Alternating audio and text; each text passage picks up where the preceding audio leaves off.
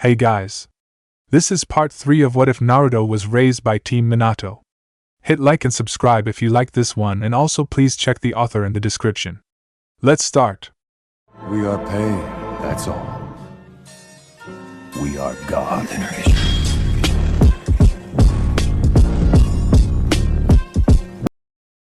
Chapter 10, Return to Normalcy. Land of Hot Springs. 9 days following daybreak. Do you ever wonder if the god or gods who do exist look down on the world that may have been intended to be their masterpiece? If so, do you wonder what they think of it? Are they proud of it, flaws and all, or are they disgusted by it for the depths it has fallen to? If there is a god who holds the domain of truth, then they are disgusted with the damned shinobi world. A disgruntled voice thought in disgust. Anyone who looked at the large and muscular ninja would probably be scared off by his size before being scared off by his rather unique sword and skin. Hashigaki Kisame, master of the sharkskin greatsword Samahata, was a man of simpler things. Though people tended to confuse that with simple-minded, choosing to see an unthinking brute in the blue-skinned man. Many called him a monster for being open about his love of fighting and bloodshed. He said at least he admitted it rather than hide behind lies. Those who hid behind lies to justify slaughter were far more monstrous than anything Kisame could ever be. Better to be an honest monster than a lying, dishonest bastard. Most would look at him and see an unintelligent brute. Those people didn't know the intelligence that lurked in the head of the shark-like man. Fewer knew or understood his disdain for the shinobi system, centered on the world of lies and deceit it created that one had to navigate to get anywhere. His dream was to cut it down, to sever the lies and make a world of truth.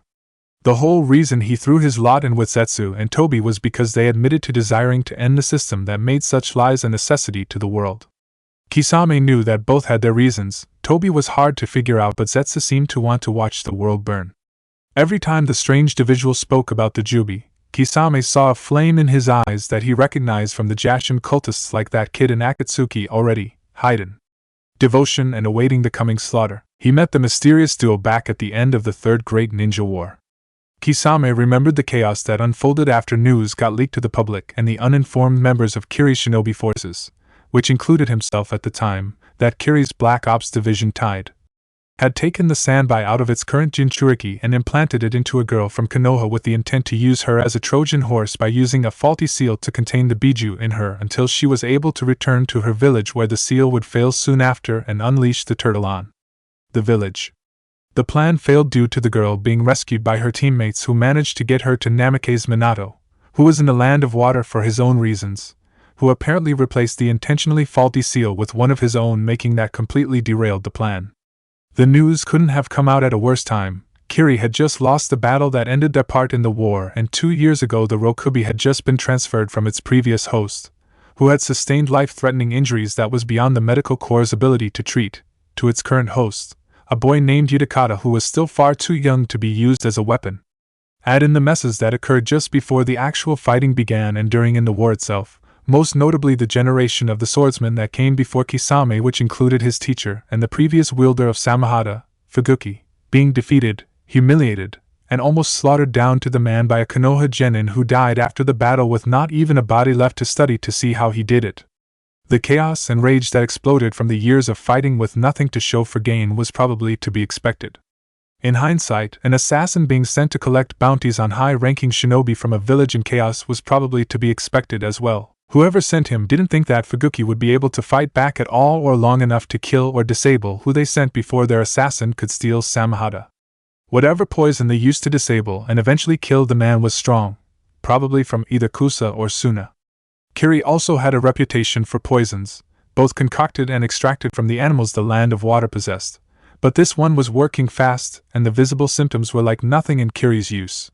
Fuguki-sensei was in pain and near death when Kisame found him and the crippled assassin laying in the building that Fuguki owned. Samahata was at Fuguki's side, whimpering as though it was powerless to help its master. Kisame was able to figure out what made the sword react like that. Its healing capabilities were not helping Fuguki fight off the poison. He knew that death would most likely claim the man before Kisame could find proper help, so he put the man out of his misery, sparing him from suffering through torture the poison was inflicting. Kisame looked over as Samahata crawled over to him and made a mournful noise before placing its hilt in Kisame's hand, telling him that it accepted him as its newest master. Kisame remembered the way he walked over to the man who had been sent to kill Fuguki and spoke. They say a dying man is an honest one. You will be dying here soon, so do you care to prove that, right? Who sent you? Do you know who that was that you forced me to kill, and what were your exact orders? The man had no discernible signs of allegiance, not even a missing nin's scratched out forehead protector. I was sent by some noble from the land of frost named Korakuta. That is Suikozen Fuguki. My orders were to kill him, bring proof of his death to one of the bounty stations and collect the money, bring his sword to my employer, and then we would split the bounty money. Kisame raised an eyebrow. I know how much the highest bounty put on his head was. Were you really going to split it and walk away? The man was silent for a moment before he answered. No. I believe my employer was going to try and kill me when it came time to pay up. Kisame smirked. Probably doesn't matter now. You won't be leaving and he won't be getting Samehada nor the bounty on Fuguki-sensei. Samehada screeched with rage as Kisame reared back and swung, beheading Fuguki's killer. A few weeks later, this Korakuta would receive a package containing the assassin's severed head with a note saying, Your days are numbered. I will be coming for you one day. The Mizukage called him to come to his office a day after he reported Fuguki's death. Kisame despised the old man. The third Mizukage had led Kiri into vicious slaughters in the name of the village's greatness supposedly, but Kisame saw through that to see a man wanting glory and sacrificing lives he was in charge of to gain it. That day after Fuguki's death showed what truly hid beneath that lie, a man who was being used as a pawn by another. The third Mizukage was a puppet and Tobi and Zetsu were the ones pulling the strings. Both agreed with Kisame that the world was rotten and needed to be changed. Tobi and Zetsu showed a way to this change that would come like the rising dawn of a new day. Kisame's life had never been the same after that day. The business he was on now was to go kill that bastard who sent the assassin after Fuguki. Kisame may not have necessarily liked the man, he certainly didn't hate him, but it felt like duty to the wielder of Samehada to avenge the stolen life of the previous wielder. If the dead man walking took Kisame's promise seriously, then this might be a challenge or an entertaining distraction at least. If he was one of the nobles who believed he was entitled to whatever he wanted, then Kisame was doing the world a favor by killing him. Kisame despised those who believed they were entitled to whatever they wanted, no matter the reason. You earned what you got if you were truly deserving of it. For the same reason, Kisame hoped that Nanisher wasn't going to be around long. Something about him struck Kisame as being highly entitled. Kisame got the feeling that if he ever spoke to the masked Byakugan holder for long enough to get him to talk about his goals, he would end up taking Samehada and slicing Nanisher up into chunks.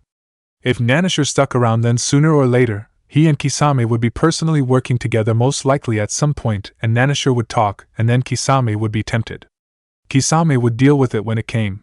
The sacrifices made to achieve our dreams.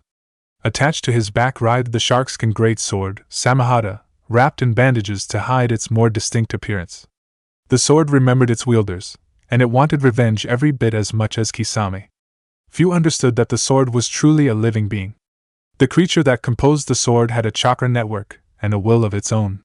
It was picky about who could use it, and it could decide someone was or wasn't worthy of wielding it at a moment's notice. That particular trait separated it from its siblings, the other swords of Kirigakure.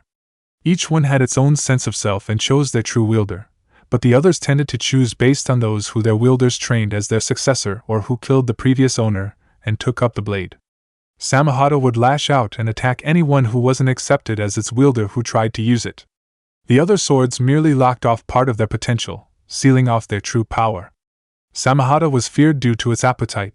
The sword could engorge upon chakra and never be truly full, storing the stolen energy and funneling it to the living sword's master to strengthen them and to give them advanced healing and almost never-ending stamina. The blade could even detect the chakra of others and point it out to its wielder. This trait in particular revealed a particular trait of a stranger who walked into the restaurant Kisame was sitting in. He has no chakra. It isn't that his chakra is so weak that Samehada cannot detect him, he has no detectable network. He must be a foreigner from outside the elemental nation. Maybe even further, probably one of those other continents that I have heard about. The man was lightly tan-skinned, with black hair tied back into a short ponytail. Plain-looking overall, but carried an aura to him that suggested he was no stranger to fighting and killing. Closer inspection revealed he was slouching to hide his true height, and was wearing relatively baggy clothes that was most likely intended to cover his build. He was taking steps to further that image of plain averageness. Outfit-wise, he was nothing special: white dress shirt, red tie, black pants, and brown overcoat. The impression of several knives were just barely visible to Kisame's eyes. The man placed an order before moving to sit down at the chair near Kisame. If he was willing to sit here despite other places being free and didn't bat an eye at Kisame, then most likely he was used to things being strange. Kisame decided to talk, nothing better to do while waiting for food. "Where you heading, stranger?" Kisame spoke to the man seated near him. The man looked over and spoke. "Konoha. I heard that an old friend of mine was heading that way. I'm hoping I can either beat him there, meeting up with him when he arrives, or catch him before he leaves. After that, I'm hoping to be able to head out to Ancestors to meet up with someone I met some years back who I heard lives up that way. What about you?" "Frost Capital Region. There is a noble there that I need to pay back for hiring some assassin who killed someone I knew. After that, I'm heading to Ancestors to meet my partner who I have been assigned to," Kisame responded. The man nodded. "Out for revenge, huh? I can respect that.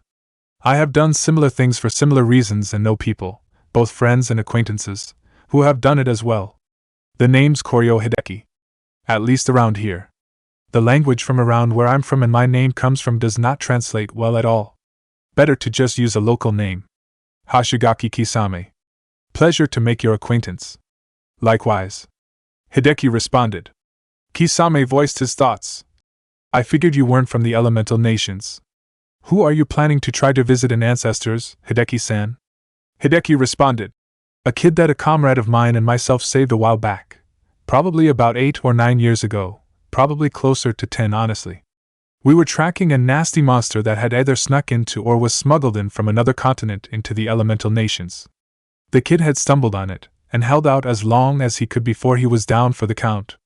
Did pretty good for himself for fighting a monster like that for the very first time with no training on how to do so. Me and Ryu got in between the kid and the monster and got its attention on us after I blew off a chunk of its side. We killed it and took care of the kid until he was well enough to travel on his own and protect himself. I taught him a few things while we rested. Anyways, I want to see what he made of his life after we left." Kisame nodded. "Sounds reasonable. Do you know the kid's name?" Hideki smiled. "He said his name was Moyo." Kisame remained calm while his thoughts rolled. Could it be the same Moyo who was made my partner? Could be. Maybe I'll ask Moyo-san when I join up with him. Kisame smiled. "I hope what you find is to your liking. Don't be surprised if fate has other plans. The bitch is a pain to deal with." Hideki snorted. "On fate being a bitch we solidly agree, but my views on fate are far deeper. Any fool who believes fate is some insurmountable force or obstacle is not worth my time. I know far better than anyone through both experience and a gift I have, that fate is not set in stone, it can be changed, and it can be challenged. We may have a destination to travel to, but we forge the path we take to it through our actions and decisions, and through them can we reforge what we find at our destination. Anything can change." I told the kid as much. Kisame thought for a moment before nodding. "I like that idea. Means that there is a chance we can fix this world." Hideki continued. "Me too. I have a friend who was sent alongside myself to off someone who found a way to control fate for others. The asshole was an enemy of ours and was planning on rewriting the fates of others to benefit him, thinking himself to be higher than a god. We were sent to stop the bastard, and my friend put an end to that bastard's miserable life, but the asshole couldn't find the dignity to take his death with grace and instead spied my friend by rewriting his fate. He is fated to die by one of his students' hand. Specifically, the hands of his greatest student." Kisame grimaced. "That sounds disquieting to say the least. No man willing to act like that should have the power to control the future." Hideki nodded. "It does, and I agree. My gift managed to inform us who it is going to be, and we already know she has more than enough reason to hate him and plenty of reason to want him dead over. He takes it with graceful acceptance, but he is trying to change it so that she won't have to take his life. Gods know that she probably wouldn't be able to live with herself if she did it. She really looks up to him. She has reason to want it, but the kid chooses not to hate him for his mistakes and failures towards her. She chooses to focus on the future rather than be chained by the mistakes of the past. She doesn't want to be fate's pawn either, even if she doesn't know what is coming on the road ahead yet." Kisame smirked. "The kid sounds like she has a view on life that more could use." Hideki nodded. "I agree. Kisame-san. He paused for a moment before turning and looking at Kisame with eyes that appeared to look toward Kisame, but not at the blue-skinned swordsman. Then he continued, I must give you a word of warning. Through my gift, I see all of your paths through your life that are visible to me where you stay with the Akatsuki, and somewhere along each one, you come to confront a man unlike any other. Beware the one that is called the Blighted Shadow, the one who sends his foes screaming, in fury and defiance and fear, at the mere sight of him and the idea that his wrath may be kindled against them, for they know that it means the end of their dominion, and soon they shall be torn from their thrones and cast down into the dust. Though I will admit that the future is constantly being rewritten, nothing is set in stone, so maybe you will create a path that avoids him, though with the amount of times he shows up, I'd say you have your work cut out for you. But I can say with absolute certainty that all roads lead to the fourth great ninja war. Kisame went stiff. How the hell did he know about Akatsuki? It has to be a mistake, or he really can see the future. It isn't completely unlikely. Supposedly some summoned clans have sages who master the sage arts so well that they can peer into the secrets of the universe. Maybe what Hideki-san can do is something similar, even if he has no chakra. He said that he could see paths from my life. That means that my choices are my own and they affect how things will go for me. I'll just have to play things carefully from now on. Maybe this blighted shadow can be avoided like Hideki-san says might be possible. That last part about a fourth great ninja war is definitely concerning. One more war to survive in order to build my world of truth. Kisame spoke. I will take that into consideration. Thank you for the concern, Hideki-san. A pleasure, was the foreigner's response. The two went silent when their food was brought out.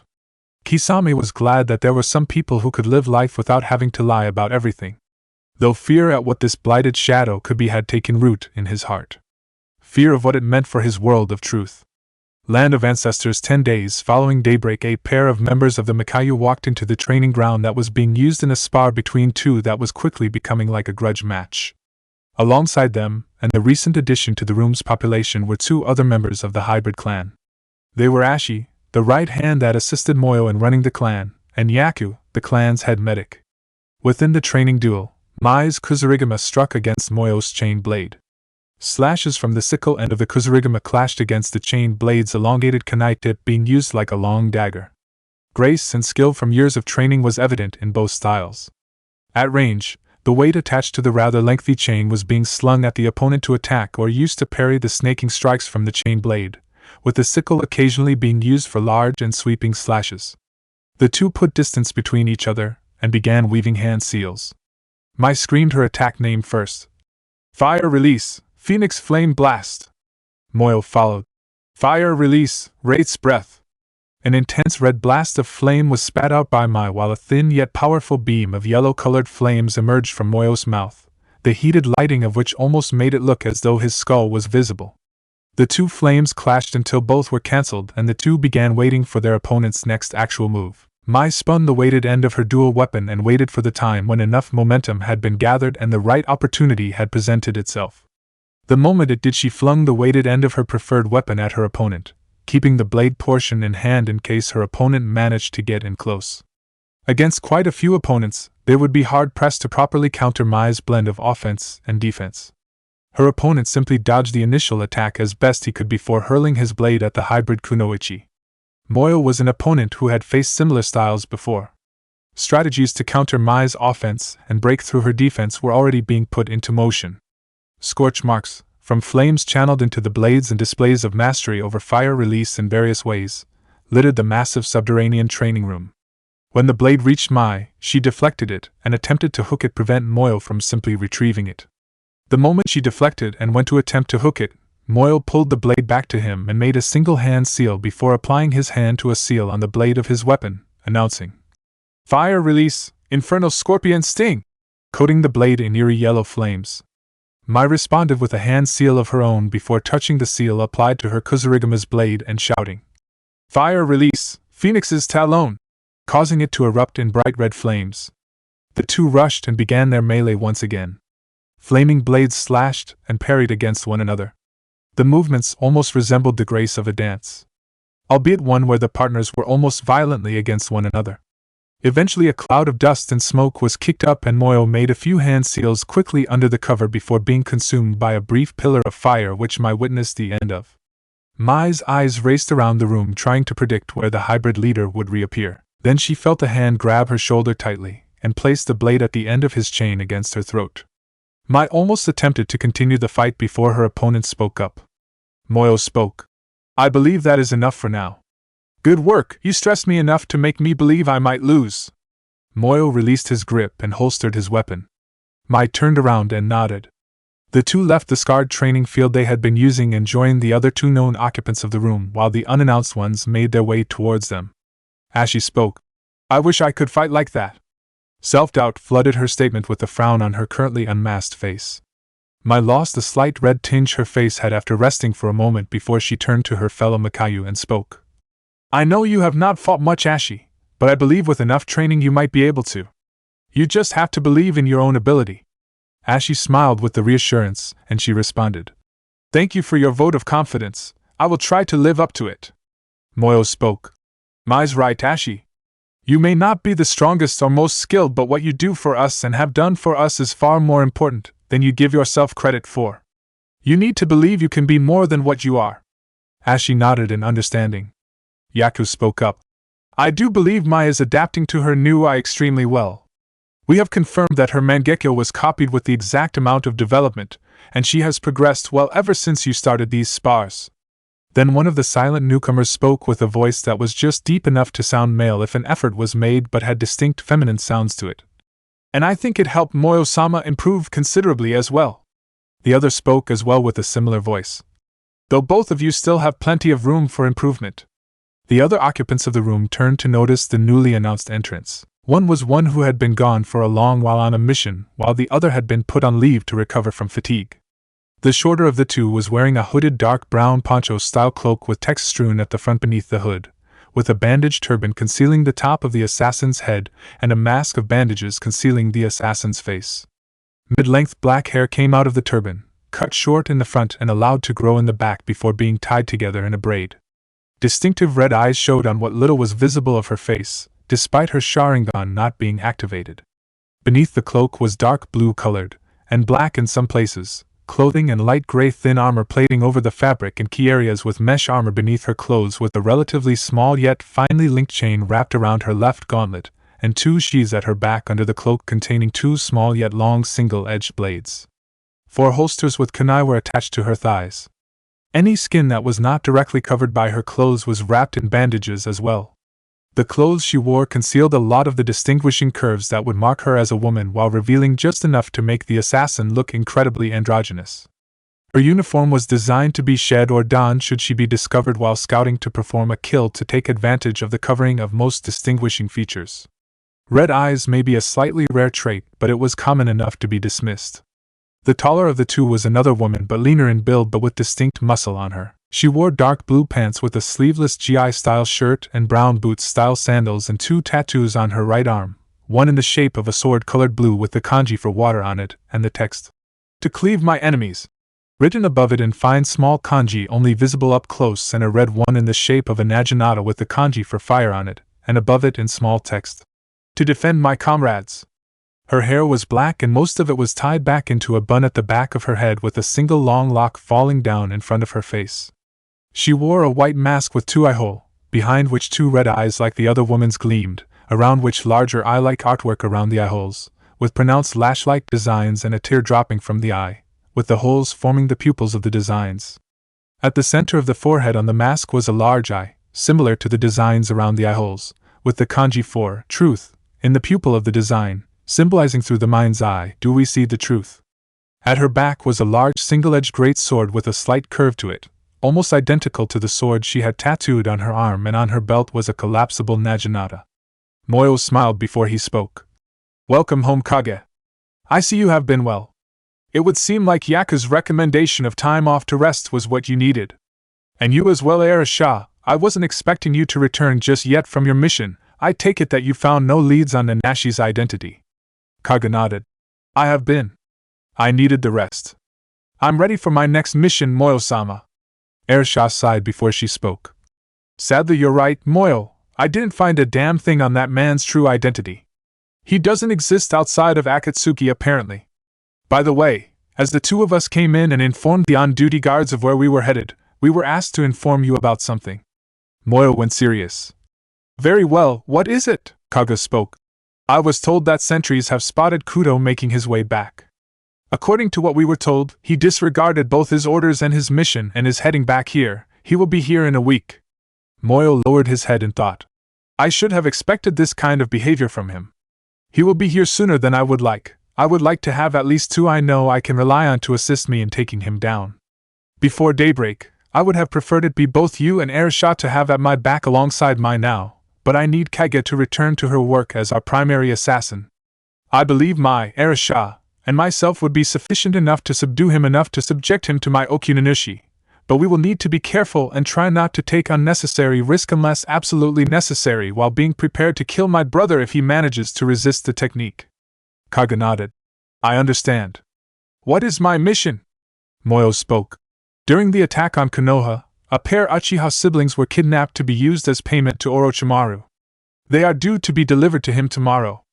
I want you to infiltrate what is officially known as the Land of Rice Paddies but unofficially known as the Land of Sound and search Orochimaru's installations, destroy anything that he may have produced based on the experiments he subjected them to, locate the Uchihas and evacuate them if possible, but if their condition is too unstable to be evacuated then you are allowed to kill them but you must destroy the bodies. Orochimaru with the Sharingan and Eternal Mangekyo at his disposal is not a prospect I would want to have to worry about. Kage gave her affirmation. Give me an hour and a half and I'll be ready. Moyo retorted. I was going to allow 3, but if you can prepare in that time then so be it. Yaku spoke up. If you believe you can retrieve either one or both of the bodies, bring them here if possible if you're forced to kill them. Moyo nodded. I'm adding that to the objective. Use your discretion to determine if it is possible to accomplish. Kage nodded in affirmation before bowing and leaving to begin preparing. Before she left, Arisha stopped and looked her in the eyes. Return home safely, Imuto. Kaga nodded. I will try my best, Nei-san. Then the assassin walked out, leaving Arisha with the others. Ashi turned to the hybrid leader and asked, Are you sure the 3 of you can beat Kudo? You said he was as strong as you. Moyo nodded. He is. Kudo and I were produced as part of the same batch of hybrids. He knows generally how my mind works, while I barely understand how his works now other than pure cruelty whenever he can inflict it. He didn't act like what he does now compared to then, but looking back I remember seeing the warning signs but just writing it off as quirks of behavior. But as the scars began to cover his face, more and more of it began to surface and I began to realize that beneath the skin of my brother was a monster that was breaking free. Moyo then noticed that during his exposition his fist curled tightly, almost achingly so. Moyo shook his head and relaxed his hand before continuing. But like I told Kage, I believe we can win against him if we fight smart. Mai is skilled enough to apply decent pressure to me, then she ought to be able to apply it to Kudo. And with Arisha and myself added to the mix, it is simply a matter of either outlasting his stamina or overwhelming him long enough to land a decisive blow. Our single biggest concern to a full fight is his unique Mangekyo technique, Agio, a name that fits his violent nature which allows him to generate and control shadow doubles. The jutsu drains chakra to maintain the technique and takes a small cost to generate new doubles, but the doubles he generates are unable to use his full capabilities and he has to mentally process the data they perceive. Their sight is not linked, and his known limit is 2 doubles generated and maintained at a time. The primary weakness lies in Kudo's mismanagement that prevented him from seeking to improve his limits with the jutsu. Every double he generates and maintains above his limit causes an exponential increase in the cost to maintain the jutsu. And, as I theorize there being, not seeing if there is potential to the jutsu beyond generating doubles, similar to Kamui with its phasing and warping capabilities. Rest up and get ready. Until the day before he is due to enter the ambush point, we will be training as long and as hard as we can. But now Arisha will be joining us. We need her experience to prevail.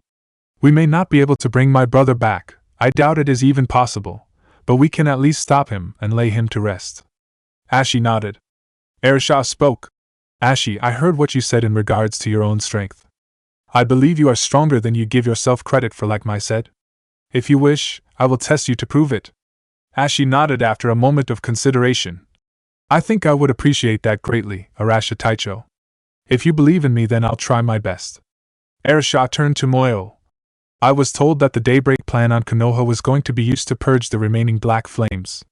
Did it work for the most part except for Kudo? Moyo nodded. For the most part. We failed to kill 2 including Kudo, but the other, Mai, joined us. Ersho seemed unconvinced and further queried. Even Koga and his gang? Moyo shook his head. Koga and his cohorts disappeared on a mission to Tundra 4 months before we began marshalling for Daybreak. A month after I ordered your mission to find links to discover Nanashi's identity behind the mask. Erisha sighed. Koga and his group are cockroaches. They refuse to die and will almost always somehow find a way to survive. Until we see the bodies, we assume they are alive but unable to act. Moyo nodded. Agreed. Erisha rolled her shoulders before speaking. Are you 2 kids ready to start this? The 2 hybrids nodded before they entered ready stances to prepare for the next round of training, hoping that they would be able to put the lunatic known as Kudo down. Land of Fire Konoha. 2 weeks following Daybreak, a sense of normalcy had managed to be reclaimed by the village. With the damage done to infrastructure mostly repaired and the lives claimed by the sudden attack laid to rest, life returned to mostly business as usual. Today marked the first day of classes since the attack had taken place. The official reason was to redistribute manpower towards repairs and search for traps that might have been left. The unofficial reason was to vet the academy teachers to see how deep Mizuki's betrayal ran. If he was the sole product of that weed, or if he was part of a bigger whole. Thorough interrogation of all academy staff as well as questioning the offender and probing of the treacherous TA's mind yielded what they needed. Mental probings were performed on the suspected traitors provided that their record or behavior showed enough cause for concern, though such fears were proved to be unfounded after further scrutiny. Marino Ibiki, the village's head of the torture and interrogation division, was informed about what exactly he needed and a few secrets to better his questioning process for both the known traitor and potential traitors. The one who provided the mind probe was Yamanaka Fu, one of the mind-reading Yamanaka clansmen who was within the TNI division. His loyalty to his former sensei Obito saw to it that he performed his task to the best of his ability, and would ensure no one learned what Obito had told him to help streamline the investigation. The investigation concluded that no one was aware of Mizuki's dealings with the invaders, and anyone who noticed the signs of suspicious behavior had enough cause for disregard that it could be stated with most certainty that none were directly aware of or held enough verifiable suspicion to what Mizuki was involved in to be accused of negligence for failure to report. The one problem in the mess was Mizuki's friend, Yumino Irika, who held deep conflicted feelings over the whole ordeal to the point of submitting himself to probing despite having no cause for mandatory extraction of information. That affair determined that Yumino was fit to continue as a TA until time came to award him a full teacher status. Probably would be given to him within the end of the current school year due to dedication to protecting the students during the incident alongside Kakashi. The traitorous bastard had been confirmed as a solo. Not even his girlfriend, a chunin in the medical division named Tsubaki, was aware of what he was planning or had done until she was informed of it by the interrogator. The Hokage said Ibiki was free to do whatever he wanted to the traitor to get information, provided no laws were broken, and then dispose of him. Ibiki smiled as he was basically given permission to torture the dumb bastard to death. The kami knew that Mizuki had earned that much by betraying his own for selfish and hollow reasons. It took time to break him. There were some things that even a mind probe couldn't reveal. What Ibiki wanted to know was why did the bastard sacrifice a potentially good future for whatever power this Setsu's followers had promised him? At first Mizuki acted like he did nothing wrong. A few days alone in his thoughts was more than enough to break that. Then he started ranting about the Jinchuriki, Uzumaki Naruto and Hyuga Hinata. Called them demons because they were the prisons for Biju. That became all Mizuki ranted about for the next day, which Ibiki decided that Mizuki needed a few more days in solitary. Ibiki decided to visit Mizuki the following day to see if the traitor's tune had changed. It hadn't. Ibiki listened to the rant for an hour before he decided to leave the man to his thoughts for a few more days. He left the traitor with a few choice words. You keep calling those kids demons, but to me it sounds like you're trying to convince yourself of that as much as others. I think deep down you know it isn't true, but you keep saying it because you knew that Setsu was going to kill them, and you were trying to absolve yourself of the guilt of indirectly killing innocent children. A few days later and Mizuki changed his tune entirely. He felt as though Konoha was stifling his growth when it was clear to Ibiki that Mizuki didn't put a lot of effort into training. Questioning continued for another day, and soon after Mizuki was executed. Inbyu took his body away to be disposed of. No telling if a post-mortem bioweapon was hidden in the traitor's body designed to release a certain amount of time following death. Especially with this Setsu creep. As Ibiki walked, He went by a cafe where a tan man with black hair tied back sat outside drinking something, looking as though he was waiting for someone to show up. As he continued to stalk forward, Ibiki noticed a man he vaguely recognized as being a frequent visitor to the village in his periphery. The man at the cafe seemed to notice the man Ibiki recognized and perked up and called out, "Hey, Hisashi!" Ibiki continued on, but he definitely heard the response. "What the hell are you doing here?" Ibiki couldn't quite make out the last bit. It sounded like it was supposed to be a name, but definitely wasn't one that the scarred interrogator recognized. Ibiki just continued on. "Konoha Hospital. Stay off that foot for 2 days, got it?" Rin instructed a patient who nodded before taking the crutch she handed him and limped off. Shizen walked in and smiled. "Never thought I would be so happy to see someone hurt like that." Rin raised an eyebrow, but did not respond. Isaba decided to speak up. "Do you think she will realize just how sadistic that sounded?" "Yes, just give her a minute, Isabu." Shizen went shocked and embarrassed after a moment before clarifying. "I meant because that is a fairly common injury and you only really see an injury like that here and I'm going to shut up before I say something else wrong." Isabu chuckled. "For a while I thought Shizen was one of the few ninjas here who had no major antic or quirk. That was before I saw her chewing out your new boss over her drinking and gambling problems and before she started saying some things that could be misinterpreted and then she tries to clarify before digging herself deeper. That is pretty normal compared to Guy or Kakashi. I think she just needs time to adjust to the environment." "Probably. We all grow as we live. Shizen just needs time to grow into her new situation." Rin laughed. "Don't worry, I understand what you mean. I think I would want to deal with just mundane injuries in one place after being on the road for so long." Shizen let out a sigh and smiled. "Yes, that is exactly what I mean, Rin-san." Rin didn't mention it, but she was glad to be back to the mundane injuries rather than sorting through paperwork like she had been the last 2 days. Some refugees from Taki had arrived the other day and they had brought with them documents from the village's medical division, and Rin got picked to sort through the mess. Sometimes life hated her. Had to deal with that eating up free time she might have used for wedding planning.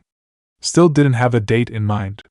Though the sorting did give some interesting information on Fu, seemed that she had a genetic mutation from birth that was mostly harmless, and had the makings of creating a brand new bloodline. Apparently Taki's medical division had missed it at first but discovered it long after the nanobi was implanted into her. The file also indicated that the nanobi had been implanted soon after her birth, and they had confirmed that no complications that would result in an early death occurred. The file stated that Taki's doctor in charge of Fu's medical care hypothesized that Fu would have eventually developed a bloodline over time due to her mutations, but the nanobi's presence in her system had altered the girl's development away from random chance and towards insect-based traits. Nothing major beyond silk production, pretty common insect trait, and like body strength, apply the strength to lift 10 times your body weight to a punch and add in chakra enhancement, and the development of wings under her skin in the hip region that once matured would theoretically allow the girl flight. Sheer dumb luck gave her some pretty useful skills for later. Rin shook from her thoughts and shrugged in response to Shizen. "I put up with Obito-kun sticking his foot in his mouth for 10 years. I got fluent at understanding messed up sentences. And you don't have to be so formal, Shizen. It's like watching your beloved Obito back when I first got implanted into you trip over his words constantly. Except she does it less frequently but somehow worse. I know, though some of his trip-ups were endearingly funny. I'll grant you that one." While Rin was bantering with Isabu, Shizen responded. "Yes, Rin-san." With barely repressed giggles sounding off as well. Before the two could go anywhere, they heard the door to the hospital open fast and a panicked voice shout, "Hey, we need a medic!" Rin's eyes rolled. "I know that voice. What happened to him now?" The two medics ran to the pair entering the hospital, finding Shursui with Izumi leaning on his shoulder for balance and support, and refusing to place one foot on the ground. Rin moved towards the girl to get her to a room. "What happened?" Shursui spoke. "We were sparring, she slipped up trying to dodge me and I messed up a maneuver, ended up slamming her into a tree, with her leg caught between me and the tree, and her screaming like hell after I got up." Rin sucked in a breath. "And knowing your speed, it could be very bad. We need to get her to a room in case it is something that needs to be operated. It could be a break. Shizen, take Izumi's other side from Shursui and help me." Shizen nodded and did as told, but a small slip caused the Uchiha girl to put pressure on her injured leg and irritate the injury. "Fucking damn it! with eyes squeezed tightly shut and jaws clamped tightly trying not to keep yelling. Rin spoke while Shizen worked to help relieve the pressure and pain on the limb. That sounded painful whatever it is. Shursui nodded in worry. Isabu rolled his eyes. Really, Rin? That was an understatement if I have ever heard one. Or it might be an overstatement. Maybe it is just a paper cut and some elaborate prank. Rin mentally rolled her eyes at the comment. I know pained cries and that was real. I was joking. I have heard enough pained cries as well to know the sound of real pain. Some of it I even caused. Rin shook from the conversation to look over at Shizen and Shursui. You ready to carry her? The two nodded and carried her to an examination room. A half-hour later and Rin breathed in relief and spoke to Shursui. All right, it's nothing too serious, it's not a break. Her leg just got hurt. I don't think it is serious, though just to be safe, Izumi should take the next week off and stay off it for the rest of today. At least. She was given pain medication to help deal with the worst of it. Shursui, take Izumi home and watch her for a few hours. Make sure she doesn't decide to do something really stupid while high on painkillers. Shursui nodded before he started laughing. Rin raised an eyebrow. What's funny? Nothing really. People been telling me that I need to work on my split-second reflexes and in-motion maneuvering. I listened just not as well as I should have been, and this was what happened. Man, life has a hell of a sense of humor. At least it was just hurt, and not an actual full break. Shursui responded. Rin shrugged. That's an optimistic way of looking at it. Shursui smiled and shrugged back. What did you expect? I'm a glass-half-full kind of guy. Shizen walked in and Rin turned to her. Shizen, help Shursui get Izumi home. Go straight to lunch afterwards. Shizen nodded and went to help the two Uchiha. Shursui smiled. So you're that medic that showed up the day after things went to hell, eh? Name's Uchiha Shursui. Shizen nodded as she began trying to lift Izumi. Kato Shizen. Shursui stopped and thought for a moment. Kato. You're related to Kato Dan, Tsunade-sama's dead fiancé. You're her apprentice. Rin stopped listening after that, well to Shursui and Shizen anyways.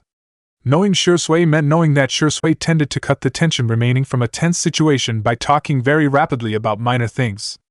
Rin eventually left the hospital and went to go eat lunch, picking a small restaurant close to the hospital. Before she could take the first bite of her meal, she saw two men standing on the road speaking with Obito and Jiraiya. Before her thoughts could wander much, something else caught her attention. Naruto, Hinata, and Sasuke walking down the street, probably towards Ichiraku's. But before they went past the crossroad, one of the two men looked at them and in an instant, Rin could tell something was wrong. His eyes went wide and bloodshot and his body went stiff. Then the veins started around his skin began to become thick and noticeable as the veins in his eyes grew red and noticeable for a moment as Rin began getting up to help. His eyes began going entirely red and blood began running down from his nose out of both nostrils. Isabu began reacting. What on earth is wrong with him? I don't know, but that won't stop me from helping. Hideki's suffering an overload. He must have viewed the future of someone or ones who had their every waking moment rewriting so much of the road ahead. I have seen him like this before, but then it wasn't this bad. The man explained. What can we do? Maybe a doctor or medic could help him, Obito said. We need to knock him out of his future sight. Best way is to hit him so hard that his brain needs to reorient. The man responded before punching the man he was with. What the hell are you doing? Are you trying to hurt him worse? Rin screamed at the scene as she rushed over to help the man. Elsewhere in Konoha Ninja Academy. Students, we have a new member of our class. I'd like for you all to welcome Fu. The academy teacher spoke to the class as the Taki Jinchuriki stood at the front. Fu fidgeted slightly from all the attention on her. She only knew Naruto and Hinata somewhat but not very well. She had met a few of the other students in the village in the 2 weeks she had lived here so far. Well, a better statement would be ran into them while walking around and saw them and vaguely remembered them. The one who stuck out the most was the boy sitting in the corner wearing sunglasses, who seemed to be staring right at her. Fu couldn't really tell. It was hard to tell where his eyes were focused on even if you could tell the general direction he was focused on.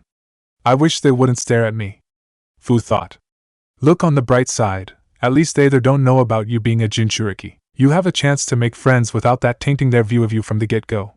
Komiai's voice fired off. Fu sighed mentally. True. Heck, I'm still trying to digest what Kagome told me about that. Makes everything in Taki make sense. The girl grumbled, remembering the treatment she got from the villagers in Taki. That had been a conversation she wasn't expecting. Kagome made sure Fu had understood the information she had been told, and had no misconceptions. Just like Fu had come to expect from Kagome. Kagome had to leave a few days later for her first mission as part of Konoha's forces. Before Fu could continue her conversation with Chomei, the teacher turned towards the young Jinchuriki with a gentle smile on his face. Fu, go ahead and introduce yourself and tell us about yourself. Fu nodded. I'm Fu, like he said. I moved here from Taki, which also doesn't happen to exist anymore, so yeah? I like Konoha so far. I don't really know what else to say. Her friend helped her, be honest. Tell them one thing you really like. Fu smiled. I really like bugs. Reactions varied.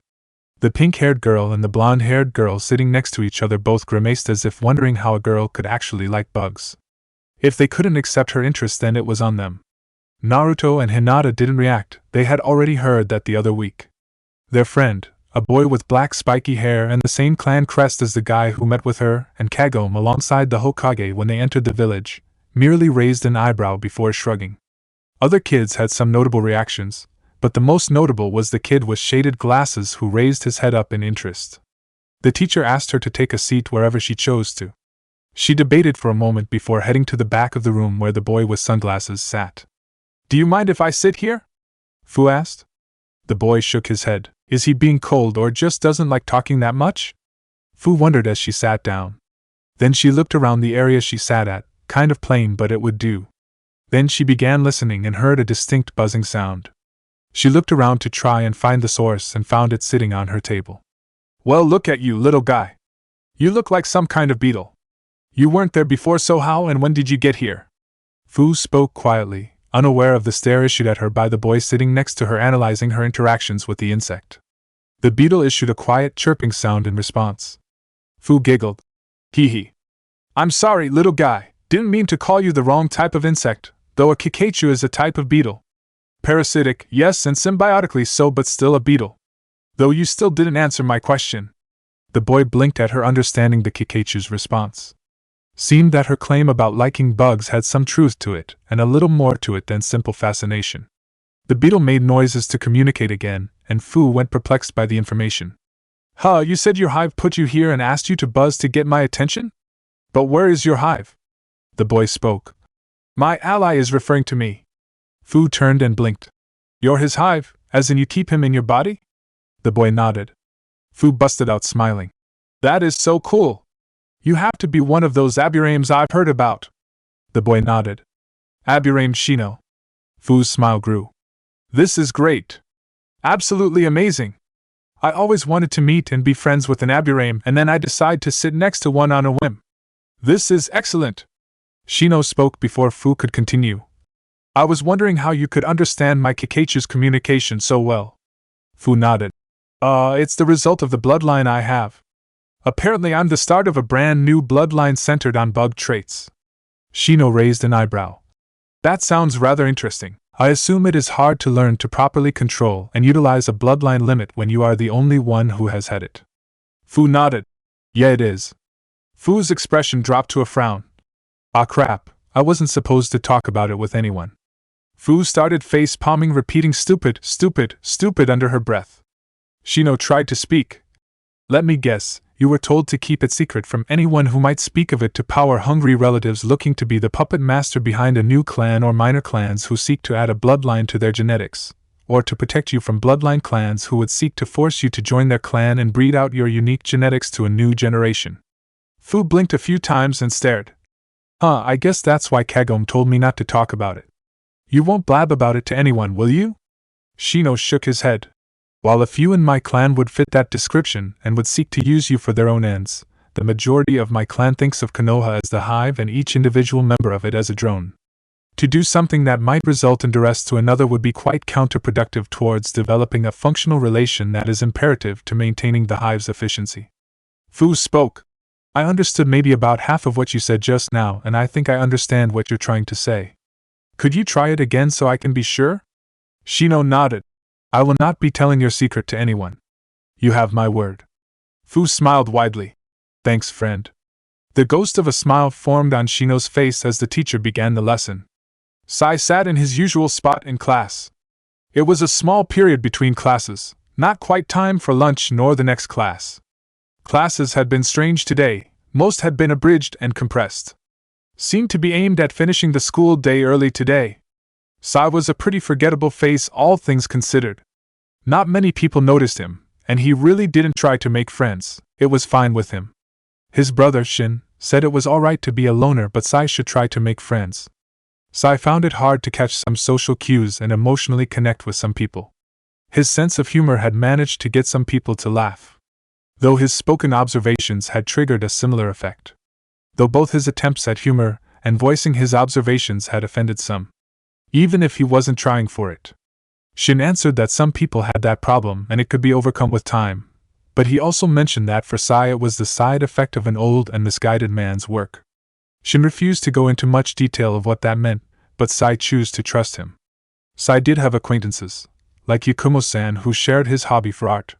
Though his art was simplistic in color in favor of being highly detailed, while Yakumo's art favored low detail but with multiple colors and remaining based in reality.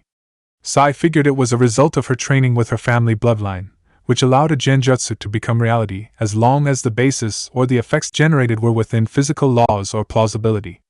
If she was training her art to portray a genjutsu she wished to create, then it would make sense to base her art in reality. He trained to use his art for combat as well, but in a different way. He used ninjutsu to create constructs out of his drawings. With the possibilities that it could create, Sai knew he would most likely be a viable candidate for a few different team setups. Right now his drawings constructs, the results of ninja art, beast imitation, were fragile. He doubted they would ever be hardy, but he believed they could be made tougher than they were now. The imitations had varied potential, and he intended to develop it as far as he could. Ideas on how to improve them were hard to come up with and harder to figure out how to make plausible. Some could only work with the right experts at his disposal. One of his ideas was a special type of ink or scroll that was infused with elemental releases that when they were used to create imitations, the constructs were infused with that elemental release in their makeup. Sai heard the door to the classroom and saw the Yamanaka girl, Ino, walk in with a frustrated look on her face. Sai knew it wasn't time for the next class to start yet, but something told him she didn't come in here because it was time for class. You appear to be distressed. Is something wrong? Sai asked, trying to be friendly. The girl looked up and at him, and sighed. Yeah. Got into an argument with a friend. Sai didn't know how to respond to that. But he did know that talking about what was wrong usually helped people to feel better. At least that was what the book he read had told him. Was it over something important or was it something petty? Sai asked. Both, honestly. She responded. How could it be both? Sai questioned. There is a guy in our class that we both like and we got into an argument about who was going to date him and… She trailed off. I must admit that I failed to see how that could be both. Sai responded. We have been having these arguments for a while now. We have usually been able to not let it hurt our friendship, but it is starting to strain it. I feel like what we were arguing about is an important issue for us, but if it's going to destroy the friendship we have, then it is something petty that we shouldn't be fighting over. Ino said after a moment. I see. Sai responded after considering it. Romance and crushes were so confusing. Not to be ungrateful or anything, but why were you interested in it? I don't really know you and for some reason you were able to tell that I was upset. Ino spoke after a moment. You usually have Haruno Sakura with you, who I am assuming was the one you had the fight with. I have noticed a seeming rift forming between you. You two don't talk as much as you used to, and the boy you are talking about must be Uchiha Sasuke. You both drool over him, as does other girls in the class with the exceptions of Hyuga Hinata and Kurama Yakumo. And I was interested in it because I noticed your duress and sought to help you. A book I read told me that in some situations the best way to make someone feel better is to get them to talk about it. Sai responded. Ino blinked. Huh. It did make me feel a little better, at least. You notice a lot. Sai nodded. I do, but some things tend to be a bit harder for me to understand. I can read the situations fairly well, but to actually apply anything I can gain from it to my own is a challenge. I understand that people make friends, but it is hard for me to personally make friends, and as such I have no one I consider to be my friend. Ino blinked and then questioned. I see you hang out with Yakumo all the time. Isn't she your friend? Sai shook his head. Yakumo-san, in my opinion, is a casual acquaintance, someone I can share a hobby with but fail to share anything beyond that, and everything I see shows that she feels the same. I have not had an interaction with someone I considered to be a friend. I understand that you and Sakura are friends. I remember you standing up for her when others were picking on her for her forehead. I also understand that Shikamaru-san and Choji-san are friends as well due to the connection between their fathers alongside the two's similar enough personalities. I understand that Naruto-san, Hinata-san, and Sasuke-san are friends as well, but the difference in personality between them makes me wonder how they are able to remain friends. Perhaps the differing personalities between the three even each other out. I understand the concept of attraction, but I have no such feeling towards anyone in the class. I understand that you and Sakura-san both have those feelings towards Sasuke-san, but I also understand that Sasuke-san respects those who give him space and those who try to prove themselves through action rather than attention grabbing. I believe that is why he tends to associate with Hinata-san. She has no apparent desire or attraction pointed at him. Her attraction is pointed at Naruto-san if I am reading the signs correctly, and I must admit that I may be wrong. And Hinata seems to seek to prove herself with action unlike any who are focused on Sasuke-san. What I have seen of Sasuke-san so far indicates that he has no desire for romance at the moment. Everything I see points towards grief over his clan's demise being his focus at the moment. I understand the concept of grief, but I personally have never felt it, presumably because I have never experienced an event that would make me feel such an emotion. I assume that a similar reason is behind my similar failing in both the areas of attraction and friendship. Ino stared at him for a moment. I think I understand what you're saying. Must be hard to be like that. Sai spoke. It is and it is not. Ino thought in silence for a while before she started smiling. You said that you have no one that you consider a friend? Well, let's try to change that. My name is Yamanaka Ino, what is yours? Sai nodded and responded. Sai, no clan or family name, just Sai. It is a pleasure. Likewise, what do you like to do? Ino asked with her smile remaining. I like to draw and train with my big brother. Sai responded. He tried to smile as well, but Ino's reaction showed something was wrong. Okay, that was creepy. Your smile is way too forced. That may be part of your friend problem. You don't know how to smile naturally. Ino responded. My brother, Shin, tells me that something was done to me when I was very young that may have caused this, and he will not say what it was. Sai responded. Well, that is kinda ominous. Ino responded with a slight shiver. Indeed it is. We were discussing hobbies, do you have any? Sai responded. Yep. I like gossiping, gardening, and shopping. I also like training with my dad and one of my cousins in particular, Fu. Ino responded. Fu? Does he have orange hair rather than the typical Yamanaka blonde? Sai asked. Yeah, how did you know that? Ino asked with a suspicious look on her face. He was my brother's genin teammate alongside Aburaim Toryun under Uchiha Obito. I met them a few times. Sai responded. Did not know that. Obito is that guy who takes care of Naruto, right? Ino responded before questioning. I believe so. He is one of the few Uchiha to survive the attack on the village a few weeks ago if I remember correctly, and he has been the one to pick up Naruto from classes multiple times. Sai responded. Ino looked slightly downcast after the mention of the attack, before trying to continue the conversation. That is something I didn't know. You said you like to draw. Do you have anything you could or wouldn't mind showing me? Indeed. Please do be careful with them.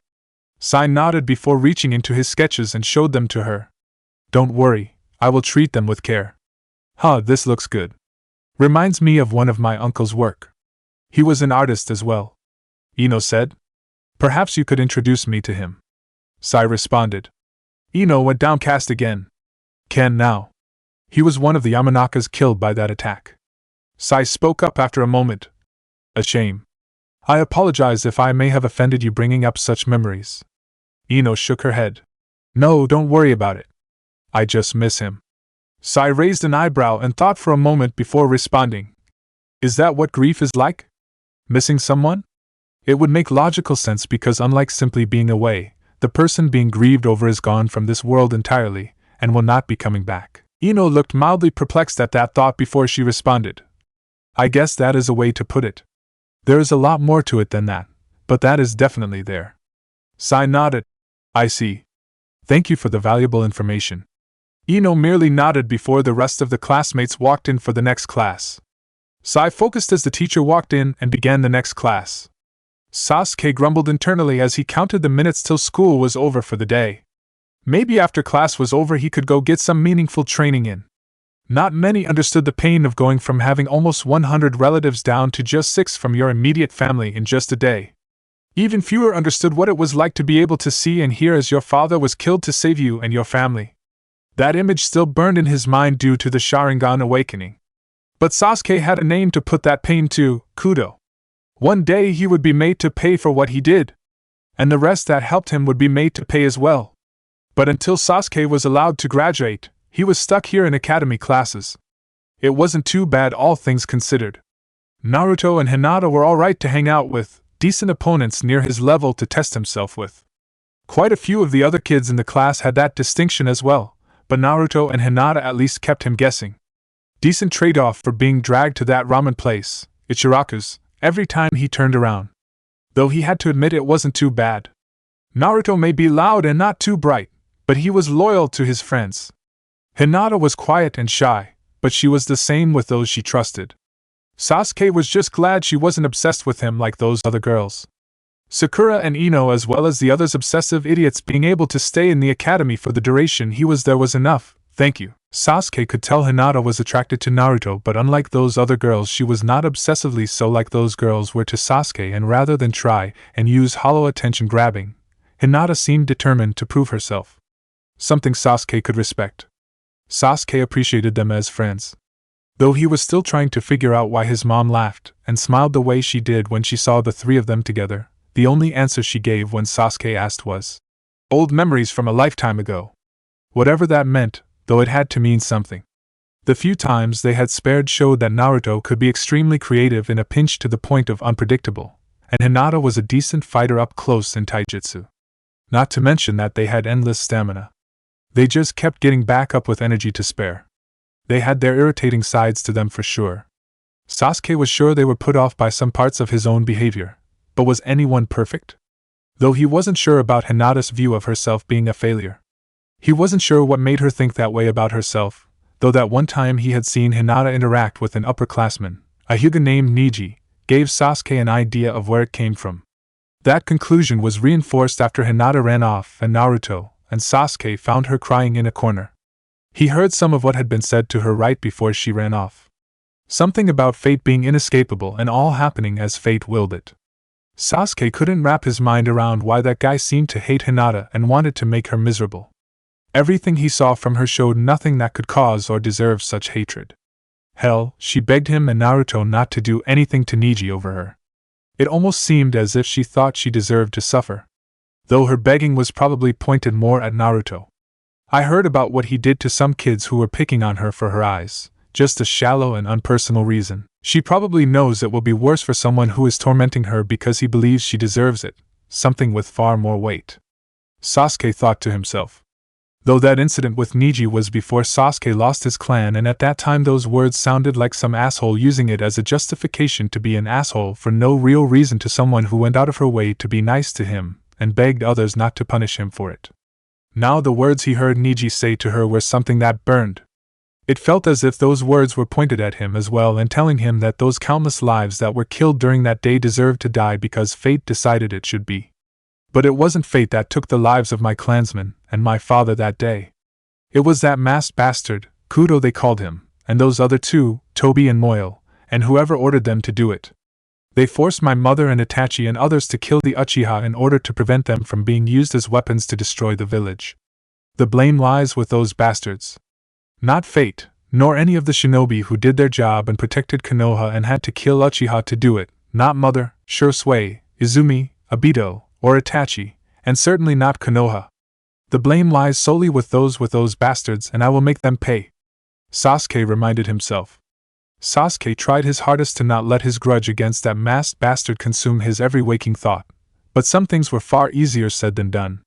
Nisan taught him that a grudge to motivate was alright, but if it was allowed to grow all-consuming then it was a mistake that could be costly. Though the black and red flames on the mask, the weird shadow that surrounded him, that jagged and almost toothed-looking sickle, those deranged Sharingan eyes, That voice that sounded so composed and theatrical one moment, but was childish and screaming and cursing the next, and that tattered cloak and armor all stuck out and kept invading Sasuke's vision and mind. Sasuke shut his eyes and went through breathing exercises to keep the rage from seeping out. He needed something to take it out on. He didn't want to hurt his friends too bad. A sparing dummy would do better. He wouldn't accidentally cause a major injury to the dummy because he let his rage get the better of him. Might render it unusable though. Sasuke knew it was starting to become obsessive, but it was ingrained to the purpose he had chosen to take for his life. To avenge the Uchiha who had been killed, and after that to safeguard the next generation against threats. That was Uchiha Sasuke's life mission. And he would see it completed before he opened his eyes. A familiar voice shook him out of his thoughts.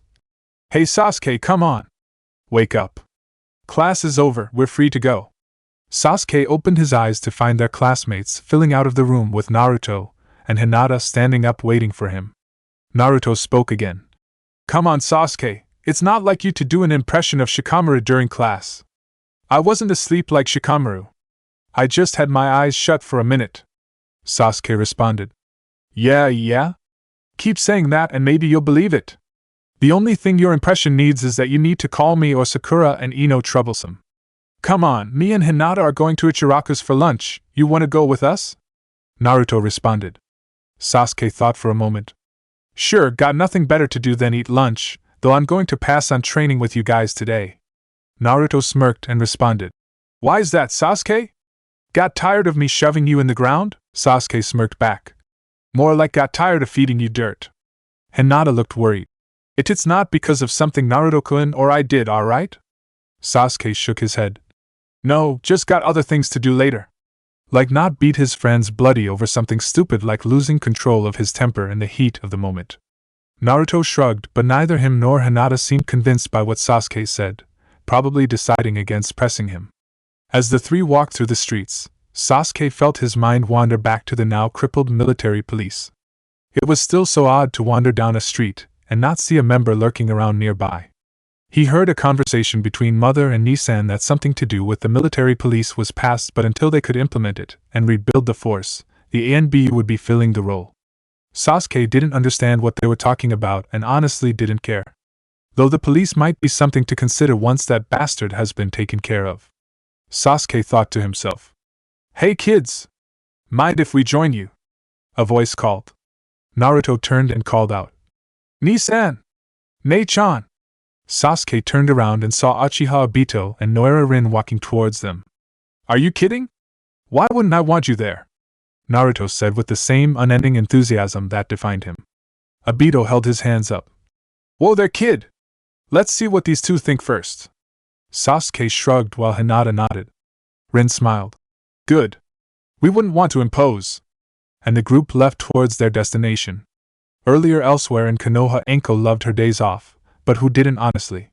Especially this one, first day off she had since that invasion 2 weeks ago.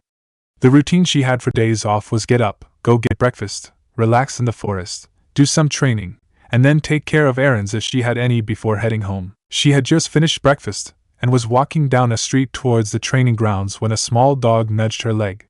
Anko looked down to see a dog probably smaller than Kakashi's hound, Pakun, standing on its rear legs with its front paws on her leg, with paws digging in but not with ill intent but playfulness, and trying to get her attention.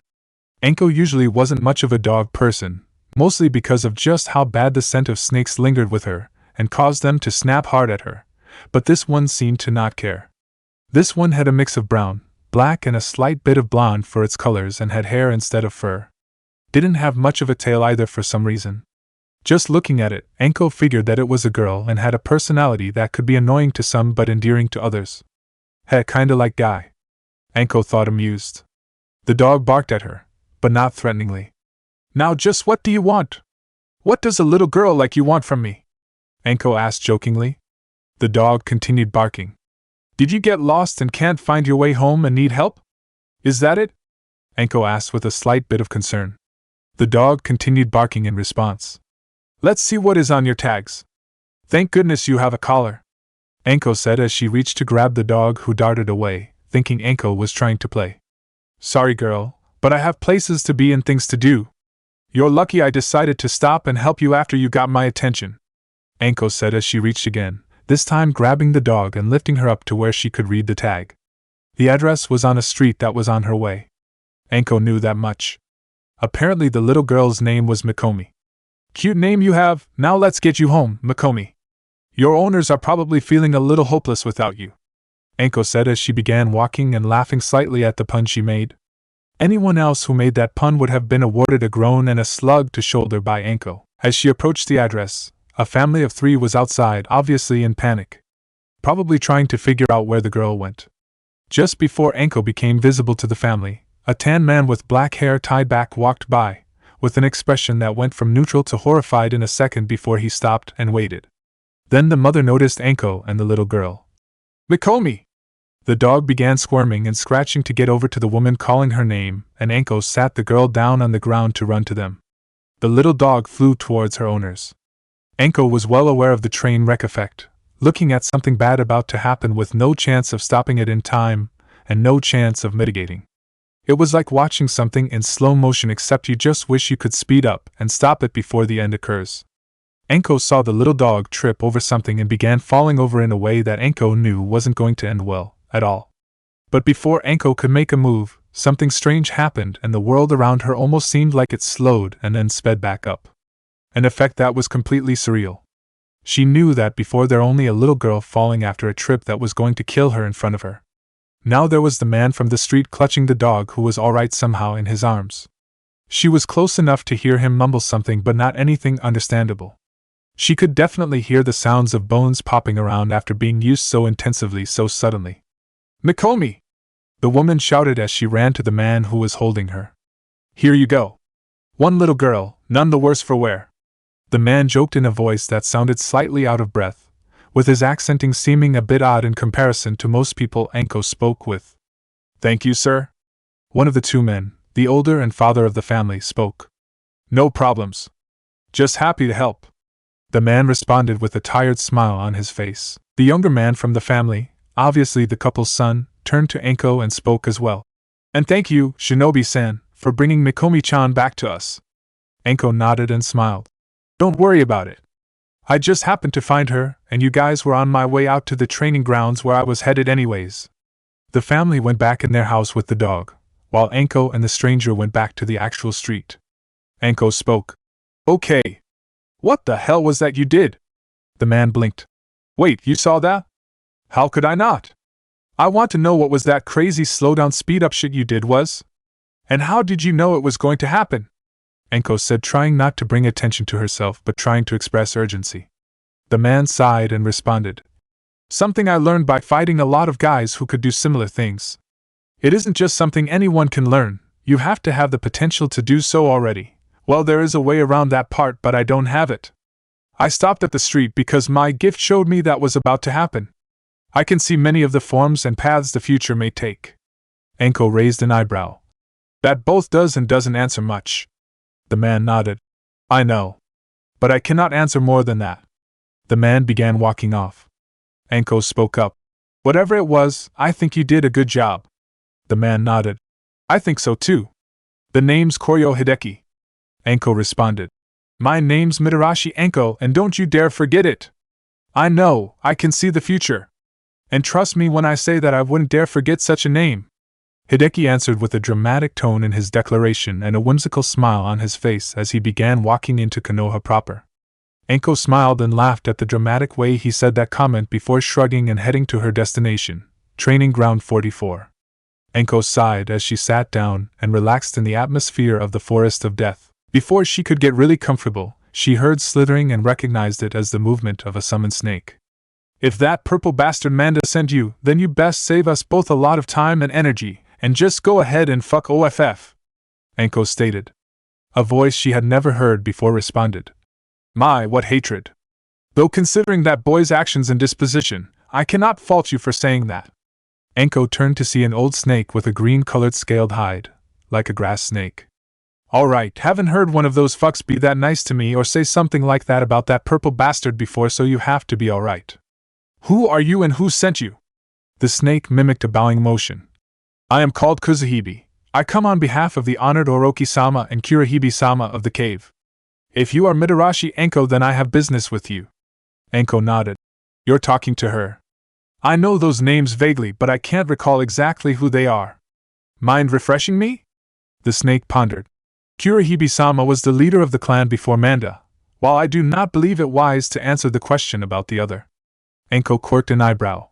You look like you're scared of something. The snake nodded. I am in a way.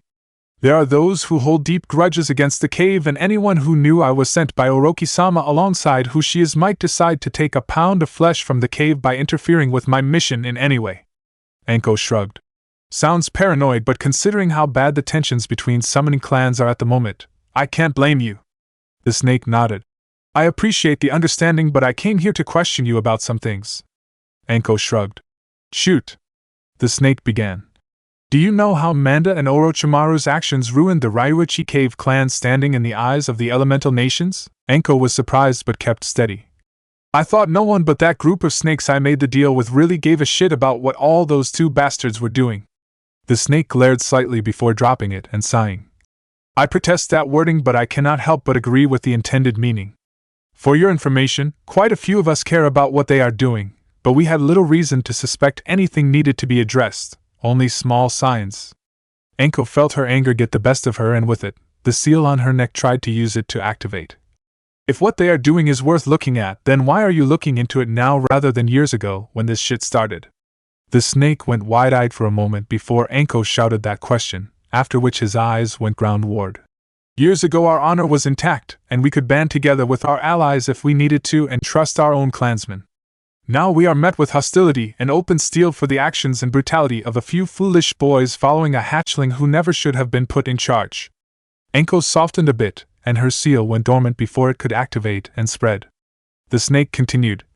If our clan sage's premonitions are to be believed, a great evil from the past shall return before the next 10 years are over, and it will attempt to wipe away the world as we know it. If these feuds cannot be settled before it arrives, we are finished. If we cannot calm the hostility so cooler heads can speak and reach agreements to form compromises so these wounds can heal so we may stand together, then we may as well lay down and wait for this evil to return and let the darkness it brings consume us. I cannot allow this to happen because we are judged for the fault of the few, and if blood is what they demand even after we reach an agreement, then I will gladly offer mine alongside Manda's to set things right. Anko just looked for a moment before she started squirming over the fact that she let her rage get the best of her. Once she had calmed, Anko asked, What do you need? The old snake responded, Anything you have to say about what those two have done to draw this much rage toward the cave. Anko nodded and began explaining Orochimaru's experiments that she was aware of and how he used the snakes as enforcers. The snake sighed. That is quite a lot, and would draw such ire. I wish I had a demonstration of what he did. Anko sighed. I can give you one. He subjected me to his experiments with the cursed seal. The snake raised an eyelid before Anko pulled down her collar to expose her former master's final gift to her. The moment the snake saw it, his eyes went critical of the seal before him. Is that what I sensed earlier when you were getting angry? Anko nodded before she began going against her conditioning and willingly activated the seal, feeling the marks expand and cover her upper torso on the side with the mark alongside that side's part of her neck and face. The old snake was silent for a moment before speaking. This is a perversion of a sacred art. I need you to come to the cave and show it to those who sent me. Anko felt a tinge of confusion but nodded while deactivating the seal. Kuzuhibi slithered to her and wrapped around her before slamming his tail to the ground. Reverse summoning jutsu. In a puff of smoke they were gone from the forest and at the entrance to Ryuichi Cave. The snake unwrapped from her before speaking. Follow me. If we stick to the right path, we should not be detected by Manda or his most loyal. Once we have made it to Oroki-sama's chamber, we will be safe. Anko nodded and began following the snake down long twisting passages till they reached a room with 3 beautiful girls who seemed out of place within a cave of snakes standing guard. Halt! All 3 cried as one. Kuzuhibi, welcome home. One greeted the old snake. State your business and reason for bringing this girl here. Another said. We know she is one of our clan's summoners. The third girl stated. But she has not passed the trial we preside over. By our rules she is not allowed to meet with the sage until she has done so. I am here to see Oroki-sama, and this one here holds something that she needs to see concerning the business with Orochimaru and Manda. We do not have time to go through such pageantry at the moment. This is serious. Sense her chakra closely and you will see. The old grass-colored snake replied. The three girls nodded and did as asked. A moment later a collective gasp issued. One of the three spoke. Is that what I think it is? The old snake nodded. It is. And this is Orochimaru's work. The girls made no movement but one spoke. He did this? Orochimaru created this thing, this abomination? Kuzuhibi nodded. He did. How, I do not know, but its existence alone is cause for concern. The girls nodded. Indeed. An exception shall be made for now. Follow us.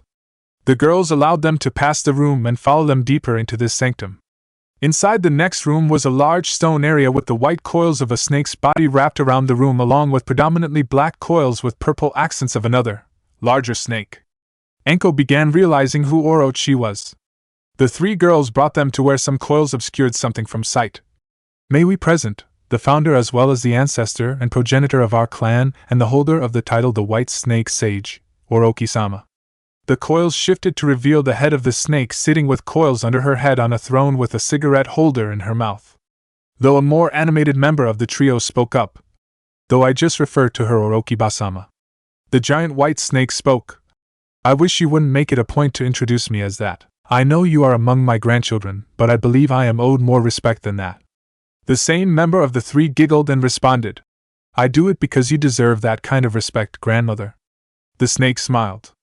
I believe it, you never mince your words. I should also introduce my grandson. The larger coils shifted and a horned snake head appeared. Enko realized how much he resembled Manda before realizing just how much larger he was than Manda and how much speed and grace he moved with compared to Manda, who was by no means slow and clumsy.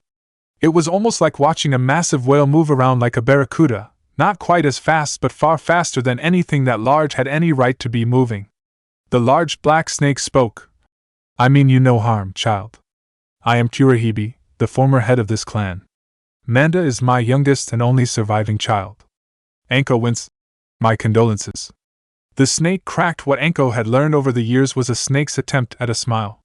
As much as I wish it weren't so, I'm afraid you are right. Now on to business. What has that boy done to cause so much anger at the cave? Kurohibi began explaining what all he learned, each of the others listening. Eventually he reached the end.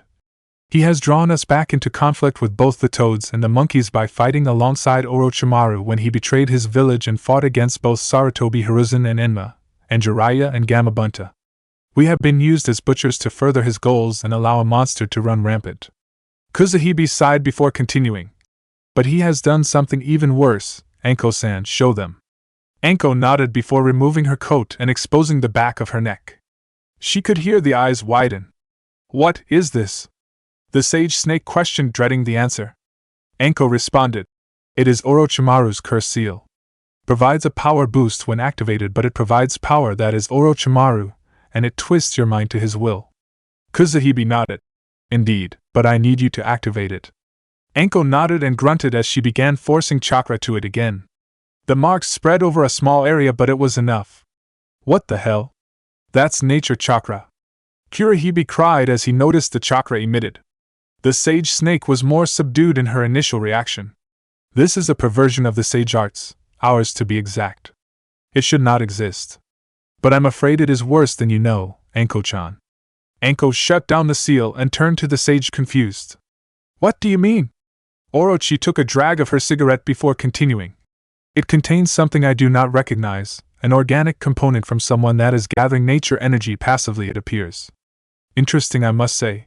But that energy, when it is not activated, is being used to preserve a piece of what I know is Orochimaru's essence that he managed to split off from himself and deposit in the seal itself for safekeeping.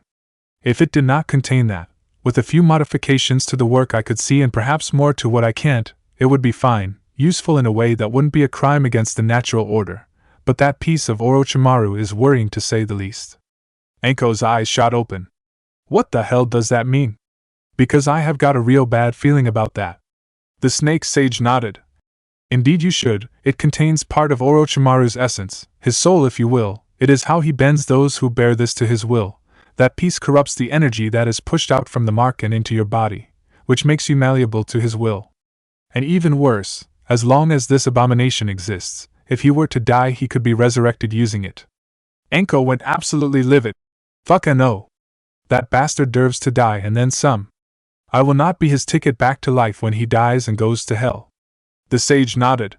Once something dies, it shouldn't be allowed back. Not like this anyways. One of the princesses began shivering and spoke.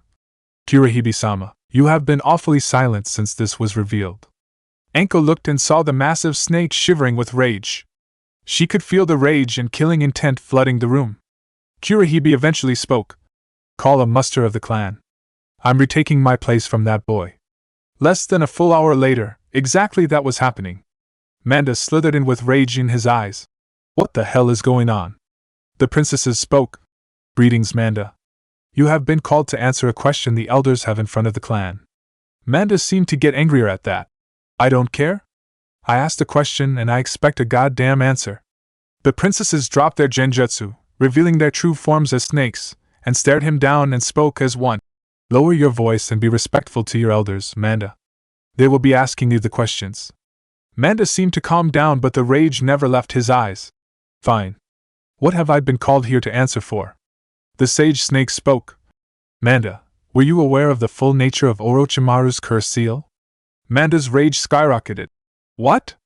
The hell does Orochimaru's shit have to do with anything dash? Kurohibi glared at him. Answer the question, boy. Manda went calm and nervous. I still don't see what it has to do with anything. Kurohibi snarled. Because it is a bastardization of our clan's sage arts. Were you aware of it? Manda glared back defiantly. Yes. I gave him that knowledge in exchange for a large settlement in the land of swamps as a sacrifice. Kurohibi glared. Then our ruling and your punishment has been decided. If you answered no, your competency was going to be called into question, and you would be challenged for your seat. Now you are declared incompetent outright and will be removed as clan head. Manda's eyes filled with rage, the kind that Anko recognized as being mad that someone dared to call you into question. Before he began hissing and lunged forward, before Manda could even come close, Kurohibi's tail lashed out and slapped him aside. Kurohibi wrapped around Manda's body tightly and prevented him from escaping.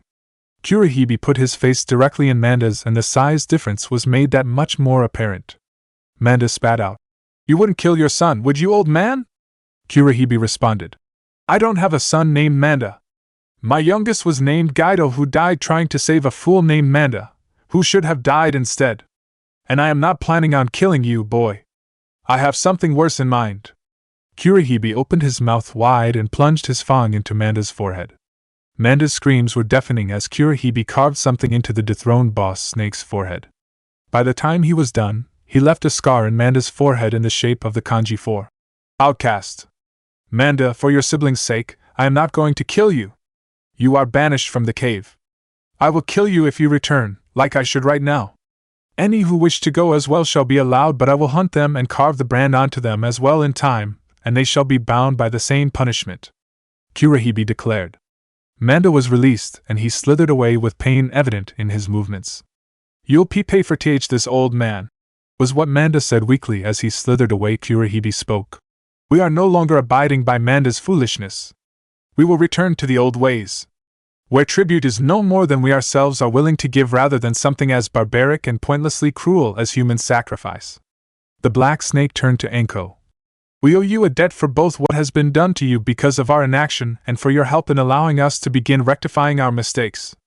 Anko bowed. It was my pleasure, Kurohibi-sama. The snake nodded. Bring me the contract. We are fixing our other mistake as well. The contract was brought forward and was opened up. The sage snake spoke. For his crimes against our clan and against nature itself with his perversion of the sage arts we have developed, it is the judgment of myself and Kurohibi that the contract with Orochimaru is to be terminated. We will no longer answer his summons, and his name will be struck from our contract. If he comes to the cave, we are to treat him like Manda, an outcast. The sage snake opened her mouth and secreted something from her fangs before dragging it across Orochimaru's spot, not tearing the paper of the scroll but covering Orochimaru's spot in the substance that was distinctly not poison and blotted out the spot, removing him from the contract. Kurohibi dismissed everyone and Anko was about to ask to leave when the white sage snake spoke. Young one, I can see the path ahead of you. I see 3 flames that you have the opportunity to tend to, the chance to lend your aid towards strengthening them from small embers into great infernos, and they shall challenge the darkness and the monster it heralds that shall be returning to the world. Okay. That sounds all good and ominous and sounds like something to think about. Can someone give me a ride home via reverse summoning? Anko asked. I will give it, but I have one more thing to ask of you, if you allow it, of course. Kurohige spoke. Anko nodded. Anything you need, boss. You helped me give that bastard Orochimaru a rightfully owed black eye. Anything you need is fine. The Black Snake spoke. I need you to deliver a message to Sarutobi Hiruzen and Jiraiya asking their summons meet with us to begin trying to fix Manda's blunders. Can I rely on you? Anko nodded. You can count on me, boss. The Snake Clan had smiled. I believe it. Until the next time we meet, reverse summoning jutsu. In a puff of smoke, Anko was back at the Forest of Death. Alone, and with the full implications of what she had done sinking in, Anko smiled and laughed. Hey Orochimaru! Take that, you son of a bitch! Konoha earlier Hokage's office grief. Kakashi gets sent out of the village as a shadow for Kagome's proving mission, while I'm stuck here for whatever. Obito thought half sarcastically. Kagome had been sent on a bandit elimination mission as a form of proving 3 days ago, with Kakashi shadowing her to evaluate and provide assistance should the mission exceed the expected parameters. Though the irony of the situation was that the day after they left, some refugees from Taki arrived. The Jonin in charge of the group had asked if the scroll of the Forbidden Falls had been safely delivered. Obito and Hiruzen pulled him aside a day later and informed the man of the S-class secrets surrounding the scroll due to the knowledge contained within. The Jonin nodded in understanding to the decision, especially considering the Earth Grudge fear. I may not be out having fun, but I still get to be around for Rinchan and Naruto. Wonder if those two are having fun messing with bandits, or if they found something beyond the mission's parameters. Obito thought to himself as he walked to the Hokage's office. Bandit encampment in the Land of Fire. 3 days later, Kakashi edged cautiously alongside Kagome as they snuck around to get a picture of how strong these bandits were, and how many of them were there. If the duo's primary discovery hadn't been there, that this group of bandits was being led by a missing nin who faked his death years ago and was currently training these bandits into an independent ninja force, then they probably would have gone with simple tactics rather than the stealth and recon they were going with. Why can't anything just be simple with my missions? Kakashi thought with a sigh. Kakashi-san, do we have a plan of attack? Kagome asked after they finished looking around. Kakashi thought for a moment. We should use the element of surprise we have at the moment to kill the leader. As far as I can tell, he is a rogue ANBU from a village. Kill the leader and then use the chaos to kill the others. Kagome thought for a moment. That sounds probable to succeed, but what if something happens to derail the plan? Kakashi adjusted his footing on the cliff of the hill they were discussing this on, not realizing the small rock he knocked off the side before he spoke. Most of these bandits seem to be just above academy students and others seem to be just about the level of the standard genin. That rogue ANBU is what really OW. What the hell hit me in the head? Is something on that cliff? OHSHIT. We got Konohas. A bandit at the foot of the drop the two ninjas stood atop shouted. Kakashi sighed. I walked straight into that one. Well, this is going to be annoying. Kakashi created a Chidori and charged towards the bandit and impaled him as he attempted to run back to the camp. Then a group of bandits started charging him, but a voice shouted a jutsu that he wished he had more time to react to. Boil release, skilled mist jutsu. A steam cloud came at both Kakashi and the bandits. The bandits were consumed by the searing mist while Kakashi just barely got out of the way. Still got burned though. Oh. Watch where you aim that. A voice screamed. Sorry. I went with my instinct to try and eliminate the target. He escaped the radius. A voice responded. Kakashi sighed. Be careful with that, Kagome. I just learned where you got the nickname of the searing waterfall mist from. Kagome nodded. Yes. That is where I got it. We can discuss it later, but for now we have a mission. I sincerely apologize for searing you. Kakashi agreed. Yeah. Sorry, I snapped. Old memories from the Third Great Ninja War from battles against Kiri came up. Kagome nodded as Kakashi drew a kunai and the two prepared to take on the rest of the bandits. Obito would probably have fun messing with these guys before finding a way to scare them out of being bandits, or just killing them, Kakashi thought with a chuckle before the fighting truly began. Obito shrugged. He probably killed the guys before he called it a day, and Kagome would probably just pump out a shit ton of boiling mist and then use that to kill all of them once she confirmed there weren't any captives. Obito came up to the secretary's desk. The woman, Himiko, looked up and spoke. "Good afternoon, Obito-san. Here to see Hokage-sama?" Obito shrugged. "More like I was told don't make any plans for today and come in for something. A bit weird if you ask me, but the running of this village tends to go that way sometimes, right, Himiko-san?" The woman nodded. "Believe me, I understand that. Only been in this job for 3 years and I already know things can get strange and out of the ordinary. Hiruzen-sama is waiting for you, and I know Tsunade-sama has come in and hasn't left his office." Obito smiled. "Thanks for the warning. I'll be on extra good behavior," Obito said as he walked into the office to find Hiruzen at his desk, Tsunade at the chair on the other side of the desk, and Jiraiya sitting in the window. Obito smirked. "Geez, full house, huh? What's the occasion?" Jiraiya spoke. "Friend of mine in the intelligence gathering business is going to be dropping by. Ought to be here today, and he is a bit of stickler about appointments. Could be a little early or late, but usually on time. So, is this guy due to arrive sometime soon?" Obito asked to the 3 other people in the room. Jiraiya nodded. His letter to Hiruzen-sensei stated he would be here in 2 weeks, and Hisashi tends to be highly punctual unless something happens. Today is 2 weeks since the letter arrived, so today is most likely the day. The old Hokage nodded. Whatever code was in that letter we couldn't decipher obviously was something he knew. I would guess that the code might belong to whoever he works for. The writing to his letter almost appeared alarmed. Obito shrugged. Maybe, if it did belong to his bosses or whatever, then he is probably worried that they have a traitor or something in their ranks. The 4th member of the room, Tsunade, merely rubbed her head. "I still don't know why I'm here." The Hokage and Jiraiya spoke. "Witness. That's probably a good idea," was her response. Then a voice Obito didn't recognize sounded. "Yeah, it really might be." At that moment, 2 men walked into the office. One of them, who had very dark purple hair and purple eyes, smiled and spoke. "Hey Hiruzen, Jiraiya, Tsunade, and kid I have never met before but is wearing the Uchiha crest, so I assume is an Uchiha, and I already know is Obito." "Well, that was odd." "Why yeah, I'm Obito." "Huh, you took better to Hisashi's initial antics than most people do." The other man, with black hair and black eyes, said. "Huh, so I'm guessing he's Hisashi, so who are you?" Obito said, trying to be polite, and directing that statement at the man with black hair. The other Konoha members in the room agreed. "Oh shit, where are my manners? Koryo Hideki, at your service." "No, that is not my real name. It is an alias in your language that I picked up for convenience sake due to my real name's phonetics not translating well at all." The man with black hair tied back into a short ponytail responded. "Jiraiya, I told you about him a few years ago, but I never actually thought you would meet him. We have been working together for 30 years. I can't quite remember how we met though." Hisashi said with genuine struggle to remember. "You were in your hopeless to try and get an actual love life phase and you hit on my date at a party. Your antics caused her to ditch, and we went from there." The man said with absolute deadpan. "Oh yeah, that was it. Sorry about that again."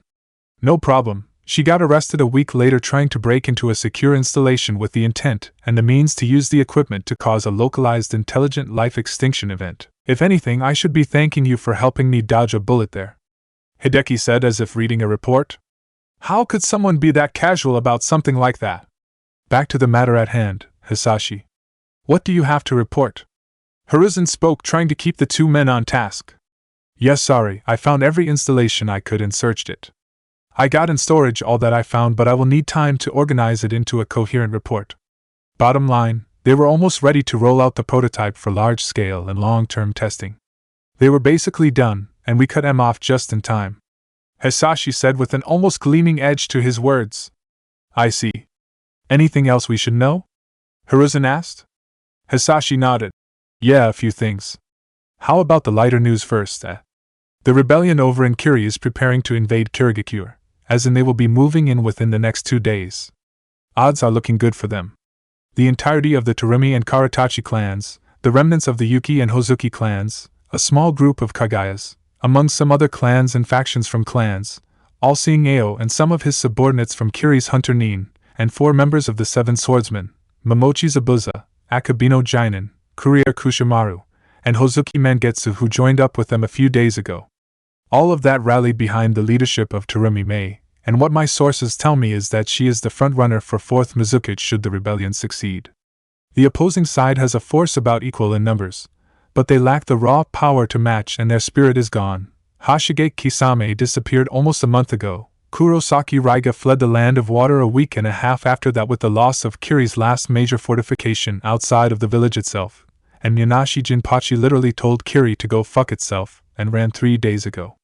I have been offering my services to the rebellion, and they took it and accepted my terms. I have mostly been funneling them information and informing them of enemy movements.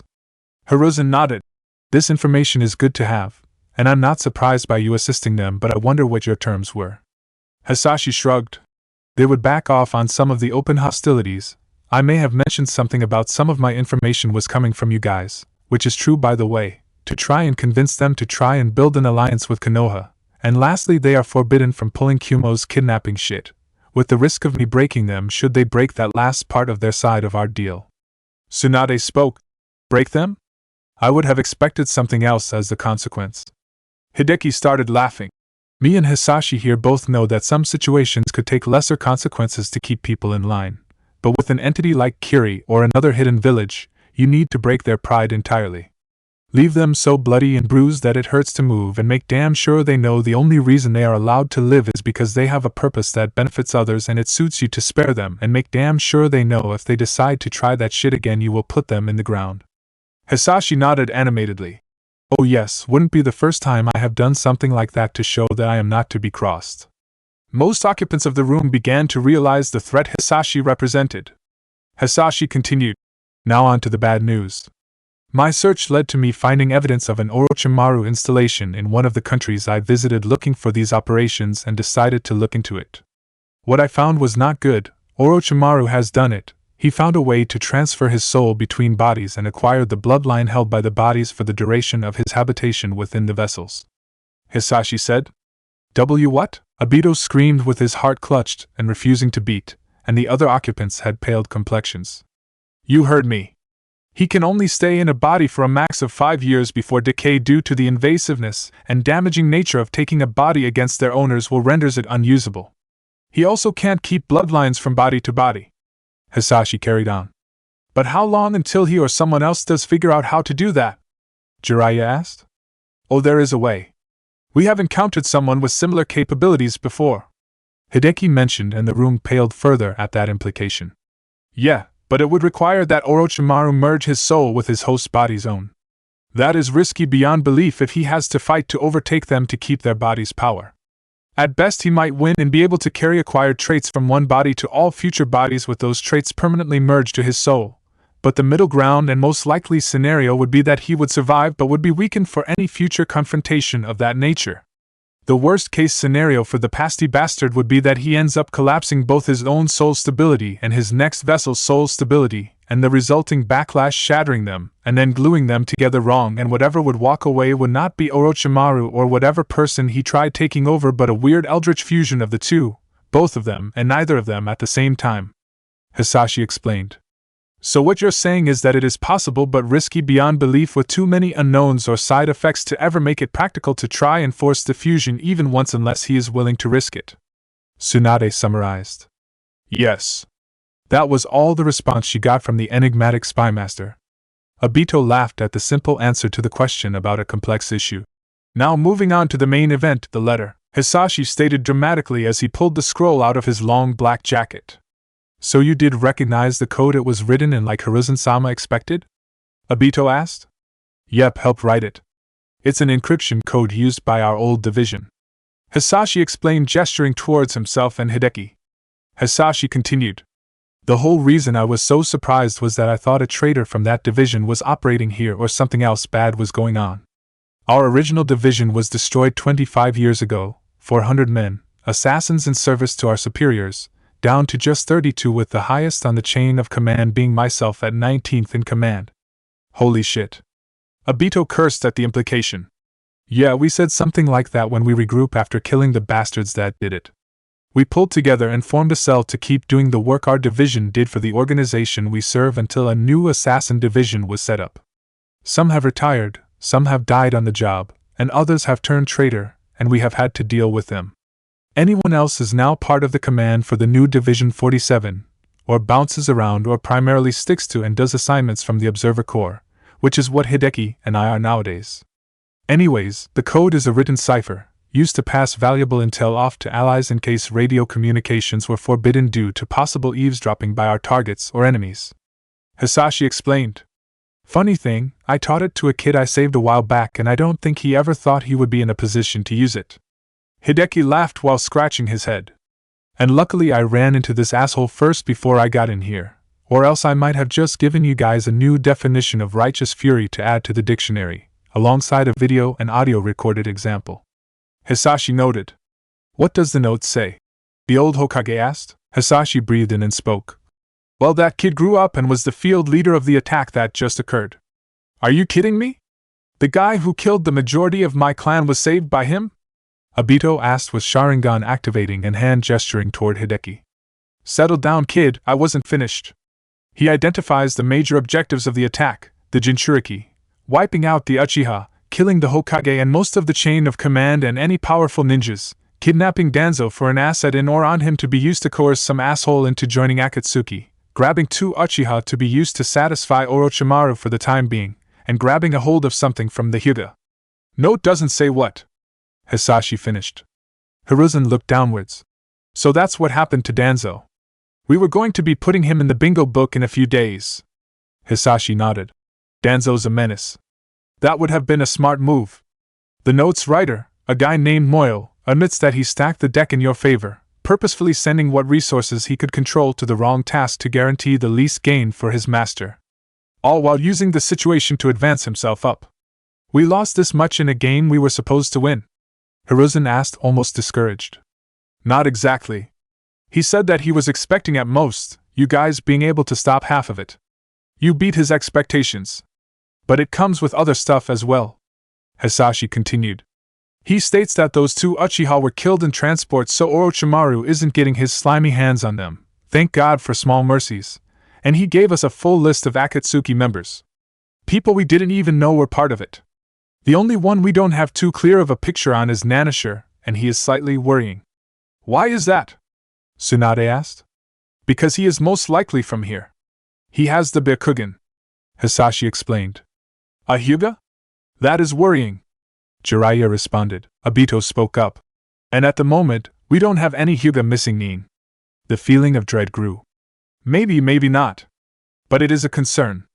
I do happen to know that there used to be a clan separate from the Hyuga that had the Byakugan as well. The 2 broke off from each other after a dispute. No clue if this guy is a survivor of that clan or is a Hyuga who has his ambitions aimed a bit too high and is using Akatsuki to reach them. Though the information states he joined up with Akatsuki about 5 or so months after the Kyuubi attack, so more than likely he is not part of the village because he would be able to grab the kids and Rin himself if he was. I suggest holding on to that information for now until Akatsuki starts showing their true colors to the world. Hisashi advised. I agree. With a group like this edging us ever closer towards another war with their aggressive plan towards peace alongside with the aim on the Biju to bring it about. How long would you say before they start a war by doing that? Hiruzen asked. Hisashi shrugged. Don't know. My guess is that it depends on how bad they fuck up when they go actively on the hunt for the Jinchuriki among other things and then how desperate they get. I was informed that additional information would be passed along as it was possible. Obito asked for the kids and Rin's sake. How long till they go on the hunt, or did it not say? Hisashi smiled. Good question, kid. It mentioned that no major missions involving Jinchuriki would be issued following the Daybreak attack, as it was dubbed, for about 5 or 6 years. That may be different now thanks to the failure to capture either Taki or Konoha's Jinchuriki, but we know we have at least that long. The main purpose of this period is to use Akatsuki to draw potential funding in the form of high-paying missions away from major villages using cheaper rates along with taking out high-ranked bingo book bounties and thus put a further drain on those villages' resources by claiming the bounties. Keep that going for a few years, send members to gauge the strengths of each Jinchuriki to begin assembling a capture plan, and then start capturing Jinchuriki away from the resource-starved villages. Decent idea, no real risk unless a traitor entered the organization and started feeding me intel on their movements. A smirk made its way onto the collective inhabitants of the room's faces. It happened, didn't it?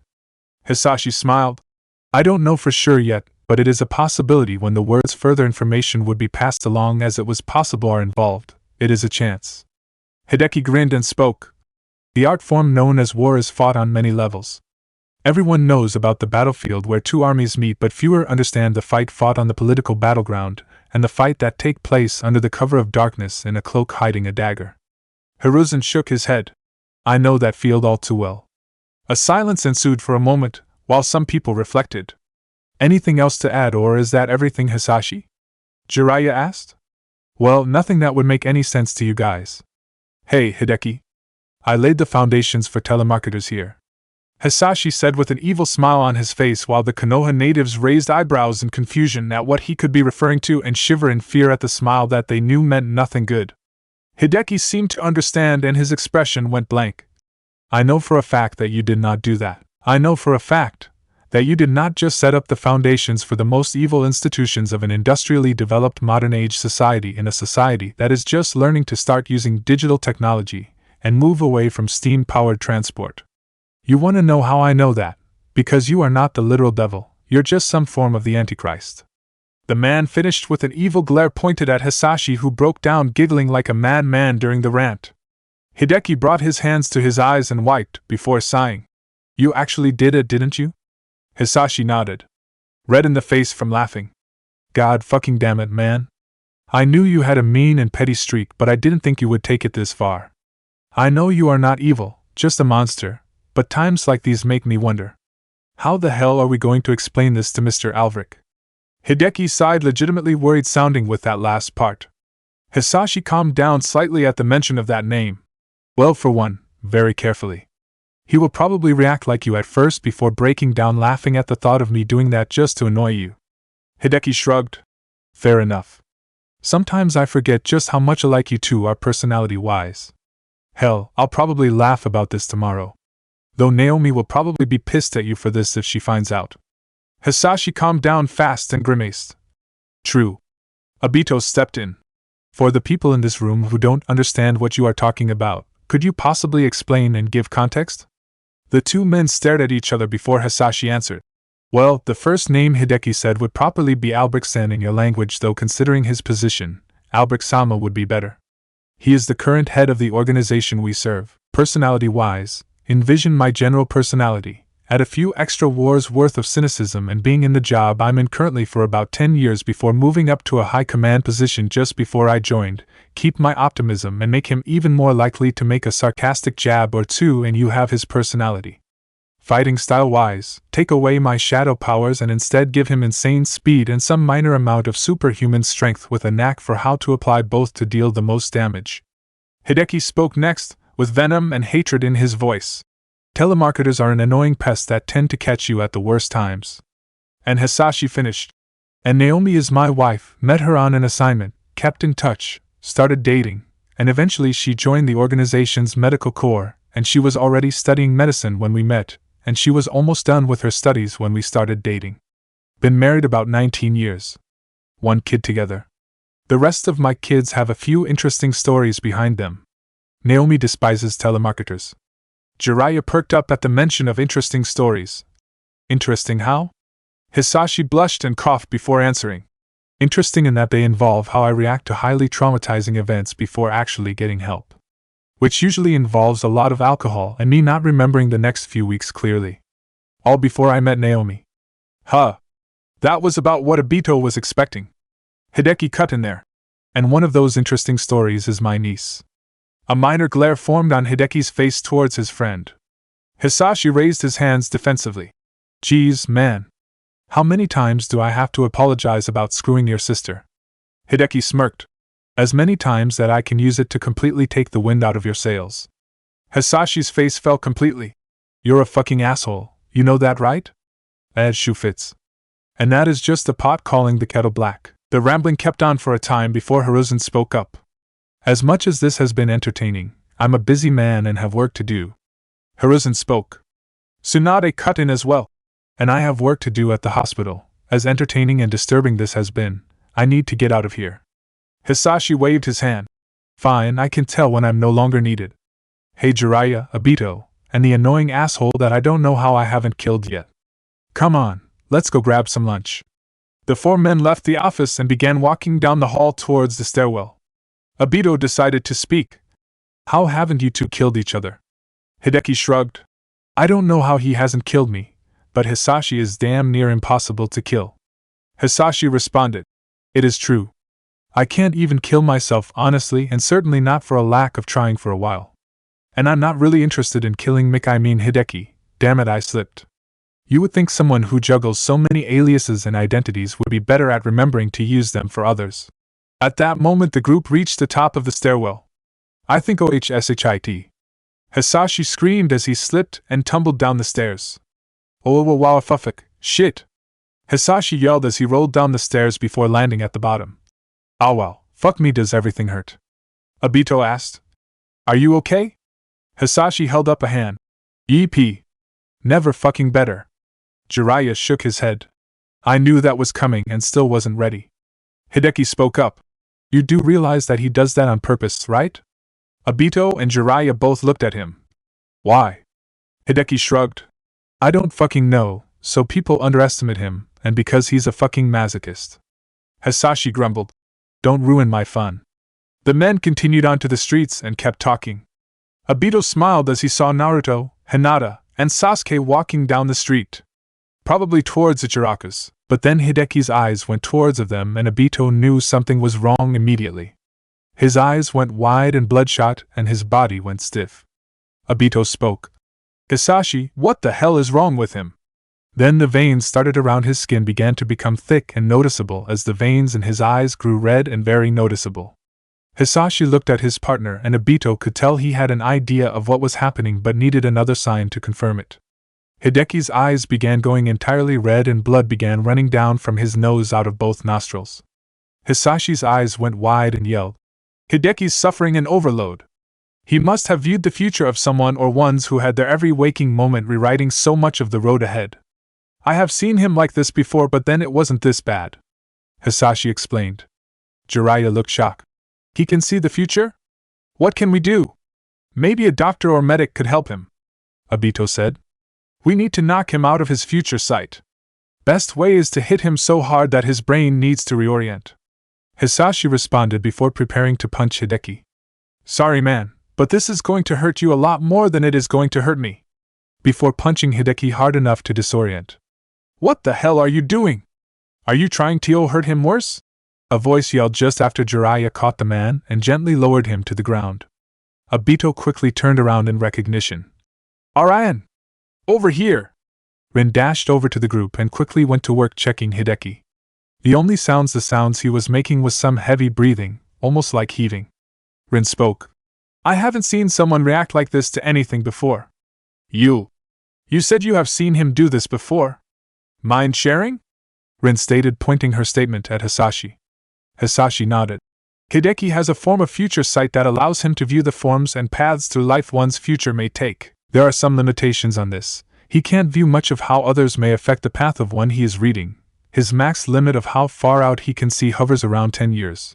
And he has to focus and tunnel vision himself to focus on what he wants to read at any given moment to prevent events like this. He had stuff like this happen before when he was training to control it, but nothing quite this extreme or that onset this fast.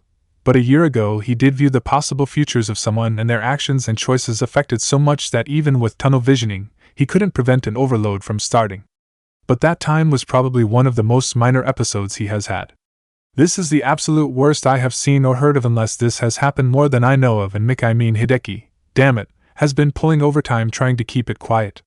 The only explanations I can think of is he lost control of the tunnel visioning necessary to prevent these episodes and started viewing the potential future of someone who affects a lot with their path, or started viewing the potential futures of multiple people who affect a lot with their paths, and all that rendered his tunnel vision worthless in the face of how much he viewed anyways.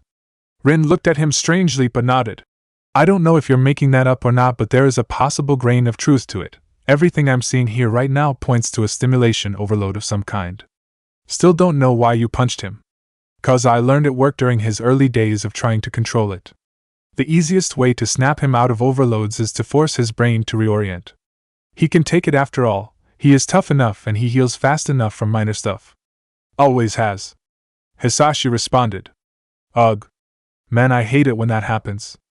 Good grief, my head feels like I stuck it in a wood chipper and got electrocuted at the same time. Hideki grumbled as he got up. Rin held him down. Hey, no sudden movements and you aren't going anywhere till I know you're fine. How many fingers am I holding up? Rin said while holding 2 fingers closely together. I think you're holding 2 up together tightly, either that or you're holding up 1 and you have large fingers. Hideki responded dryly. Rin grumbled at the dig but continued to do her job. I think you ought to be fine. I want you to stay here for a few more minutes and try again until you answer definitive and clearly. And no jabs about the hands trying to help you would be nice. Hideki groaned. Sorry about that. I'm so used to dealing with our head medic who is so easy to rile up and is kind of a dick. Keeps his job because everyone knows that beneath it all he really cares. Hisashi spoke up. Can you tell us what happened? I had an overload. Saw a couple of kids walking down the street and something about them triggered my ability automatically. So many possibilities, my tunnel visioning was worthless against it. I'd say it was like their every waking moment was changing something, but I'm not quite sure, and there is no way in hell I'm doing it again. Hideki groaned. Hisashi nodded. Looks like we are going to have to do lunch another time. Protocol demands I get him back to HQ for examination and debriefing in case something we need to know is in there. Jiraiya nodded. I understand. We'll take that rain check and we'll be calling it in whenever we see you next. Be prepared for it.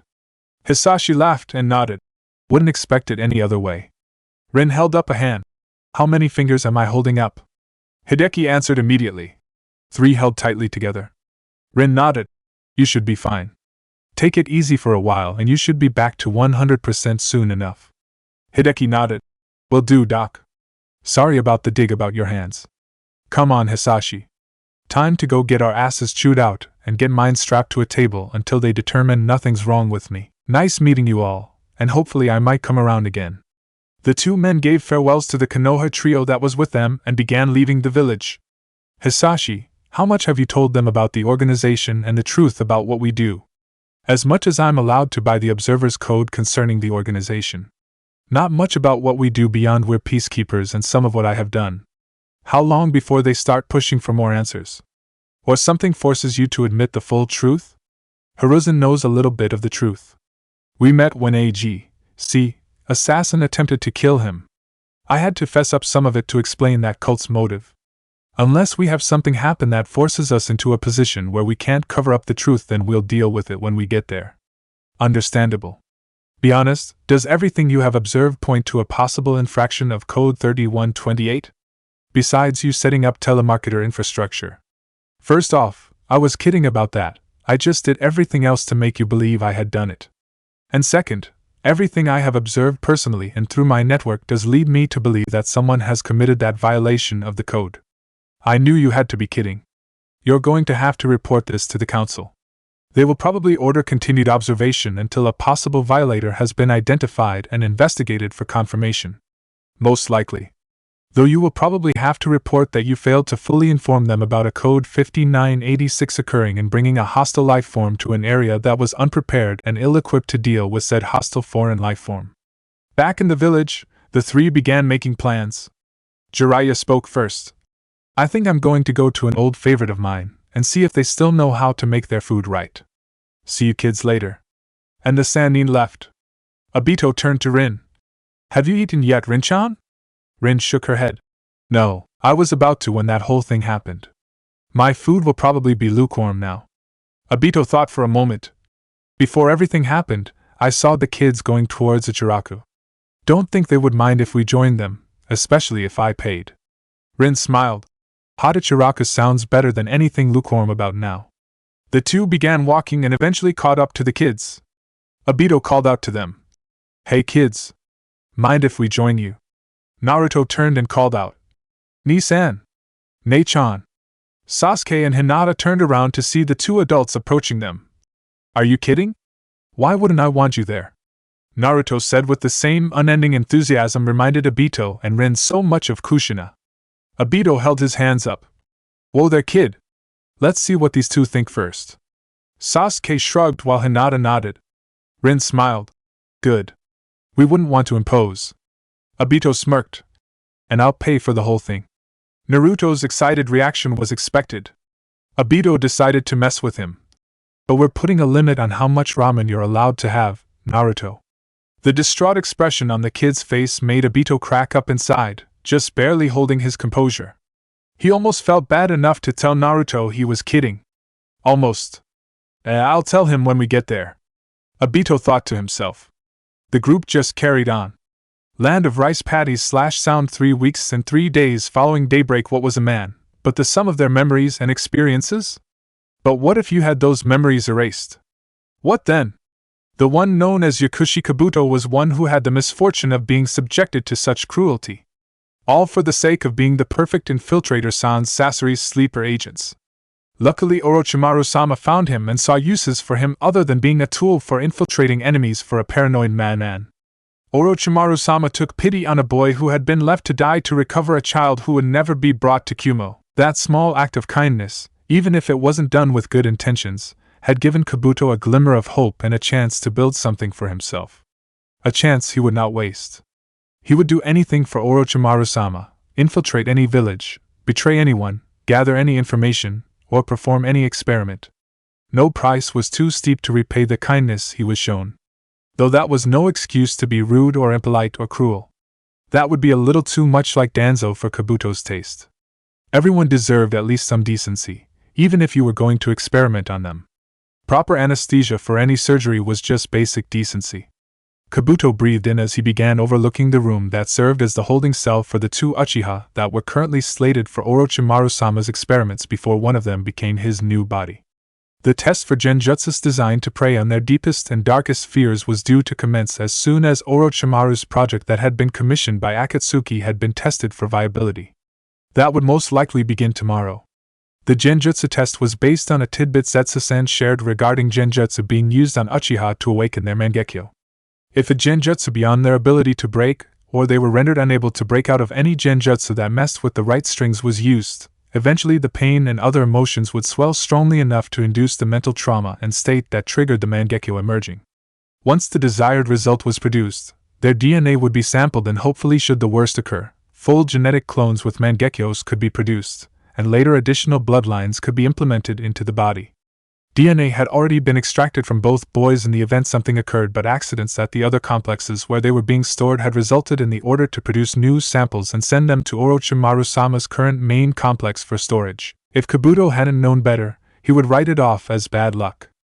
But years en route taught him that spontaneous accidents to DNA samples stored in multiple randomly chosen high-security hideout, labs, and warehouses meant that something was off. This was an infiltrator's work. And most likely, this place was their next target. Kabuto didn't know if it was Konoha and the Uchiha trying to reclaim the abducted Uchiha or just someone with a grudge against Orochimaru trying to deny Kabuto's master and mentor the chance at obtaining a full-functioning Sharingan, but he would stop them here. Content with what he saw, Kabuto began the process of leaving with the newly extracted samples to take them to the main hideout as soon as possible. His thoughts consumed him trying to figure out the motive of this infiltrator, but he felt the slight nagging feeling of missing something important. It wasn't until he exited the compound that it hit him. Wait a second. Where the hell are the guards? Kabuto looked around until he noticed a line of bodies, both guards and researchers, laid out on the grass. Kabuto ran up and found that all of them were breathing but had been knocked out. Kabuto quickly ran back inside the compound and found that low-yield tactical explosive notes had been placed on multiple key support structures. An attempt to collapse the compound. Smart. Whoever this infiltrator was, they knew what they were doing and had planned accordingly. Kabuto felt some respect, but he had a duty to do. As he got closer to the actual lab, he found higher-yield explosive notes planted. This was a scorched earth tactic. They weren't just trying to deny Orochimaru access to the Sharingan, they were trying to destroy anything and everything they had learned from these two. Kabuto made it to the large open area that stood before the lab before the nauseating smell of freshly spilt blood filled his lungs. He could guess who were killed, 2 Uchiha brothers most likely. Before he moved forward another step, his instinct screamed and he quickly sidestepped to catch a spread of 4 Samban flying past his eyes. That was some good aim. Quite expert, if I do say so myself. If you hadn't been causing us so much trouble this last week, I would offer you a place in our organization. You can come out now, Assassin-san. Kabuto spoke. He wasn't quite prepared for the sound of a body falling down to the ground from the air to come from behind him. He turned around quickly and was greeted by a brown-cloaked assassin with red eyes and black hair with a bandaged turban and mask covering their head. "I'm surprised, honestly." The assassin started. Kabuto couldn't tell if the voice was masculine or feminine, and not enough of the build was visible to make a guess that way. His gut wanted to say this was a woman, but his gut had made mistakes before and Kabuto paid the price for it. The assassin continued, "That you were able to figure out that my attacks had been a coordinated attack rather than accidents. Was I that obvious or did I botch the timing?" Kabuto decided to answer to buy time to come up with a plan. "You should have made it look less like a freak accident and aimed more for actual employee error in my professional opinion. Maybe even a bad storage measure that led to sample contamination and corruption." The assassin seemed to contemplate the words Kabuto gave her. "That does sound clever. Thank you for the advice, Kabuto-san. I will keep it in mind for future missions. I kindly request that you cease hostilities, hand over the storage scrolls containing the DNA samples you extracted from the Uchiha that were stored here earlier, and leave and join your comrades outside until I have completed my mission." Kabuto shook his head.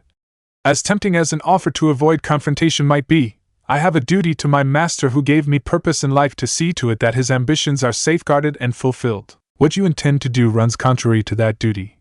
I believe you can see the problem here, and I hope you can understand why I must fight now." The assassin almost seemed nostalgic. "I understand, Kabuto-san. Far better than you know. My own master gave me the chance to build something out in my life when others would see me as nothing more than a tool. I understand your position and I commend your loyalty. I will not hold back, but I will seek to avoid your death." Kabuto saw the glint of some sort of device attached to their forearm on their right arm beneath the brown cloak and remembered the spread of Senban he avoided at the start of the fight. "Is that a new type of Senban launcher?" "No, it can't be. The aim and force behind them wouldn't have looked at all like what it did. Too much force to be a spring mechanism. This has to be something similar." The assassin darted for the shadows and Kabuto decided not to chance if his opponent had better night vision than himself. Then he heard it, click click click click. Kabuto was confused. What is that device? That was definitely not a Senban launcher. Then his opponent dashed out of the shadows and tossed another spread of Senban, and Kabuto realized what he was dealing with. It's not a Senban launcher, but it is a mechanical Senban holster, some kind of mechanism that can be used to deploy Senban to their hand to be thrown in a desired amount. Seems that whoever designed it needs to work out a quieter mechanism. I need to make sure none of those needles hit me. No telling what they are prepared with. My healing may not be able to counter strongly enough." Kabuto quickly dodged as his opponent made contact with the ground and began unwrapping something from a gauntlet while making a few hand seals. Eventually his opponent made their move. Lightning release, taser chain. Kabuto watched as a fine chain was slung towards him, and he could see the lightning chakra dance around the chain and spark ominously on the end of it. He dodged as best he could, but he was hit on his left hand before he could fully avoid it. "Arrgh!" He screamed out in pain from the shock. He managed to retain enough clarity to dodge the single Senban that came at him as a possible finisher to the fight. He tested out his hand quickly to determine the extent of the damage. Minor burns to the outside of the hand, minor disruption of the nerve clusters in the bottom fingers causing clumsy movement in those two fingers in particular, and overall numbness in the arm due to the shock resulting in a minor degradation to fine motor functions in the arm. "My healing is already fixing the first two, but I need to be extra careful now. My left arm won't be able to feel pain, and that could cost me dearly in this fight. Especially against a weapons specialist who favors Senban as a throwing weapon, and even worse if this opponent favors poisons." The assassin gave him a brief reprieve as she rewrapped her chain around her gauntlet. "I figured that wouldn't be enough to finish you, Kabuto-san. Seems I truly am going to have to take this fight seriously." Kabuto adjusted his glasses and smirked. "As will I, it seems. I have been playing cautious because I don't know who this is or what they are capable of. If I let another sudden move like that chain attack hit me, it could mean the end of the fight. I need to take the initiative and not let them dictate the flow of the battle to me." No sooner than Kabuto finished making this decision, did the assassins start their next move. They pulled something out of a tool pouch on their waist, and Kabuto recognized it, a flash bomb designed to go off the moment it was hit with strong enough impact after being removed from a dampener casing, which the assassin had done, and threw it at Kabuto's feet, triggering a bright flash. "Stay calm, Kabuto. This one was merely a flash bang.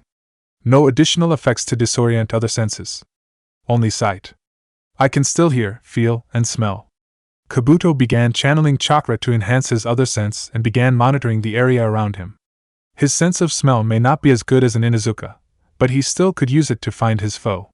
The scent of blood was weaker now, but he could still smell it on the assassin. They had to still be here.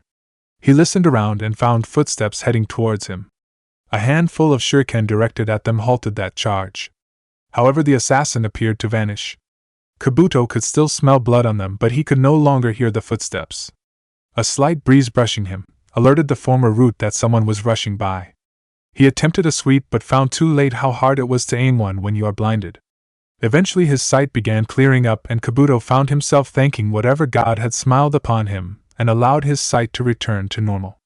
Kabuto tested his left arm and found that it had healed to appreciable condition. Alright, no more games of cat and mouse. Now to end what we start. Kabuto straightened his hands and began channeling chakra to them to form his chakra scalpels. The assassin appeared intrigued. My, what skill! I have personally witnessed the performance and usage of that particular medical jutsu before, but I don't think I have ever seen it used for actual combat. Kabuto smirked. I'm not surprised, honestly. Very few people have the mental discipline to maintain the amount of focus needed to maintain the jutsu stability and function while having to dodge, parry, and plan out attacks. The assassin nodded. Indeed. One of the medics I have seen using this jutsu has mentioned that when I asked him about my own thoughts about combat and assassination applications for chakra scalpels. Seems you are well above average. Perhaps even prodigious in your field of expertise. No more games. I have a mission to complete, and I will not fail my master. The assassin declared while her arms reached behind her and pulled two short single-edged kunai-like swords. Kabuto remained calm on the outside while running questions on the inside. I don't believe that I have ever encountered swords like those before. Odd design, but they might be custom-made and designed to fit into the taijutsu style they were trained in. Those seals on the blades must have some purpose. Perhaps they are designed to repair the blade in a similar manner to Kiri's Kubikuribocho by pulling iron content from any blood that contacts the blade. Or perhaps the seals are designed to interact with a certain jutsu. That might be it.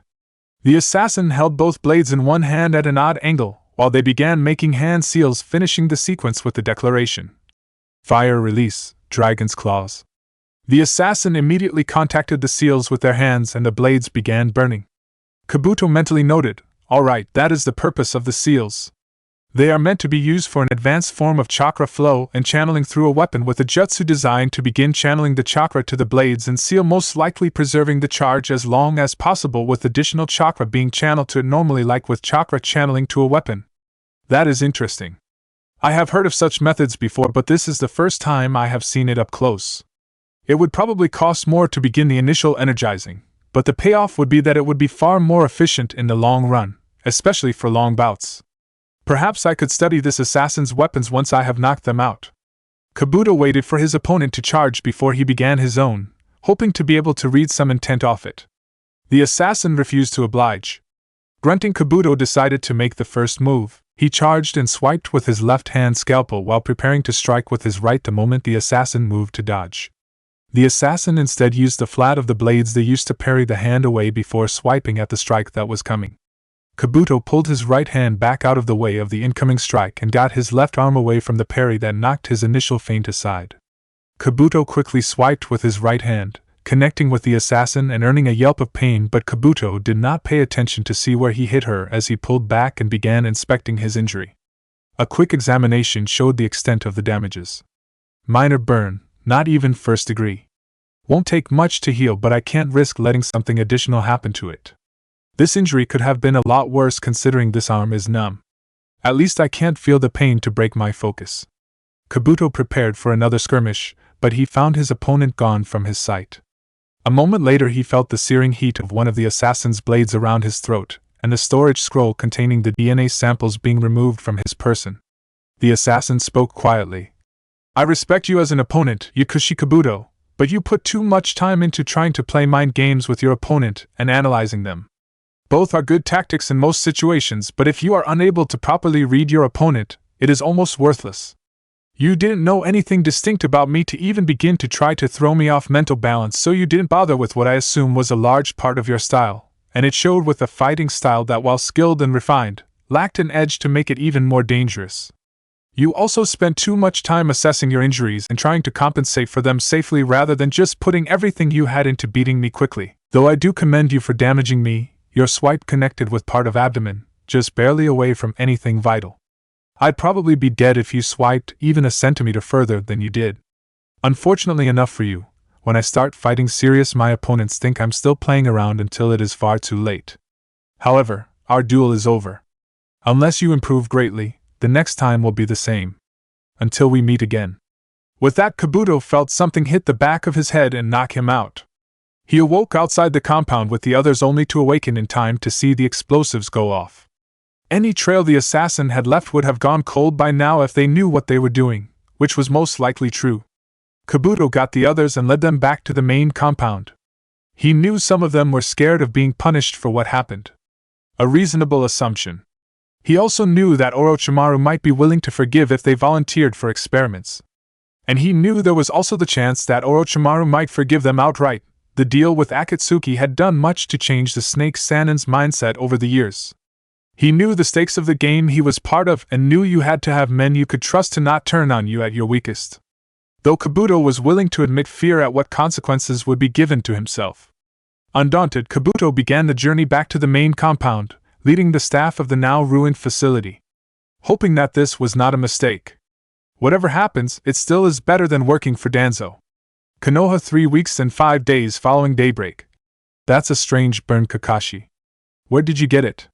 Kakashi sighed and regretted following standard mission protocol that few ever did, namely going to the hospital to have injuries looked at and treated. Spent almost 2 weeks on a search and destroy mission looking for a group of bandits causing trouble. Turned out those bandits was a cell of independent ninja trained and led by an AIM missing Nin. Kakashi was assigned to the mission to back up Kagome as it was her proving mission. But the moment they discovered the operation being built towards and conducted within the Land of Fire, both were ready to destroy this enemy. Kakashi actually checked the bingo book after the dust had settled and the AIM missing Nin had been killed, but found no profile matching the unidentified missing Nin. Though the missing Nin's ANBU gear might be used to figure out who he was. Maybe he was one of the smart ones who faked their death reasonably well enough before running and then putting together his cell and hiding in the shadows until he could escape being identified. Those were the hardest to find. Though he did say something strange when asked about why he left AIM, something about people like him not being able to survive in Pain's new Amigakure. Whatever the hell that meant. Kakashi had some mildly concerning injuries, but nothing life-threatening, and yet he decided to go anyway. Which meant Rin saw the burns he got when Kagome was forced to go all out against the missing Nin. From a fight on my mission, Kakashi answered, trying to deflect. No kidding. What gave it to you? Rin asked, already done with any of Kakashi's nonsense. Someone. Kakashi responded, trying not to break the promise he made. A noise came from Rin and her expression twitched slightly, which Kakashi knew was the sign that she was starting to get really pissed off. Kakashi, do you really want to play this game with me right now? These look like acid burns. Try giving an actual answer this time. Rin stated in a tone that seemed somewhere between calm and pissed off. Kakashi sighed. Got singed by a passing boil release jutsu. Rin raised an eyebrow. Boil release? The report makes no mention of you encountering a Terumi clansman alongside Kagome. Oh, that makes her nickname make sense now. Kakashi nodded. Then Rin spoke again. How does she have it? The documents that came in with the Taki refugees point to her family being from Taki for generations and having no relation to the Terumi clan. Kakashi spoke as Rin went to work treating the burns. In my opinion, it is probably for the best if we just stay out of it. I asked her, and she didn't give an answer and started brooding, which means she probably doesn't even know herself and her mind goes to the worst possibility, as a plausible explanation. It might just be something similar to the Terumi girl who defected to IWA in between the Second and Third Great Ninja Wars. Rin sighed. Fair enough. Considering what we do know about the Third Mizuki's regime, and what is rumored and all, it wouldn't surprise me at all if something similar was the case. Though the Terumi managed to get even with IWA on that with that member of the Yagumo clan who defected to Kiri and married into the Terumi. Kakashi started laughing. Yeah, that is true, but IWA has problems with lava release users descended from Yogamos being present in quite a few of the villages that are actively against them, especially in recent years. Hell, Kumo might even have one. Rin sighed. Once again, fair enough. So what's the verdict on Kawanaga Kagome? Kakashi nodded. The bingo book doesn't overplay her prowess. Probably underplays it a bit. She is decent enough and her skills are suited for multiple tasks.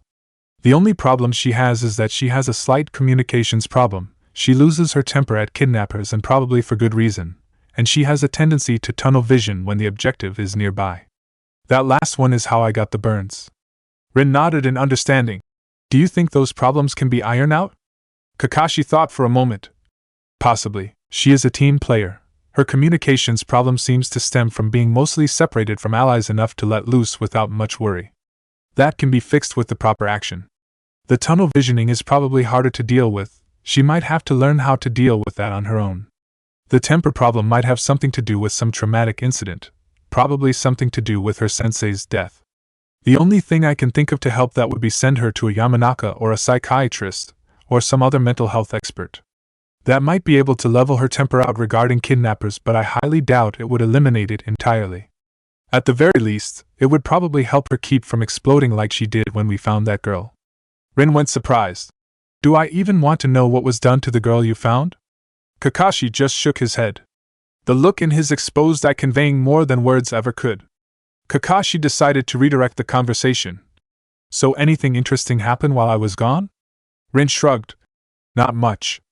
That traitor from the academy that you apprehended got executed, bunch of Taki refugees arrived and settled, and Enko got summoned to the Snake Clan's cave and got Orochimaru's contract with the clan revoked. She has been in a pretty good mood ever since. Kakashi chuckled. I can imagine. Anything else? Not much. Heard Obito and Jiraiya had discovered some information about what all happened during that invasion a few weeks back and what exactly they were gunning for. Apparently the shots were being called by the two creeps who helped the ones who attacked Mikoto and the others escape. The one that Shursui recognized and the one that Mikoto recognized. Apparently Shursui's was named Toby, and he's some big shot in a mercenary group called Akatsuki. Obito pretty much said that the group was behind the attack, or at the very least ordered it. Rin said. Kakashi nodded blankly as he withdrew to his thoughts. Every instinct Kakashi had said that Toby was the one who broke into the village and released the Kyuubi. With Kamui and apparently able to use both the phasing and warping capabilities of the technique would have made sneaking past the ANBU guard and slaughtering them unaware child's play with the right setup. Definitely would have given Minato-sensei a hard time if he knew what he was doing. Minato had some experience from sparring against Obito on how to deal with Kamui, but Obito had access to the jutsu for only 2 years while Toby may have had it for a lot longer.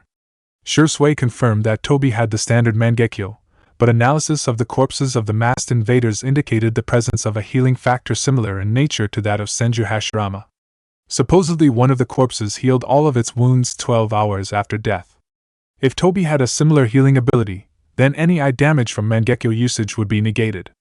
Obito's early Mangekyo usage was sparing to preserve his eyesight as much as possible, and thus rarely actually experimented with it, while Toby may not have had to deal with such limitations. There was no telling if Toby was bound by the same 5 minutes of intangibility max followed by a 10-second cooldown Obito was bound by. Kakashi noticed a slight shift in those, but it was barely noticeable. No telling if certain applications of Kamui phasing, like extending the phasing effect to something in hand before releasing it, and leaving it behind, was possible with the standard Mangekyo version of Kamui. Obito only began experimenting and discovered it after gaining the Eternal Mangekyo. That trick helped bypass an earth dome layered with a wind technique that prevented lightning release from being properly effective against the barrier. All information that could be gathered pointed to plenty of factors that would have given Minato-sensei a lot of trouble, and probably more due to the differences between the two Kamui users. Everything points to Toby being responsible for that night. All the pain, all the misery, all the suffering, and all the death that came from the Kyuubi being released, hypnotized, and set upon the village is his fault.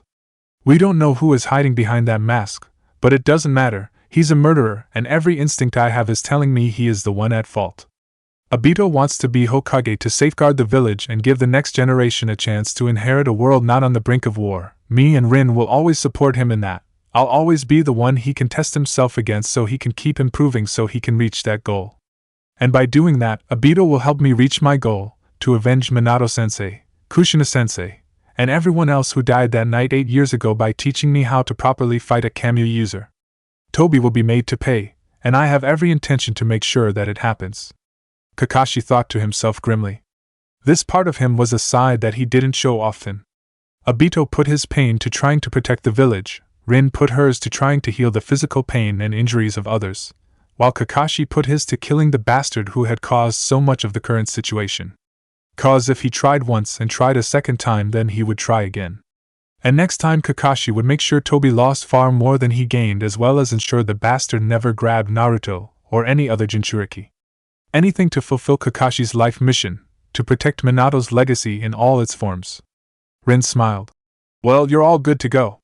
Take it easy 4-. Rin got no further before a shiver ran down both teammates' spines. The doors to the room they were in slammed open a moment later. YOSH! Kakashi, my eternal rival! I missed our rivalry's competition while you were gone, but now that you're back we can begin once more, Guy energetically declared. Kakashi turned to Rin with a pleading look in his eye, not ready for Guy's antics, but found Rin with a strained smile. Guy, please be quiet in the hospital. Some need the rest. Take this competition elsewhere. Kakashi knew instantly that he would get no help here. Fine, Guy. What do you want to do this time? Guy began one of his self-punishment rants concerning forfeits if he failed to carry out a forfeit. Kakashi mentally shrugged. I kind of missed this. Maybe this will help with my stamina problem. Kakashi walked beside Guy as Guy declared that one of his plausible forfeits as training Ninkins out of everyday pets while wearing 8-ton weights and wearing only his underwear. Somehow that was one of Guy's least strange and probably most practical forfeit if he carried it out. Land of Frost 2 weeks, 3 days following daybreak. Kisame shivered, both from cold and from excitement, as he overlooked the compound he was preparing to break into. Kisame was glad that he had decided to do some reconnaissance here. Not really sneaking in as much as getting a look through magnification lenses to get an idea of what defenses he was up against and how to best break them. Samahata was the same, shivering from cold and excitement that Fuguki would be avenged tonight. The noble who sent the assassin, Korakuta, he seemed to be far more reliant on shinobi compared to other nobles. Probably had enough money making properties that he could afford that kind of expenses. But the sheer size of his estate interested Kisame. This almost looks like a fortress, but what would he be keeping in buildings like that? Kisame shook the thought from his head as he began walking in. Didn't even bother to suppress his chakra. If he had any competent censors on his payroll, it would be pointless for Kisame to try to hide his chakra. Being the tailless Biju had its downsides. One tried to sound the alarm, but Kisame silenced him with a lazy one-handed swing of Samahata. The poor bastard didn't even see it coming. Kisame was about to continue to the main house of the estate, but his interest in what was stored in those side houses won out, and the shark man found himself walking towards the nearest one. 2 ninja were guarding the entrance. A quick slice from Samahata took their heads. The door to the building was locked. Water release, exploding water wave, a rushing torrent from Kisame's mouth destroyed the door. Inside was a collection of various swords and weapons. Kisame raised an eyebrow. Was this what Korakuta was planning on doing to Samahata? Just put her up on this wall. Ninja from other parts of the compound began rushing in. Samahata was sensing them. Hee, time to run, wild Samahata. Kisame practically giggled. Samahata responded by shifting its scales and slicing the bandages covering the haft towards its tip. Just before Kisame rushed forward and took more heads. Lightning release, thunderbolt. Kisame smirked as he backhanded the bolt of lightning chakra using Samahata before firing back. Water release, water shark missile. The shark-like projectile formed and rushed towards the guard before biting the bastard's head off. Kisame was grinning with joy at the slaughter and could feel Samahata enjoying the feast. Water release, water shark missile. Kisame shouted with a grin that conveyed feral enjoyment of the hunt. Eventually he broke into the palace and found himself face to face with a noble who looked unimpressive. Neither regal nor plain. Average. The man smiled with an aura that already began raining on Kisame's mood. It took some years, but it looks like I finally get to add Samahata to my collection. I am Korakuta. You have the honor of giving it to me and then kneeling to have your head taken for threatening to harm my collection. Kisame felt his eyebrows skyrocket, and he spoke. Are you kidding me? You honestly expect me to hand over my sword and then lay down to be killed? I'm here to avenge Fuguki-sensei, who you had murdered to get Samahata. Samahata will never accept you as her master. She will kill or maim you the moment you touch her handle. I saw that army you hired. If you thought that would keep my vengeance away, then you are going to regret it in whatever hell there is in the pure world, if there even is one." The noble sneered. "I remember the death threat. Unfortunately for you, I don't listen to meaningless words. I order you to hand me that damn sword, peasant." Kisame smiled.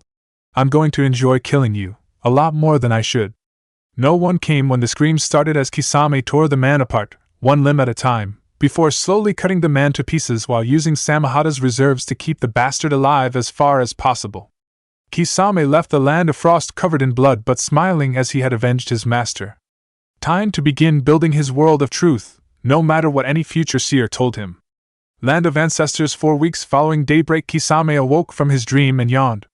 Probably the most spot-on representation of what had happened at Korakuta's estate in his dreams since he stormed it. Kisame made breakfast from some preserved meat, and then began traveling onward. Eventually Kisame reached a large, 40-kilometer area. There was grass in some spots, but the area appeared to be gashed and cut and seared. The landscape was covered in carnage. Craters, destroyed landscape, and seared cuts littered the battleground.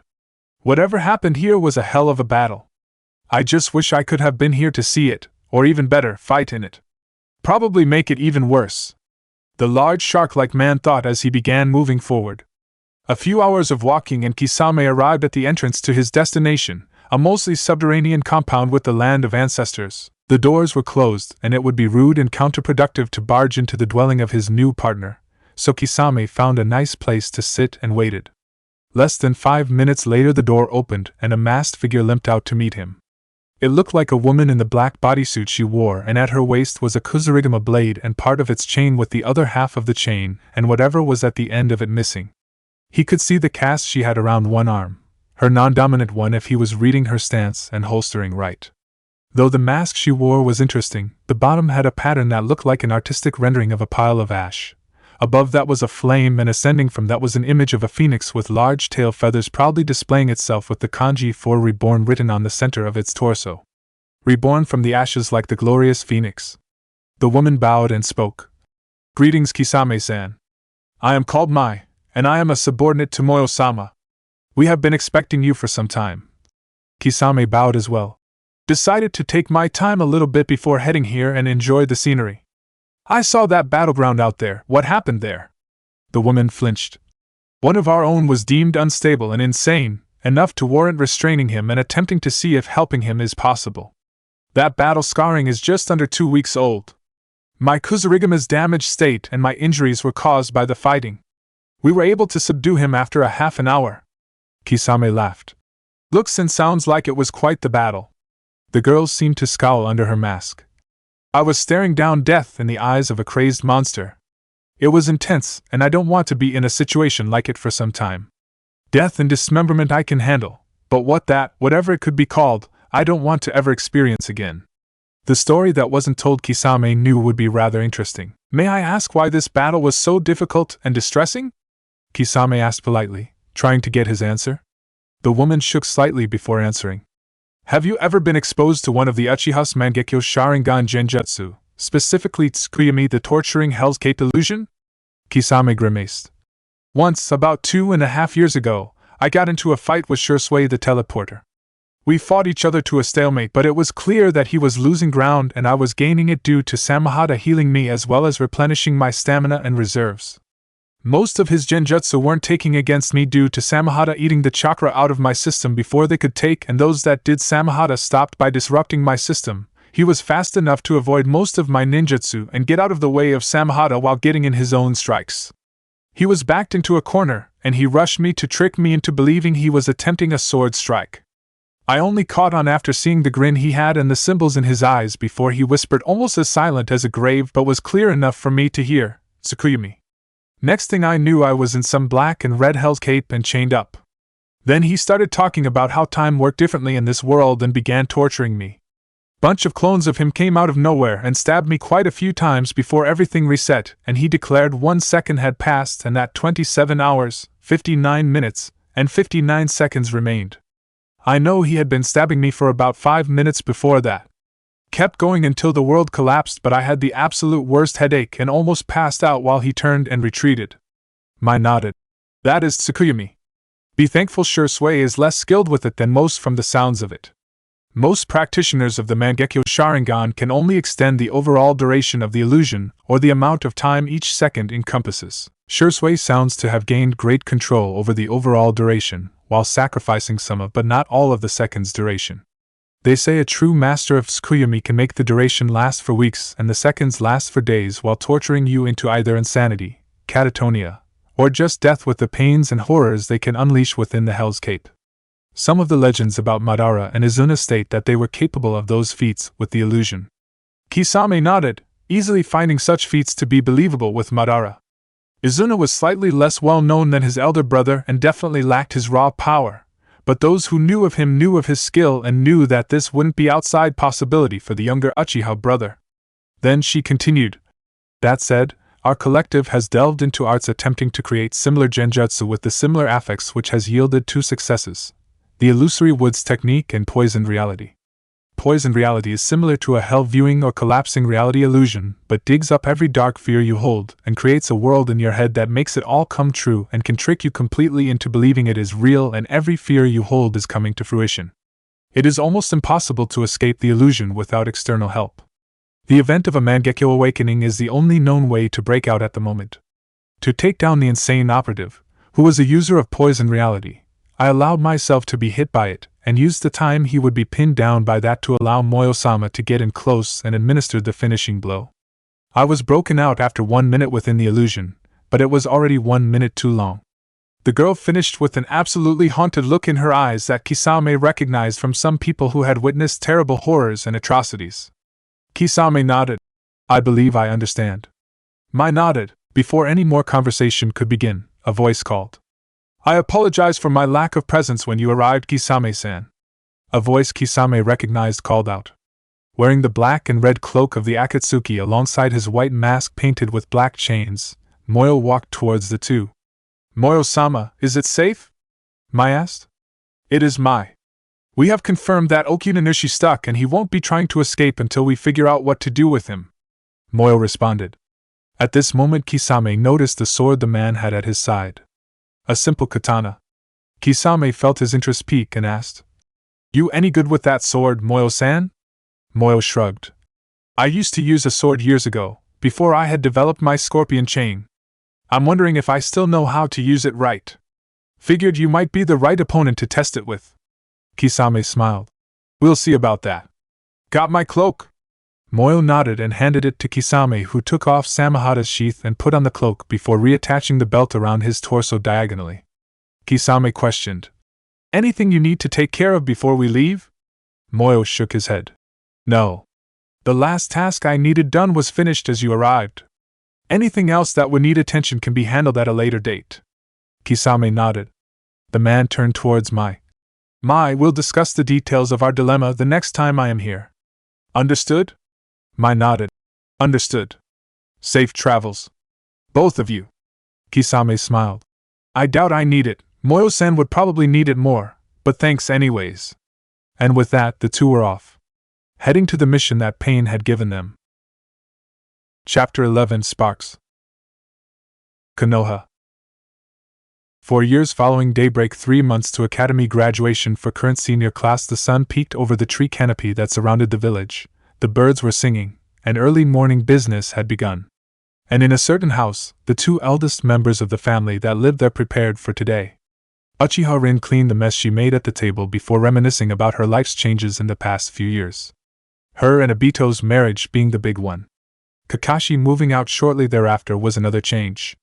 Though he had moved into an apartment just up the street, so he wasn't too far away. Obito learned how to actually cook a decent meal without burning water unless it was ramen. That was another big change, meant that homemade meals were no longer solely her responsibility after Kakashi moved out. Still didn't mean she wanted to risk anyone's stomach like that constantly. The biggest change of this year was Naruto starting his final year in the academy, and soon it would be over. Time sure does fly, Rin thought to herself. It always does. Even to immortals such as myself. Shaking from those thoughts, Rin began to look over to her charge's room. Obito, however, beat her to the verbal punch. "So is it my turn to wake up the kid or is it yours?" Rin waved him off. "I'll handle it, Obito." Rin knocked on Naruto's door and awaited a response to see if he was awake already, or if he was in the middle of waking up already. Hearing no movement, Rin opened the door and saw a bed missing the blonde child who was supposed to be in it, and an opened window. Rin's heart stopped as she rushed towards the window in a near panic. Before she could start going frantic, a hand touched her shoulder, and she jumped around ready to fight, only to see the troublemaking blonde with a large grin on his face. Rin didn't even wait to hear if he had anything to say for himself. "You idiot! You gave me a heart attack! I thought you had been kidnapped!" Naruto at least had the common sense to look down ashamed. "Sorry, Nei-chan, just wanted to have a little fun." Rin calmed down and spoke with a slight smile. "That's just Kushina talking through you and Obito's influence on it not helping." Naruto's smile came back. "Though you have to admit I got ya." Rin sighed with begrudging amusement. "Yes, you did." Rin actually began observing him and noticed that he was already dressed for the day, with that orange tracksuit that looked like a color-inverted version of the one Obito wore when they were Naruto's age, and the pair of goggles that Hinata gave him for his birthday last year that he wore around his forehead in place of a protector. Rin wondered how long it would take Naruto to catch on to how Hinata felt about him. Hopefully it wouldn't take years of being on a team together, living in the same house, and the stress of a Biju rampage alongside an outright confession to make him realize her feelings for him like it did for Rin to realize Obito's feelings. Rin motioned him to come along. "Come on, Naruto. If I let you go to the academy without breakfast, your mom will climb out of her grave to beat all three of us senseless." Naruto looked at her puzzled. "Would she really do that?" Rin shrugged. "Kushina-sensei was a strange and definitely crazy woman. I sure wouldn't put it past her to tell off and beat up the Shinigami just to come back and discipline us." Naruto started laughing. "That sounds amazing. Maybe we should do it just so we can watch it happen." Rin stared at him. "Sorry, Naruto, but I'm not suicidal enough to do that. I may miss your mom, but I don't miss her that much to risk getting a beating and the following lecture from her to see her again, and I respect her more than to disturb her final rest." "Damn right I would." Rin went stiff and felt a shiver run down her spine. "I had to have imagined that, alright? Just how crazy was that woman? It had to be the wind. There is no way we just heard." Rin started before she turned to Naruto, who had a distinctly freaked expression on his face. "Nei-chan, you didn't hear that voice too, did you?" "Oh shit, he heard it as well." Don't freak out, don't freak out." "I did. I think we need to get going." "You think?" "That sounds good." A few minutes later, and the kid was off to the academy. Almost as soon as Naruto left, Obito commented, "Man, he looked freaked out about something." "Got any ideas, Rin?" he said, looking over at Rin and noticing the look on her face. "What? You're looking at me like you do at Jiraiya when he does something stupid and perverted." Rin spoke through gritted teeth. "I know what you did. It wasn't very nice to scare both me and Naruto like that." Obito looked even more confused at that statement. "The hell are you talking about?" Rin just about snapped before she slowed down and explained what happened. Obito looked even more confused and distinctly unnerved. "I swear I didn't do it, Rin. I was sitting here that entire time." Rin looked ready to scream and call his bluff, but the look of absolute sincerity in his eyes stopped her and made her consider the possibility that she had almost believed was certain before deciding it was a prank of Obito's. Oh shit. I think you dodged a much bigger mess than you thought." "No kidding. A soul forcing its way back into life just to discipline the living is more than just a mess, it's either a nightmare or one really bad Monday." Later that same day, Anko sat contemplating on a bench in the park. For the past 4 years, ever since the prophecy was given to her, Anko had tried to live her life without letting it be ruled by fate.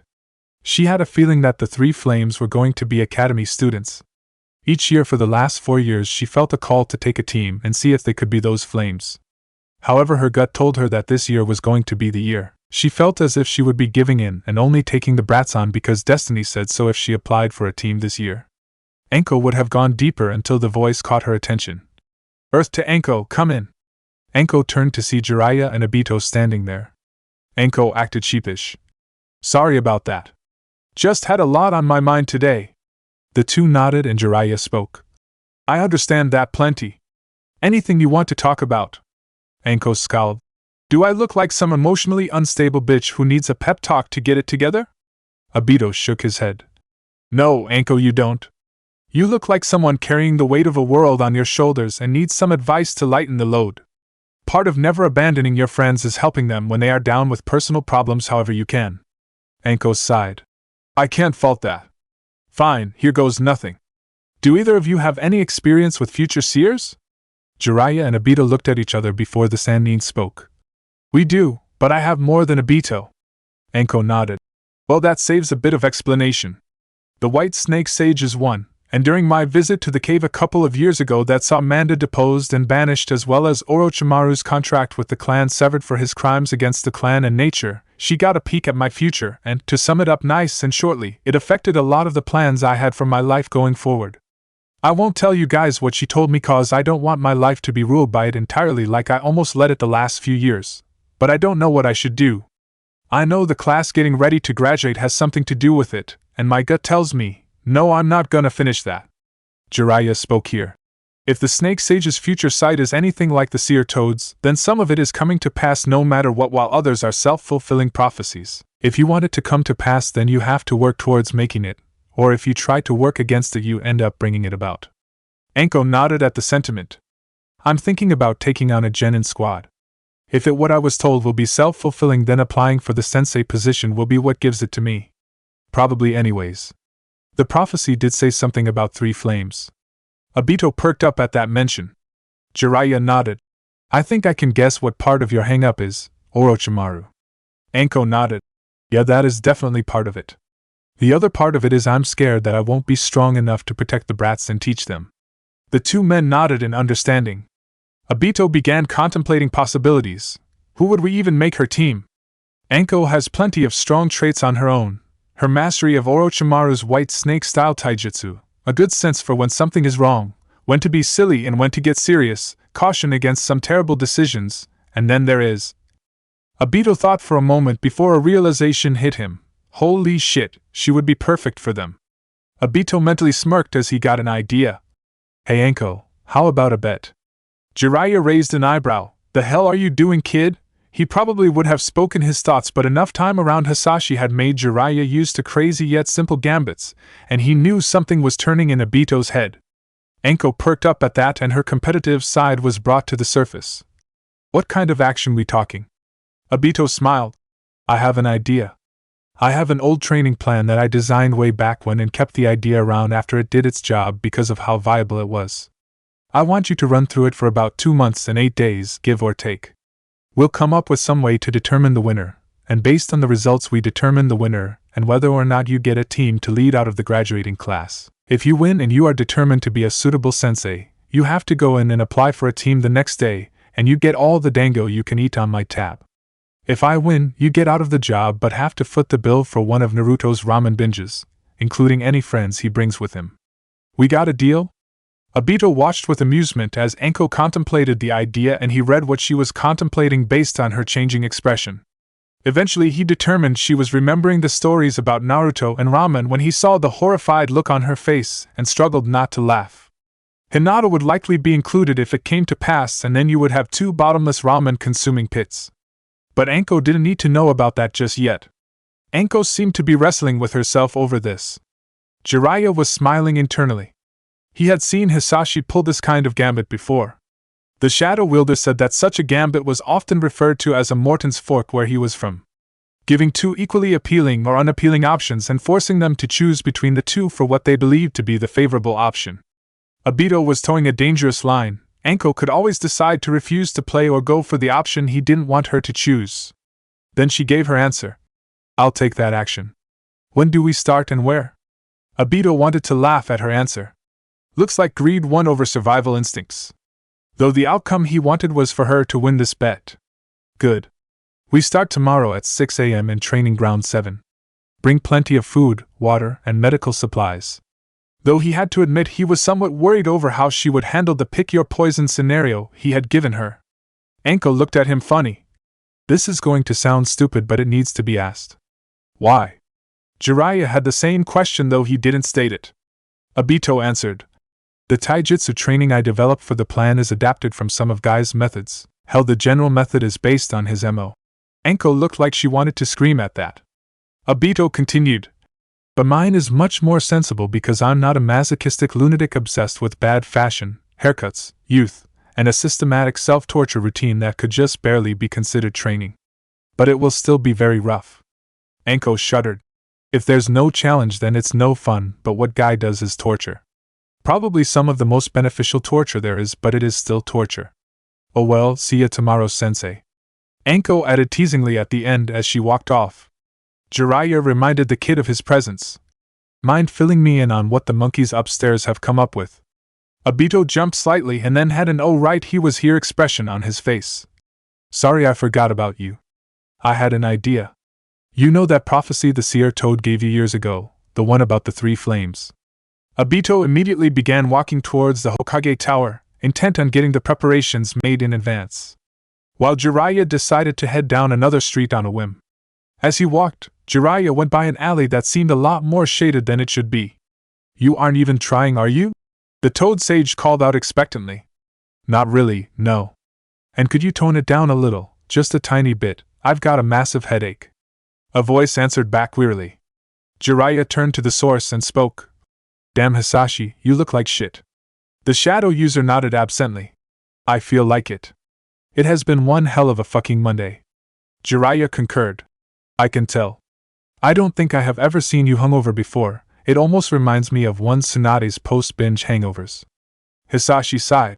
You might be right about the similarity. I feel like I haven't slept in weeks, and I'm used to going days in between 15 hours of sleep. Jiraiya sighed mentally. That's another entry to the list of questions I'm going to have him answer. Jiraiya got ready to speak when he noticed something. Hey, what the stain on your shirt? It isn't blood, is it? Hisashi rose an eyebrow. The hell? What stain are you, oh? Noticing the reddish stain on his shirt. That definitely isn't blood, and even if it was, there's no way it could possibly be mine. My blood gets pulled back in by my healing if it gets drawn. I can't even get operated on. Sniff, it's barbecue sauce. Definitely not a kind from around here. I don't carry a jar of it on me, so how did I get it? Gee, did I go on a trip after making everything a blur? Mind telling me why you have been drinking to this point? Hisashi sighed and sat down. Well, you see. Flashback: indeterminate amount of time ago, land of Iron Capital. Well, this was just a pile of shit. First chance to get around to see how things were going here, and then his partner messages about a problem. Well, more like a criminal on parole being outside his native sector without permission from proper authorities. That alone was enough to get a sector boss to actually put forth some effort, maybe even go all the way up to the sub-boss for the area. The text had been vague, but the wording alone had been enough to put the shadow manipulator on edge. He eventually found the bar he was being asked to meet in, and found his friend and their problem sitting together in a secluded booth. Well, he assumed the man was the problem. Not many people had a corpse-like pallor to their skin and surgical scars covering them like they had been dissected and parts cut out, and then replaced before being sewed back up, and then have parts from other bodies sewed on. It took Hisashi a minute to really take in the man and realize he was familiar. A look at the man's clothes gave him everything he needed to know before his mood nosedived. Damn it, Oboro, just what the hell are you doing here? Mikhail, what the fuck was so important that you couldn't give it over the phone? Hisashi almost shouted with a steadily worsening mood. Mikhail seemed to bristle at that. First off, hi Hisashi, how are you? Second off, we're getting to that part and both have the same answer. And third, when we are out in the field here, don't call me Mikhail, it's Koryo Hideki. Hisashi rolled his eyes. 1. I'm doing fine, how about you? 2. Well, stop lollygagging and start talking. 3. I don't give a fuck right now. Mikhail scowled and muttered. With your temperament, and your rampant drinking, I have no fucking idea how you haven't been slammed with any kind of under-influence charge. Hisashi stared before answering.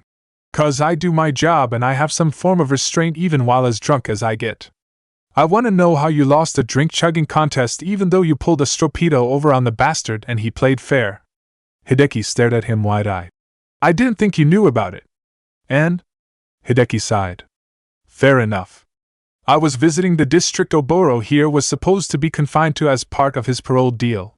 The local law asked me to go check on him. I went to Oboro's place and found a piece of himself there that he left for someone to track him.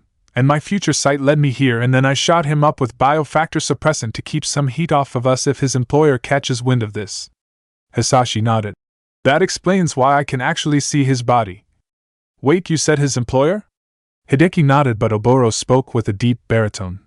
I was contacted earlier by middlemen for an unknown entity who wished to use my abilities for a job. Who was the target, and do you know who hired you? A girl, and I do know who the middlemen were, but not the employer himself.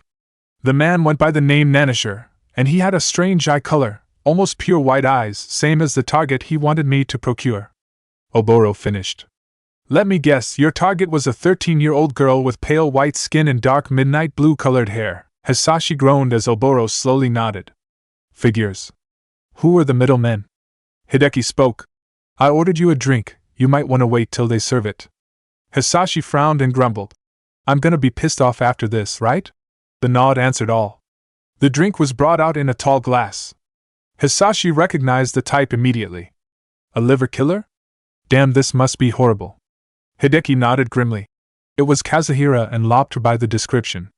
Hisashi went wide-eyed before he grew very angry. Damn it! Why can't those assholes stay in the ground? Hisashi took a gulp of his drink before continuing. Well, this confirms our theory of foul play and external manipulation. If it is Lopter, then he just exhausted the last of the system's mercy for criminals like him. Hideki nodded. 3 strikes and kid gloves come off. Life imprisonment in the F.W. facility. A place nicknamed Hell's Waiting Room. The 3 sat in silence. Eventually Hideki broke it. Do you have a plan? Hisashi nodded after he finished his drink. You see if you can make Black Mist here's employers believe he is attempting to deliver the target. Use that to get close and see if you can use it to bag those bastards. If it fails, you take no brains home and explain your way out of the mess this may have caused. Use a sting operation story cause he basically pulled one off, while I stay and take care of some of the business that I have. I'll regroup with you when I can. If Kazuhira is alive, then making him not be is a priority, and capturing Lopter is a priority so he can be made to properly pay for his crimes now that we're almost certain he can't be permanently killed by most of the means that we have access to. Hideki nodded before speaking. Oboro, was it your intention for this to be a kind of sting? The corpse-like man nodded, while a dark mist began emanating from his pores signifying the end of the biofactor suppressant's effect and the reactivation of his abilities. Indeed, I was intending on you finding my way home and using the little bit of myself found in it to use your ability to track me down. You found me earlier than I intended. Damn it, sorry about that. Guess we better get going so we can bag those fuckers. Hideki responded while the bartender refilled Hisashi's drink. Indeed. Hisashi-san, I hope we meet again in more pleasant circumstances. Oboro said as the black mist erupting from his pores solidified into a layer surrounding his skin but leaving his clothes exposed, with glowing yellow eyes piercing the mist on his face. Hisashi raised his glass in a toast-like gesture. I hope so too, Oboro. Be a nice change of pace. Mikhail, happy hunting. The two began leaving while Mikhail made a quip. Well, time to do the same as another fellow time-manipulating assassin. What's that? Time to make the donuts. The two left while Hisashi remained in thought. Just what is Nanashi's motive? We can't find anything on who he is, even Moyo's people are stumped. He ostensibly is loyal to Akatsuki, but they aren't supposed to attempt Biju gathering for a while. He could be looking to grab Hinata to hold on to and keep her alive until they are ready, but something tells me that is not the case with him. What is his angle? Is it the bragging rights of having kidnapped the clan head's eldest daughter, or is it even more twisted like breaking her and turning her into a servant, or something else that is discussed? Hisashi failed to complete the thought as flashbacks began to take hold and his mind was blitzed by the memories and guilt of his failures as friend, mentor, protector, and father. No and oh. Damn it. I'm losing control. Shit. Fuck. God damn it, I can't have it happen here. I need to find somewhere to calm the fuck down. Hisashi downed his drink and left the bar to find someplace to either regain control or work off the emotional storm, back to the present. And that was the start, the inciting incident if you will, to one very shitty Monday. That orange cat was right about them sucking. Hisashi ended the recounting. Jiraiya quickly got over that particular non sequitur but grimaced and feared the response to the next question. What happened from there? Hisashi rubbed his neck and spoke.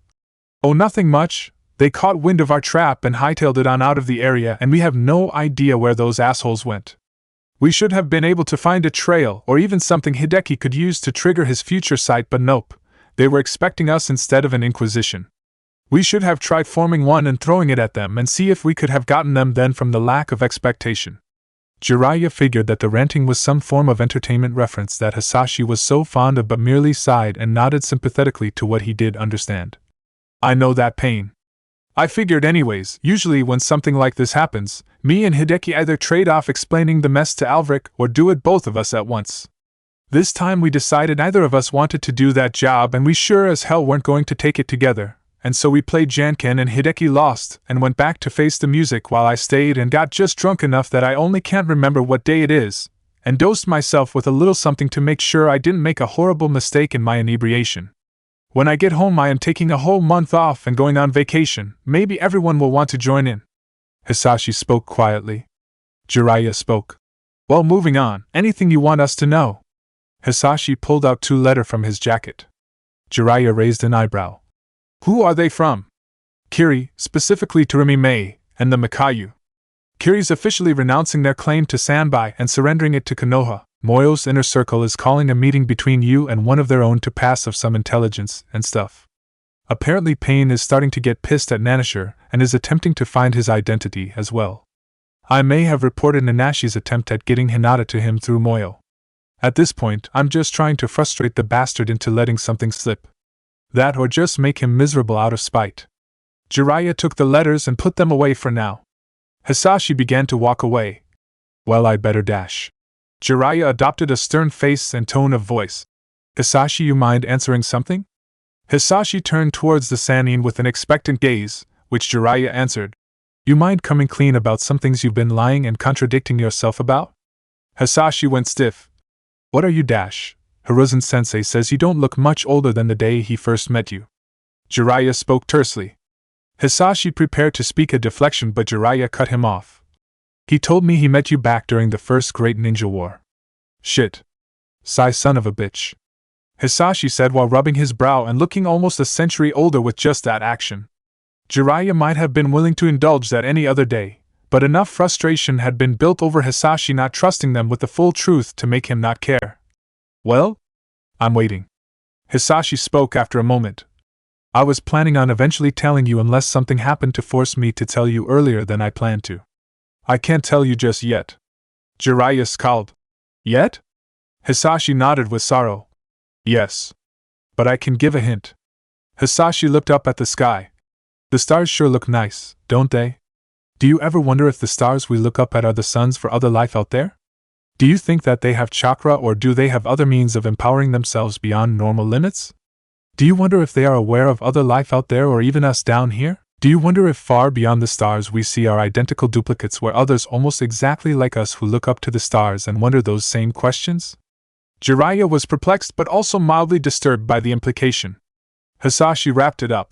Do you wonder if there is a force for good out there to keep evil in check wherever it might grow and fester and strike? Who decide when it is time to show others the bigger picture and when to not and let them grow more before enlightening them? Because if there is such an entity, I only hope the men and women who support it never lose faith in their mission. Never mind, see a lat. Hisashi went to end the statement, but began trailing off and turning towards southeast with an odd look on his face. Then Jiraiya felt it and shuddered. It felt similar to the sensation that came over when Hisashi started fighting seriously and using the full brunt of his power. Dark, oppressive, like being trapped in a world of shadow with no means of escaping it. But this one felt far more insidious, like the user was far more bloodthirsty and had no good intentions unless they assisted his purposes in some way. Hisashi's felt terrifying, but there was this underlying sense of hope to it, like you knew he was there to help people. Then Hisashi's head dropped. Damn it. They never skipped town. They hid here and made us think that they had ran. Oh man, Alvrik is going to be pissed. Jiraiya rose an eyebrow. Can't you just start tracking them and grab them using that signature? Hisashi shook his head. No. If Kazuhira is unleashing his power like this, then he knows I won't have time to try to follow him and use the end of the trail to figure out where he's going, or he is getting ready to do something that he knows I'm going to abandon the chase to stop. The dark presence that Jiraiya assumed was this Kazuhira continued to grow until suddenly it stopped and began rapidly shrinking. Then a new presence was detected, something that felt even more sinister. No, he didn't. Damn it. He did, didn't he? Hisashi began muttering. What happened? I think he just broke one of the laws of nature to throw pursuit off his trail. I think he somehow summoned a soul back from the dead, implanted it into a new body, and promised it freedom in exchange for causing chaos if he can get away from me or someone who I know is on their way already if this is what happened. Hisashi explained. That didn't make much sense like most things with Hisashi, and somehow made quite a bit of sense. Wonder if it was Deli. The signature that started this had vanished under the cover of the second, but then a third one appeared extremely suddenly, and Jiraiya broke into a cold sweat. What the hell is that? Jiraiya just barely managed to get out. Who I knew was coming here to punish what has happened. She has many names, but the title she always comes back to is the White Demoness. She is here to make sure that either the soul attempts to turn over a new leaf if it is an evil one, which it probably is, or failing that goes back to where it belongs willingly, or is dragged back to her domain to suffer until they are returned the other way. Hisashi spoke solemnly. I'm a bit surprised you can sense her. Must have something to do with your attunement to nature due to your sage training.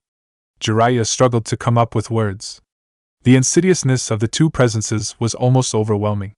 One felt like it craved bloodshed and misery on all it could, while the other had similar qualities but was also battle-hungry to an absurd degree, but all of it was focused. It felt like standing in front of a great beast that you had no hope of victory against, and the creature knew it as well. Hisashi smiled sympathetically.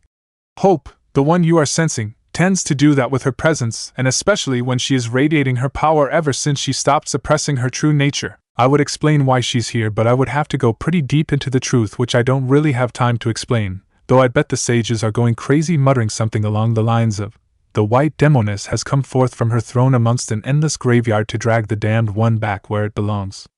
If I was unleashing my full power, they would say something along the lines, Order's blighted shadow has fallen upon us, here to blot out evil's pawns wherever he may find them. Probably would start screaming about Kazuhira's presence if he was any stronger. Probably something about Chaos's cursed shadow. Hisashi stopped for a moment, and both presences died down to near invisibility, but the third one was still detectable even if it was impossible to determine where it was. Hisashi spoke again. Welp, I'd better go say hi to Hope before I skedaddle. Jiraiya raised an eyebrow. How are you going to find her? I can barely even tell she's in the elemental nations. She's radiating enough of her power for me to get an idea where she is, and she's 6'5". Wait, no, wrong measurements. She's almost 2 meters tall, has bone-white skin, solid white hair, pupilless eyes, has muscles strong enough to crush a man's femur, and wears heavy red and black armor with a black and gold-colored sword. There is no way to miss her unless she uses a perception filtration technique. Also be thankful you don't have a prophecy of dying by the hand of your greatest student hanging over your head like I have. Hisashi almost screamed, almost exasperatedly. Jiraiya conceded that one. Fair enough. Anyways, I'd better get going and see how much of a mess I'm in. See you around. He got up and pat Jiraiya's shoulder before walking towards an especially dark patch of shadows and disappeared into its darkness. The shadows released their grip on that spot, and the shade over both the alley and that spot in particular broke and revealed what Hisashi had walked into, a solid brown wall with no openings. The number of steps he took was definitely far more than the space he had strided through before his steps disappeared. Akatsuki meeting chamber. A few hours later, the phantoms of the Akatsuki gathered once more. Pain, Konan, Tobi, Zetsu, Kisame, Moyo, Sasori, Orochimaru, Nanashir, Kakuzu, Haiden, and Shin. They were now joined by a newcomer, Baku Deidara, better known as the Mad Bomber. We gather now to first welcome Deidara to our ranks, but secondly assign permanent partners for the near future. Orochimaru will be withdrawn from all mission planning for the near future to properly organize his Konoha Crush invasion as well as continue his work on the Nisabai project. Nanashir and Shin will be pulled out as reserve members. Shin will continue his experimentation to further strengthen our hand in preparation for the worst-case scenario, as will Nanashir. Haiden and Kakuzu will continue for the near future, as will Moyo and Kisame. Tobi will meet up with Zetsu, and Deidara will link up with Sasori and proceed from there. Almost all nodded in understanding, though the aura of irritation being radiated by one of their members was almost tangible.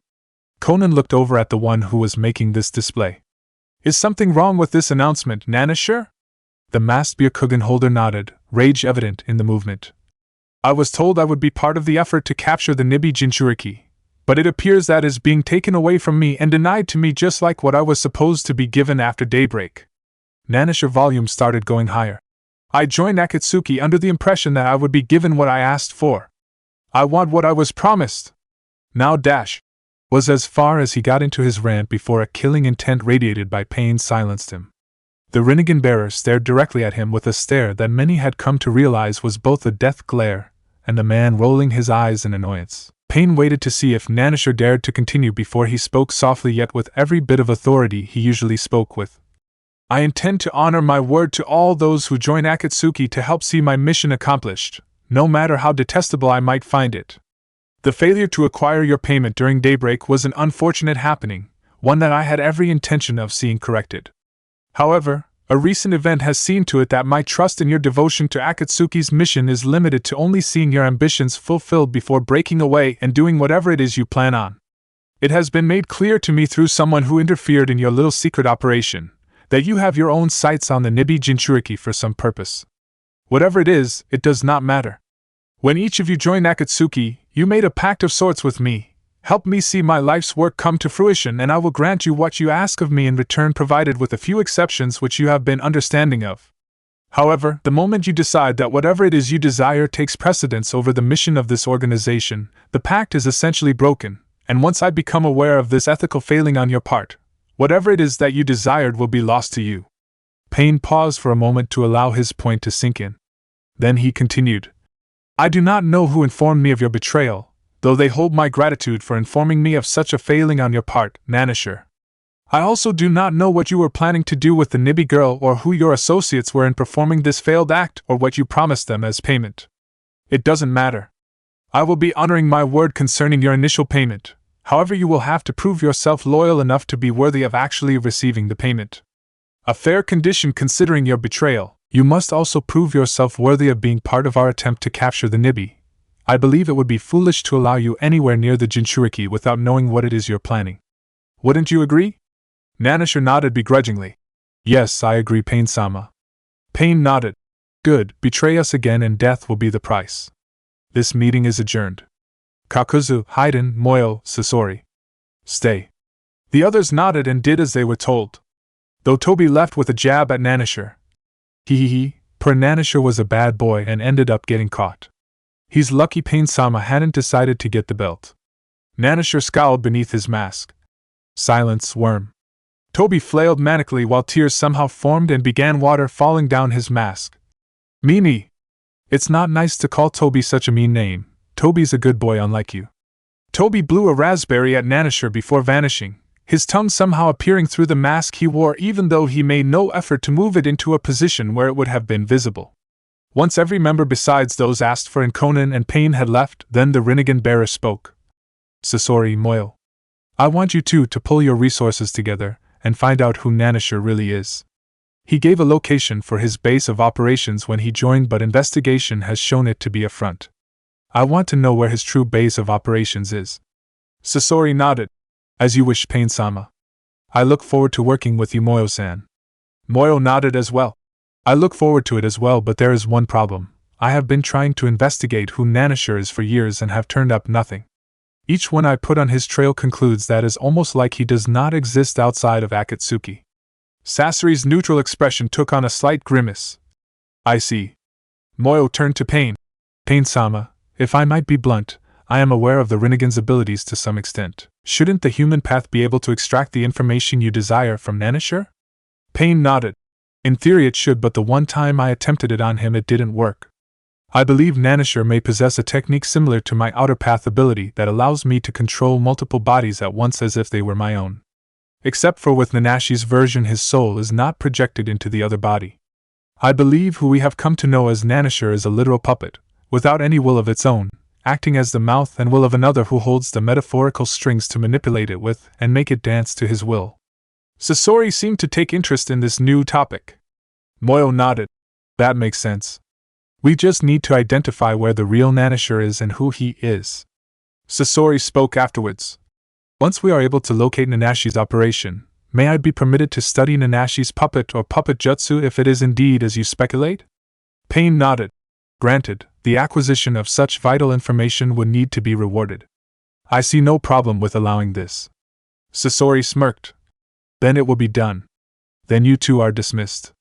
The specters bowed before vanishing, leaving Kakuzu and Haiden with Pain and Conan. Conan spoke. It was not an accident that you two were allowed to hear that. It tied into what we have for you too. The Earth Grudge Fear Master and the Jashinist looked at each other with an understanding of what was most likely going to be discussed. What is it you need of us? Kakuzu spoke for the pair, not trusting Haiden to say it. It is said that you snuck into Konoha and attempted to silently dispose of the first Hokage not too long before the Valley of the End was created.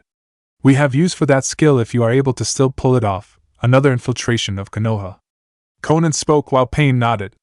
Kakuzu's gaze hardened at the memory of what came after that battle before responding. I can. Do you want the Forbidden Falls scroll for the Earth Grudge Fear Techniques ritual, or the death of Sarutobi, or the removal of the Jinchuriki, or some combination of the above? Pain shook his head. No. That will not be necessary. We are not ready to begin sealing even the tiniest fragment of the Kyuubi's chakra yet without a proper amount from the other 8 Biju in order to counterbalance it. The mission will be to obtain Nanashi's payment, this time to ensure he follows our orders. Details will be given at a future time. Kakuzu nodded. Understood. Is there any other reason you asked for both of us? Pain nodded. Just 2 more. Kakuzu, find someone we can insert into Orochimaru's Otogekiru as a spy.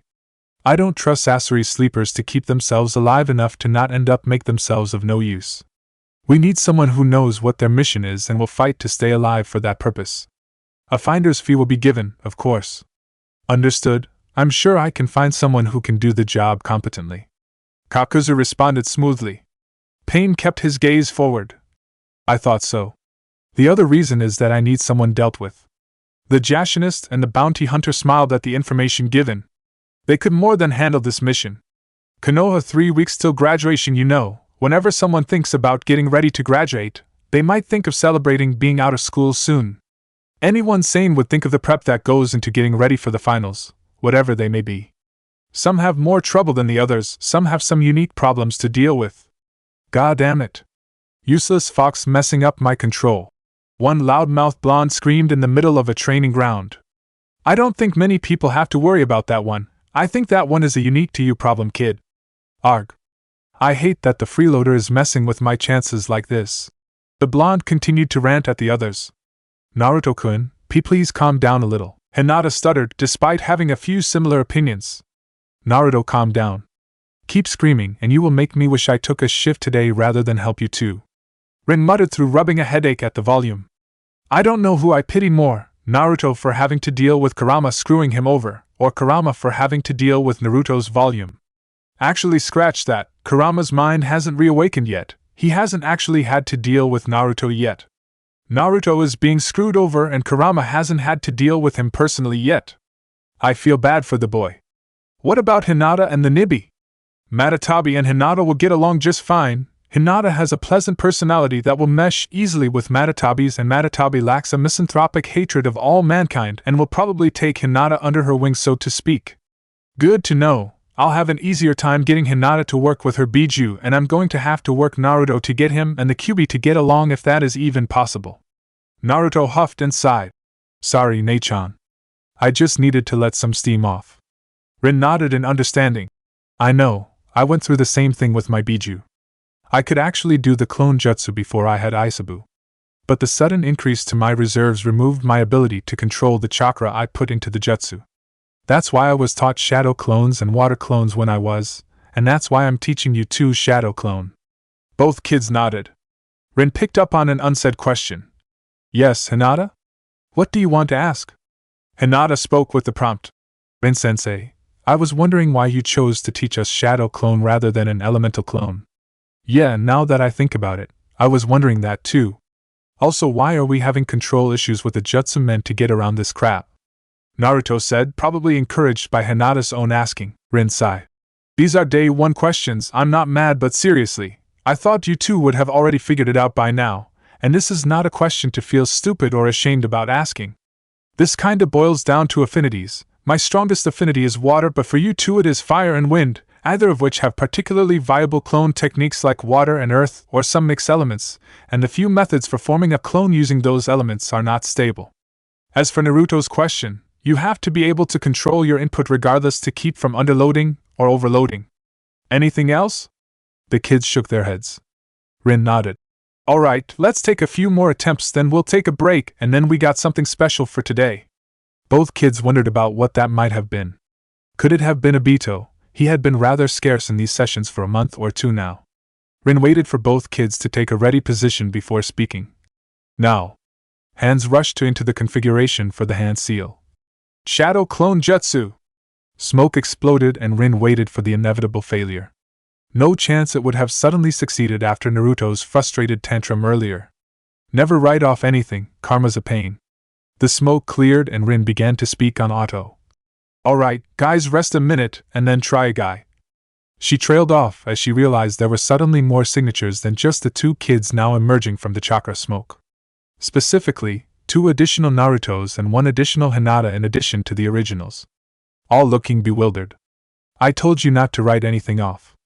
Shut it. Rin muttered under her breath before shouting. Way to make me seem like a bad teacher for believing you would automatically fail. Great job, guys. Nice save. I said shut it.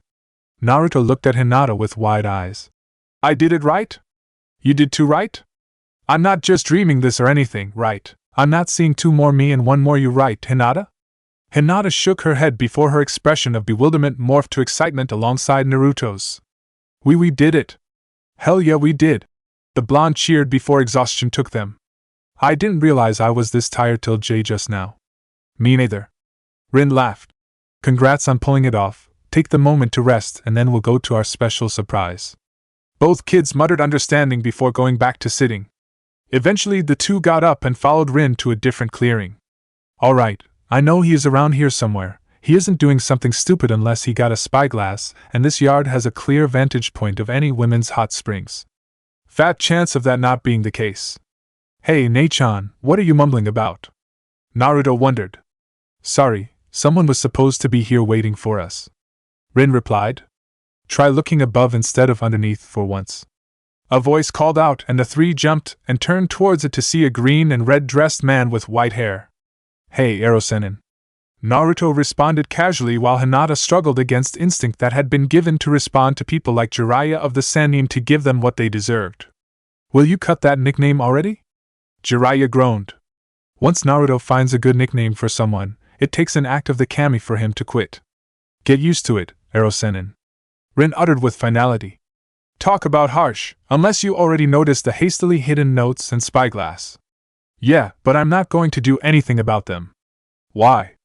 I'm not about to ruin someone else's life's work over me not agreeing with them. I don't think he really hurts anyone for his research.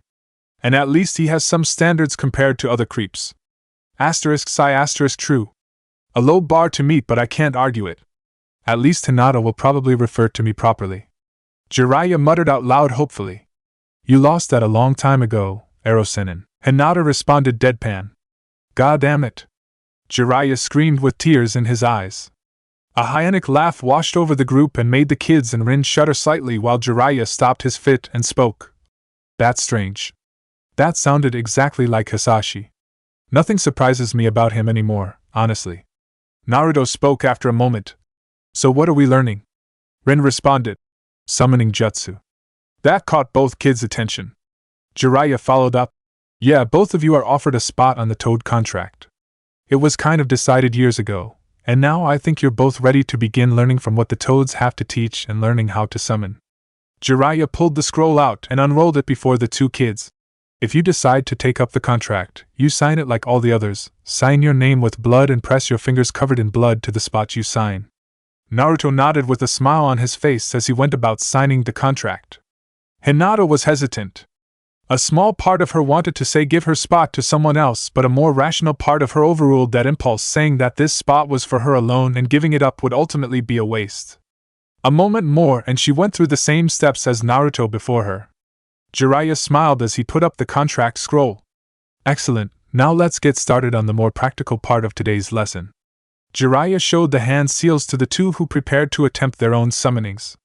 Jiraiya signaled and the 2 went through the signs. Summoning jutsu.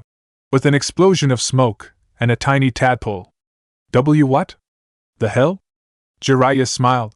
And now we set in for the next few hours and tomorrow as well. The kids sighed. It was going to be a long session. Konoha training grounds 2 weeks till graduation. Anko would be the first to admit that her first impressions of people weren't always spot on. Especially with the changes of time accounted for. After all, Orochimaru's impression went from kind of creepy but cool sensei to creepy asshole fucking with the natural order real fast. Well, these last several weeks had definitely changed her view of Obito. The first impression she got of him was that of a nice guy with some severe confidence issues that manifested as a need to prove himself. That had never changed, but he definitely proved himself to be able to be a cold and manipulative bastard when needed to be. But the last month and a half had been hell. Pretty standard stuff. Weights, personal techniques, refining rough edges, and coming up with new ideas and working them into feasible style changes. The spars when they came were intense. When? They could start at any time. Break, personal training, taking a shit. Alright, that last one hadn't happened, but it reinforced the point. Obito was quite willing to throw anything he had at her within reason and make sure she could, at the absolute worst, get help to be able to safely come back the next day. Anko was starting to wonder if she had done something to the Uchiha Phantom to cause a grudge to be held against her with the systematic torture he put against her. And wonder how to put that grudge to rest if it did exist. Then 3 weeks ago these punks got dragged in and everything changed. Shin was Shursui light, if Shursui was somewhat slower and couldn't use body flicker quite as well but might be using Iwa's camouflage technique, and could erase all trace of his presence until a moment before he struck. Though I'm only about 95% sure that the little shit can use that camouflage technique. Anko thought as she used a blast of water to cancel out an incoming fireball. Immediately after Anko completed that thought, her instincts screamed and she dodged another slash from Shin and turned to find him fading out of his camouflage. Well, better change that to he definitely knows camouflage hiding. I fucking knew it, Anko thought as she countered with shadow snake hands, forcing Shin to break off his attempt to follow up and press the attack. Shin retreated from the clearing to regroup with the others, which gave Anko a moment to rest and collect her thoughts. Torian was an Aburame who learned taijutsu and had a type of bug that made it dangerous to face him in close combat. If this hadn't been training, then the snake Kunoichi would have been dead many different times from where Torian caught her. Torian ordering his swarms to do no permanent harm was a definite saving grace. But learning his tells had been what really saw improvement. Most Aburame had a tell when they were going on the offensive that their swarms would start buzzing aggressively. Torian was no exception, but the amount of bugs he had to be hosting had both a unique buzz and volume to it that Anko learned to use to tell when he was attempting to attack and use that to figure out any additional tells he had in his movements. Fu was a Yamanaka who fought with a pretty diverse bag, all things considered. He was probably using some of his mind techniques to coordinate their assaults. Though he might not have been. His mind techniques were definitely being used decisively when he pulled them out, however. One was designed to disrupt the sense of sound like some kind of genjutsu and force Anko to deal with Torian without being able to hear the buzzing or the movements of anyone else. Ironically, that had been the biggest help in trying to remove the buzz as a crutch to tell when and what Torian was doing and even learn other ways of detecting the other two shits when they were trying unique methods of attacks. That took a bit of getting her ass kicked to learn. Anko could definitely see what Obito was trying to teach here. He was trying to give an idea of how you coordinate a team to play to the greatest possible organization of their strengths and weaknesses. Though as the days dragged on, each little bit of improvement was becoming apparent. Especially how she was doing against these 3 shits. Anko jumped to as she began hearing the buzzing, a set of footsteps through the foliage on one side away from the buzzing, and other set of footsteps attempting to sneak up behind her. Another one of the 3 attempting to gang up on her. Anko smiled. Which would attack first? One set of steps, the set nearest to Torian's buzzing and the one Anko assumed to be the orange-haired Yamanaka, suddenly stopped while the buzzing continued to get closer and the other continued to grow closer. I think I see what the punks are doing. Torian strikes first, while Shin circles around and slashes while I'm focused on Bug Boy, while Fu uses double decapitation suicide or some other tunneling technique to sneak up and get me while they have my attention. Scratch double decapitation suicide. Probably earthworm digging or something. I definitely don't hear tunneling. Anko smiled while she waited, listening ever intently till the punks decided to attack. The buzzing went from somewhat subdued to murderously aggressive in an instant, and Anko jumped to intercept Torian's first strike, a right hook aimed at her chest. He was aiming towards her clothes rather than her skin. Nice, rather thoughtful of him, however it wasn't going to save him from the thrashing for not taking his opponent seriously. Anko used her forearm to hook his elbow and used his jacket to keep his bugs from getting her while she tossed him to the side. Before she could complete the toss, the telltale sound of a tunneling technique being exited met her ears and she rushed to get ready for whatever Fu was planning on throwing at her, only to be caught nearly flat-footed when Shin exited the ground and slashed at her. That was Shin tunneling? Shit, I thought it was Fu. What the hell is he getting ready to do? Fuck.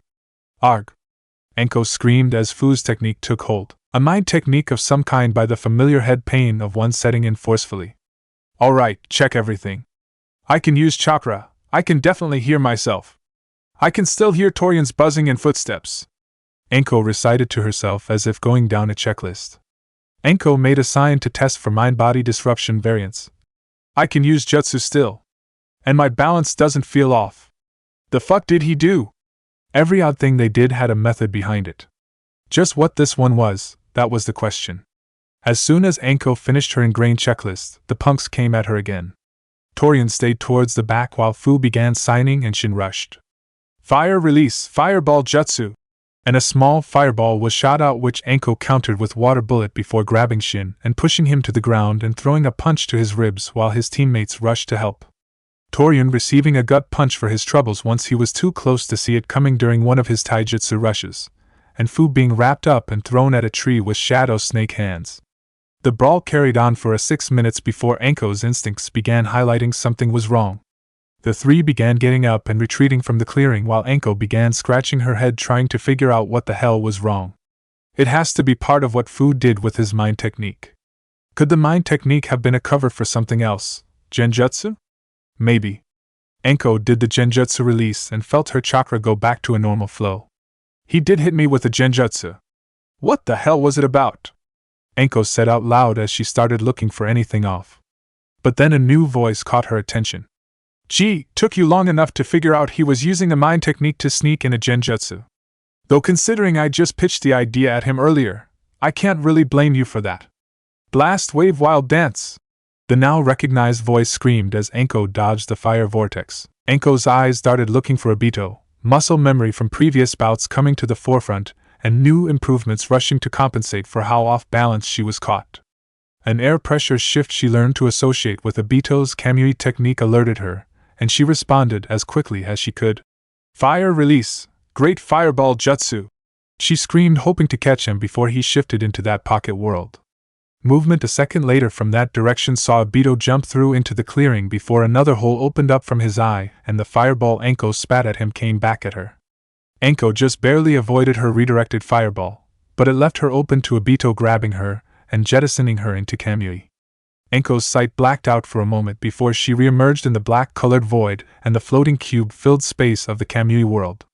This is where he sticks everything he sucks up with his eyes? Geez, no wonder he was going blind at one point. Anko snarked to herself. Everything worth keeping anyways. Some people I close the portals on when they're in the middle of crossing over, usually tearing them apart or ripping their heads off. Obito stated matter-of-factly as he entered the pocket world. Anko gulped at the thought of dying that way. He already landed a hypothetical death blow. That being said, my distance Kamui could open in the middle of you, and then you be down that portion of the body. So me just looking at you is kind of me having a death blow aimed at you and ready at all times. And then there is Amaterasu, which can burn you to a crisp if you're not fast enough to escape my line of sight, and Tsukuyami to torture you with if you can't break eye contact. Obito continued. Anko already knew about Kamui, the other two were news though. 3 death blows ready just by looking at her. That was humbling, terrifying and rage-inducing all in one. Obito stayed in a neutral stance before raising his right hand in the confrontation seal. Anko half expected him to jump at her the moment she shifted to reciprocate, but his eyes said he was waiting for her. Anko dropped out of her starting stance to return the gesture. Obito smiled almost nostalgically, probably remembering something with the punks. Prepare yourself, Mitarashi Anko. This is your final exam.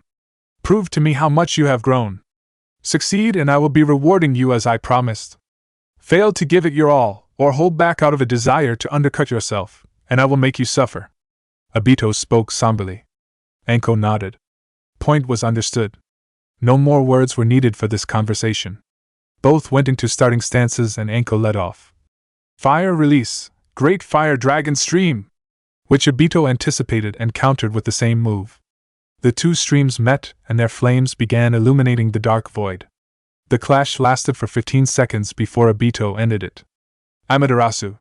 Anko just barely heard him utter that name, and second-hand knowledge told her to stop spitting flames and get the fuck out of there. Right fucking now, damn it. The clash was slowly but steadily consumed by the black flames as Anko fled to avoid getting it on her, as well as the heat of the infernal flames themselves. Anko moved to a new cube and Obito followed, with the previous cube platform becoming a torch of black and red flames illuminating the void with an almost hellish light. Every instinct in Anko's body wanted to call this a duel to the death rather than a test. Anko just barely reined them in as Obito rushed at her, which Anko countered by pulling one of her kunai. Anko aimed and stabbed shallowly into Obito, but the smile on his face told her he was expecting that. A puff of smoke left behind a log in his place, and the hissing sound from a tag had Anko push it away from her to avoid the worst of the explosive's blast even as she was pelted by fragments. Obito was nowhere to be seen, but Anko's instinct kept screaming something was wrong, and a moment later more logs prepped with explosives came down and exploded, pelting her with more fragments, but dealing no real damage. When the smoke cleared, Obito was back and now unraveling a small personal summoning scroll and forming signs as he prepared to finish the summon. Ninja Art, Summoning Jutsu! From the smoke, yet another log appeared, this one with a bladed weapon stabbed into it that Anko vaguely recognized from a weapon study. It almost resembled a weapon she had seen associated with some of Wind's desert tribes and other desert tribes. She wasn't sure if this weapon had ever been adapted to the ninja arts, but she was pretty sure it was some variant of what she believed was called a kata. Obito grabbed the blade by its grip before using his foot and free hand to wrench out the blade from the log before dropping the blade momentarily to toss the log at Anko and detonate the explosive before grabbing his blade and obviously counting for a moment before rushing her. Anko fired a water bullet to deflect the log aside a few moments before it was to detonate, which stalled Obito an extra heartbeat, and during that moment she pulled a kunai and began rushing just before he had tried to move. Anko just barely anticipated where Obito was going to aim his retaliation slash and prevented it from even getting close to her while her kunai phased right through Obito. Obito started trying to make a kamui jump and Anko punished him for dropping his phasing with a quick 1-2. He was letting her get these hits in, but she was holding her own far better than she did when they started these sessions. Obito fired off another blast wave wild dance and used the vortex to disappear, but before Anko could start looking, Obito jumped out of the ground, attempted to grab Anko but was unable to grab her. Anko countered the attempt by grabbing his wrist and used it to toss him while that part was solid. Each clash felt like Obito was testing for a certain quality. Like each one was something he believed she would need. Anko almost felt like she was also the test subject for Obito's new style. This entire pattern felt like it was designed to remake Obito's style to catch anyone who was familiar with its base version off guard in order to give him a decisive edge. The fight eventually noticeably moved away from anything considered a strategic bout to a straight ninjutsu duel and then a taijutsu brawl which stretched on. The three cubes the battle had moved between had been marred with gouges, dents, explosive craters, scorch marks, and destroyed logs. The battle continued until Obito's expression reached a proud smile, and he uttered two words. Two words Anko couldn't decide if she was happy to hear or not. I concede. His voice communicating a sense of personal victory. What? Anko questioned, trying to figure out what had just happened. I conceded the fight. You passed the exam and won the bet, but I won this war. Obito said as he grabbed Anko and teleporting them back out of the pocket dimension. Anko could only stare. I won. But then why did you say you won the war? Obito nodded. Yep. But you do remember the other half of our bet, the part that gave you pause? Anko stared for a moment, then blinked before the kunoichi promptly face-palmed. Shit! Damn it! Obito smiled at the pseudo-breakdown before opening up another kamui hole and pulling a box out of the kamui world. He waited for Anko to calm down before he continued. I had this made for you as kind of a graduation present, Obito said as he presented Anko with the box. I heard you were aiming at Tianai before this whole prophecy started going down, so I kind of had this jacket made for you as kind of a consolation. Anko opened the box and found a black long coat in the box, clearly based on Tianai's brown uniform coat. Most would wonder what the hell Obito was doing. Those who knew him would say that this was just what he did. Thanks for the jacket, you manipulative son of a bitch. Anko replied happily as she threw on the jacket. Obito put one hand over his heart and raised the other to mockingly wipe away a false tear. That is the nicest thing you have ever said to me. And you're welcome, you sadistic, overly theatrical bitch. Now that was the nicest thing you said to me. I'll be going to sign up for a team, I guess. I'll be collecting on that dango sometime. Anko responded. Obito chuckled. I figured. You never turned down that stuff. If I did, people would be shitting themselves trying to figure out when I was replaced. And Obito, thanks for all this. Anko responded with smug smile that turned sincere. You're welcome. Obito smiled back before he vanished from the clearing. Anko began leaving the clearing, a smile on her face and hope for the future in her heart. Konoha graduation day, the students sat eagerly in the classroom for the final time. Silence ruled the room as the door opened and Irika walked in. The Chunin began speaking. It has been a personal honor to see all of you grow and develop here at the academy, but this is where we must part ways. We gave you those forehead protectors to acknowledge you as shinobi of the village, but now we have to give you your team assignments. Some of you may not like them, but the Hokage has personally picked these teams, and to each of the sensei who will lead them based on his observations as well as opinions of those he trusts. If reassignments are done, it will not be because someone complained to Hiruzen-sama enough, but because he believes a critical failure of those teams' dynamics have emerged. Now let us begin the assigning. The class was on the edge of their seats. Irika worked down the list. The first one Naruto actually paid attention to was when one of his friends was called. Taki no Fu, Aburaim Shino, and Sai. You three will comprise Team 6. Fu's joy at being with Shino was heard well. Sai took to the news with his usual poker face, though his lips did quirk up just slightly. Uzumaki Naruto, Hyuga Hinata, Uchiha Sasuke. You three will be Team 7. Naruto was happy to be on a team with friends and looked over to see Hinata and Sasuke both happy as well, though the three grimaced moments before the inevitable fangirl meltdown occurred. Irika had to fight to resume order over the class, but Naruto could just barely hear a bitter sentence. This isn't fair, I should be with Sasuke-kun, not that idiot or that bimbo. That idiot should be happy he even graduated out of pity because there is no way he managed to do it legitimately, and that bitch doesn't even see how awesome Sasuke-kun is, always staring at that loser. Now that was mean. The hell gave her the right to say that? Naruto just about lost it at that bad-mouthing when a hand touched his shoulder. He looked over at the hand and traced it back to Hinata, who had sad look but also a determined one, but then he saw the look in Sasuke's eyes and knew that they had heard it too. If that is what you think, then I'm glad I'm not on a team with you. I'll take the so-called idiot and bimbo over a bitter child like you any day. No one insults my friends. Sasuke fired back audibly.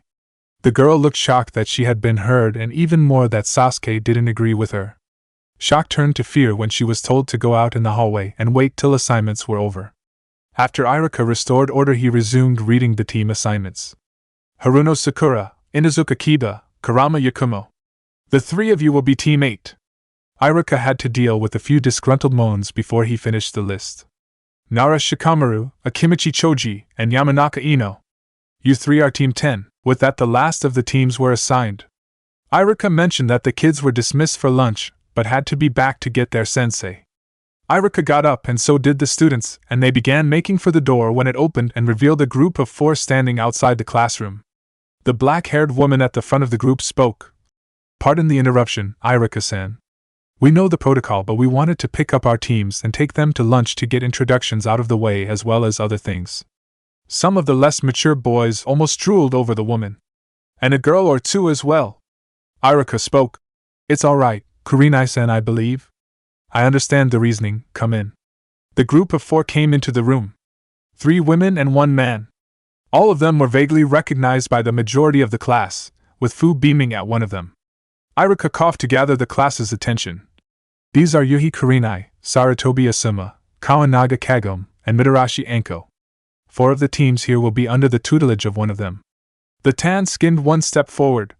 I am Kawanaga Kagome, could Team 6 follow me? Fu seemed to be overjoyed at that statement, grabbed her teammates, and dragged them to follow the former Taki Jonin out of the room and to her destination. The man stepped forward. Like Irika said, I'm Asuma. Team 10, follow me. The Ino Shikicho trio obeyed and followed the man out of the room. Kurinai seemed to be annoyed or aggravated by something, but also resigned as she put on her best game face and spoke. Irika was correct in his assumption of my name. Could teammate follow me to lunch? The three nodded and began following her. That left the woman wearing a mesh bodysuit, orange miniskirt, and a long black jacket. The very presence she projected with her mannerism and her movements felt like staring down a snake that was so much larger than them. The woman's slight grimace morphed to a maniacal grin that promised pain. All right, you bunch of maggots. Listen up closely and listen well, because I don't like repeating myself even if my voice sounds amazing. The entire class quieted down at that declaration. The woman's smile shifted and became less deranged, and yet somehow just as sinister before she spoke again. Looks like you brats know how to follow orders. Good, looks like you guys just might make it out there. Like Scarface said, I'm Mitarashi Enko, Kick-Ass Kunoichi and Jonin Sensei for Team 7. We got a big day ahead of us and I want to get a head start on it. Follow me! The three genin just nodded, with a slight hint of fear, as they got up and followed the woman out of the classroom. It sure was going to be a fun year.